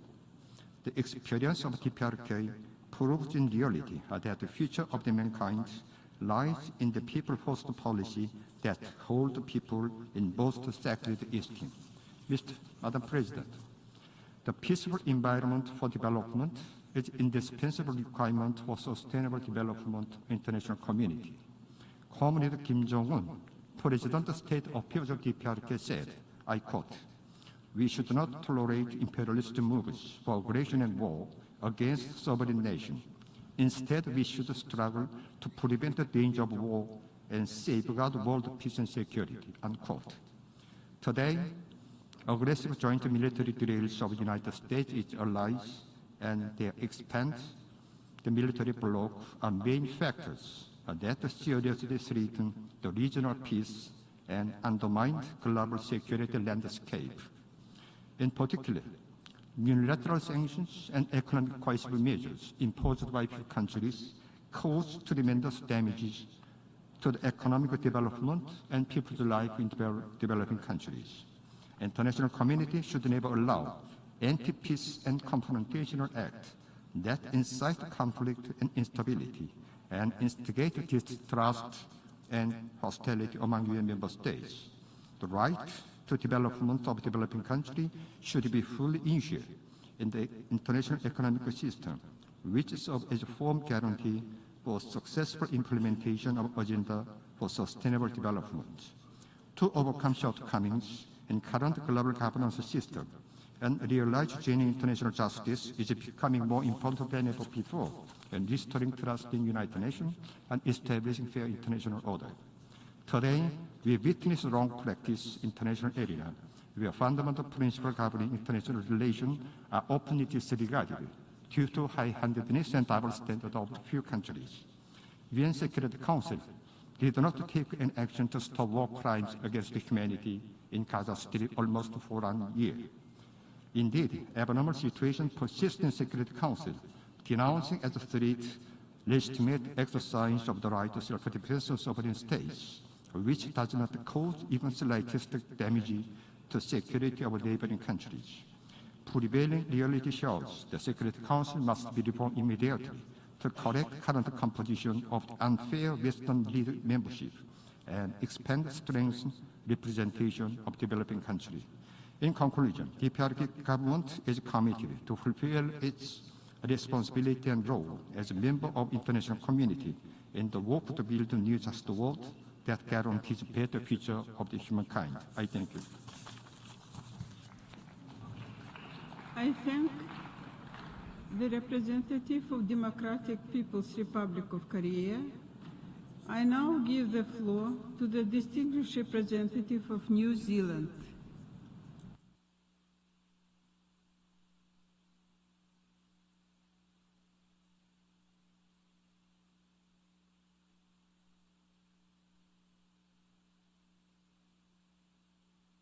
President, as a member of the UN 75 Leaders Network in 2020 and the co-facilitator of the Summit Modalities Resolution along with Oman, New Zealand is pleased to see the Summit of the Future come to fruition. These 2 days have been long in the making. The Summit of the Future has its genesis in our common agenda, the UN Secretary-General's call for solidarity between people, countries and generations, as well as a renewal of the multilateral system to accelerate the implementation of existing commitments and the filling of gaps in global governance. We thank the Secretary-General for laying down the challenge. In preparing for the summit, member states were beneficiaries of a significant investment by the UN system and beyond. This includes the exemplary policy briefs and the report of the High-Level Advisory Board on Effective Multilateralism and a myriad of initiatives to build trust and facilitate compromise. New Zealand embraced the possibility of the Pact for the Future, the Global Digital Compact and Declaration of Future Generations as an opportunity to drive action on pressing and emerging global challenges. As a small state, New Zealand has long been a benefactor and beneficiary of the international rules-based system. We remain committed to engaging constructively in all efforts which seek to contemporise global governance for today and the future. Size does not define influence at the United Nations. Small states have long been at the forefront of defending and strengthening the international rules-based system. Our multilateral system is imperfect, and while we have made significant strides through the convening of the summit, we must not assume our job is done. We must use the tools at our disposal to create a more representative and better networked United Nations, which is properly equipped to respond to the challenges of our times and those which lie ahead. Member states must do better to overcome division and competition. Against a backdrop of geopolitical tensions, the triple planetary crisis, and unprecedented levels of conflict and suffering, this is no small task. Never has it been more important to work across the kaleidoscope of fractures that punctuate progress in improving the well-being of people and the planet.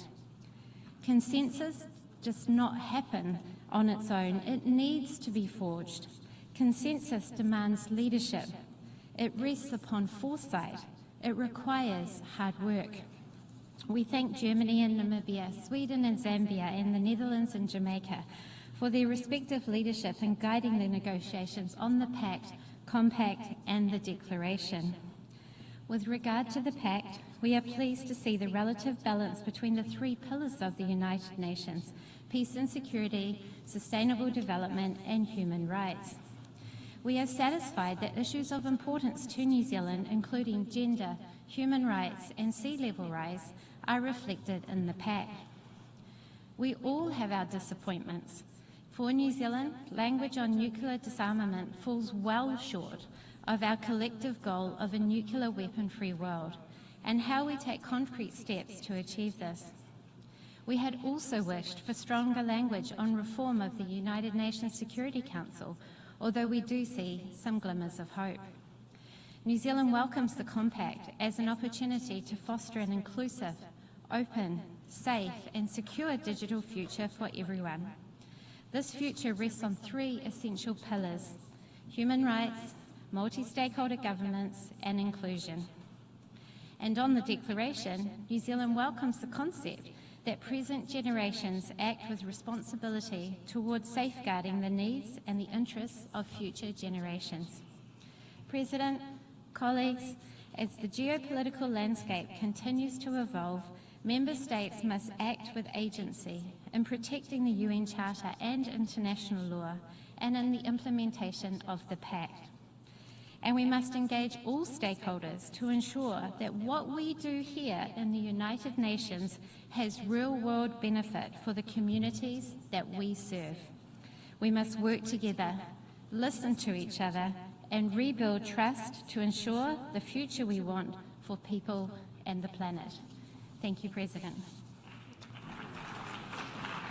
I thank the representative of New Zealand. I invite His Excellency Pedro Sanchez Perez Castejon, Head of Government of the Kingdom of Spain.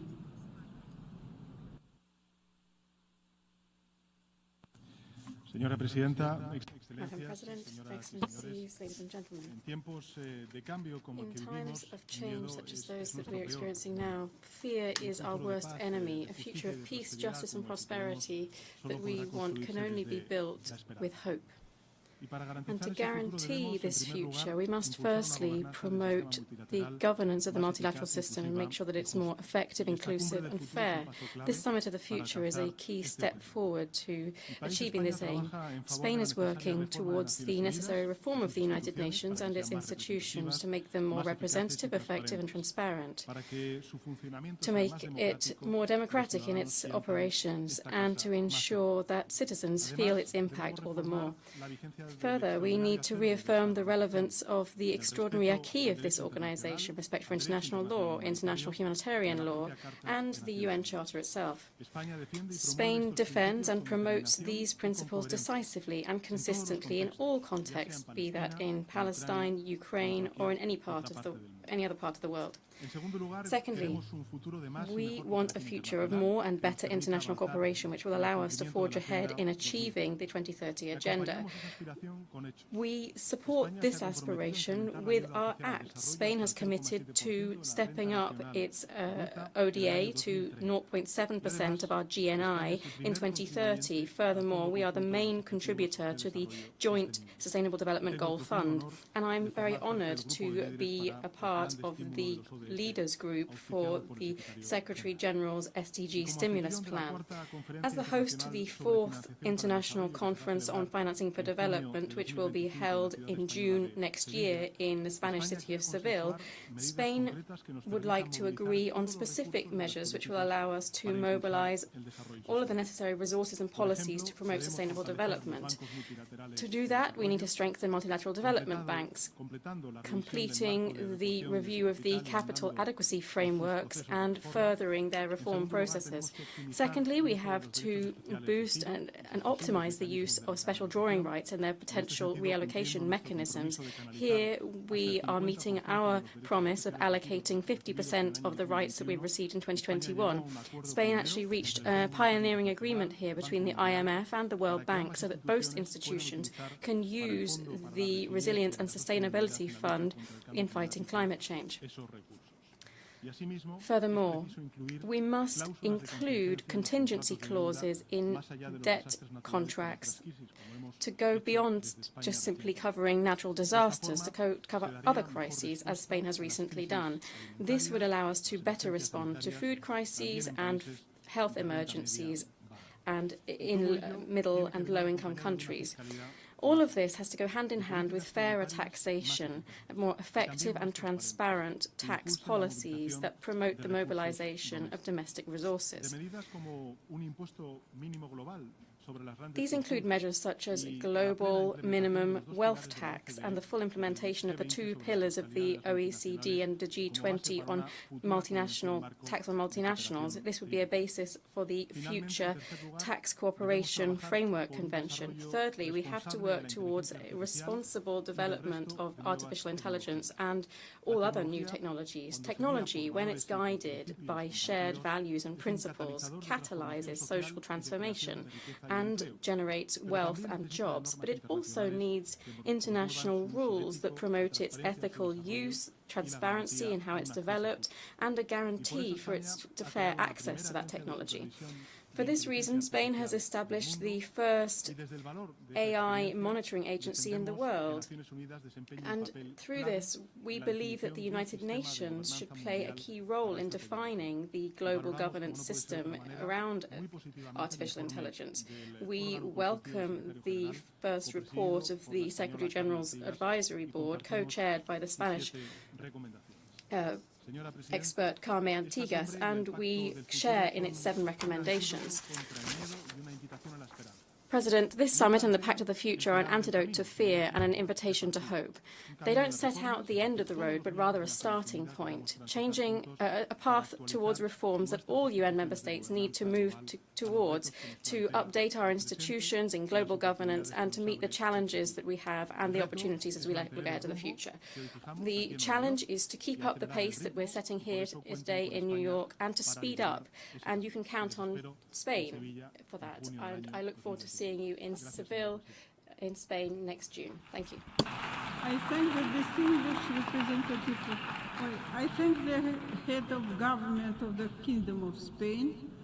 I now give the floor to the distinguished representative of Kiribati. Madam President, Excellencies, Secretary General, distinguished delegates, I bring you all warm greetings from the government and the people of Kiribati. Kiribati strongly supports the summit's aim to reinvigorate multilateralism. In an increasingly interconnected world, the challenges we face, climate change, pandemics, volatile global commodity prices, inequalities and conflicts cannot be addressed by any single nation alone. We need a robust, inclusive and effective multilateral system that is fit for the future. A system where every nation, no matter its size or wealth, has a voice and where decisions are made with the welfare of the global community in mind. This requires reforming our international institutions to ensure they are more responsive, accountable, and transparent. It also requires a renewed commitment to the principles of solidarity, cooperation, and equity that lie at the heart of the United Nations. With the integration of cultural values into development strategies, recognizing their importance in shaping sustainable and inclusive growth. Madam Chair, Kiribati stands as a testament to both the vulnerability and resilience of our planet. As a NATO nation, we are on the front line of the climate crisis, facing threats from rising sea levels, extreme weather events, and ocean acidification. For us, the future is not an abstract concept. It is about navigating and adapting to climate extremes and variability. It certainly requires a collective responsibility to ensure that all nations can thrive in the face of these challenges. Madam President, as we look towards the future, we must also embrace innovation and adaptability. The rapid pace of technological change offers both challenges and opportunities. It is imperative we harness these technologies for the common good, ensuring they contribute to human dignity, social inclusion, and environmental sustainability. It is essential that all nations, including small island states like Kiribati, have the tools and resources to participate fully in the global digital economy and to harness technology for the betterment of their people and planet. Madam President, Kiribati is committed to achieving the Sustainable Development Goals through its localized version called Kiribati 20-Year Roadmap, or KV20, vowing to transform Kiribati into a healthy, wealthy, and peaceful nation by 2036, with a focus on sustainable economic growth based on fisheries and tourism, quality education, healthcare, and environmental preservation. For Kiribati, the pursuit of sustainable development is not just a policy choice, it is a necessity. Sustainable practices in key sectors such as fisheries, agriculture, and renewable energy are critical for our nation's future. We call on our UN family to collaborate with us in promoting these practices, ensuring that economic development today does not compromise the well-being of future generations. Madam President, as we adopt the Pact of the Future, the integration of the principles of respect and responsibility into our global actions and commitments could not be underestimated.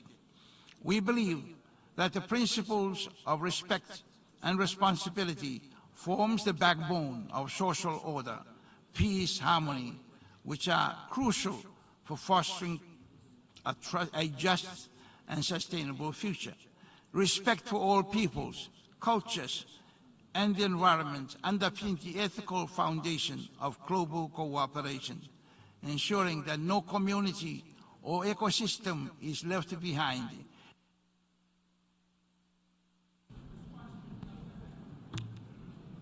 I thank the distinguished representative of Kiribati. I now give the floor to the distinguished representative of the Syrian Arab Republic.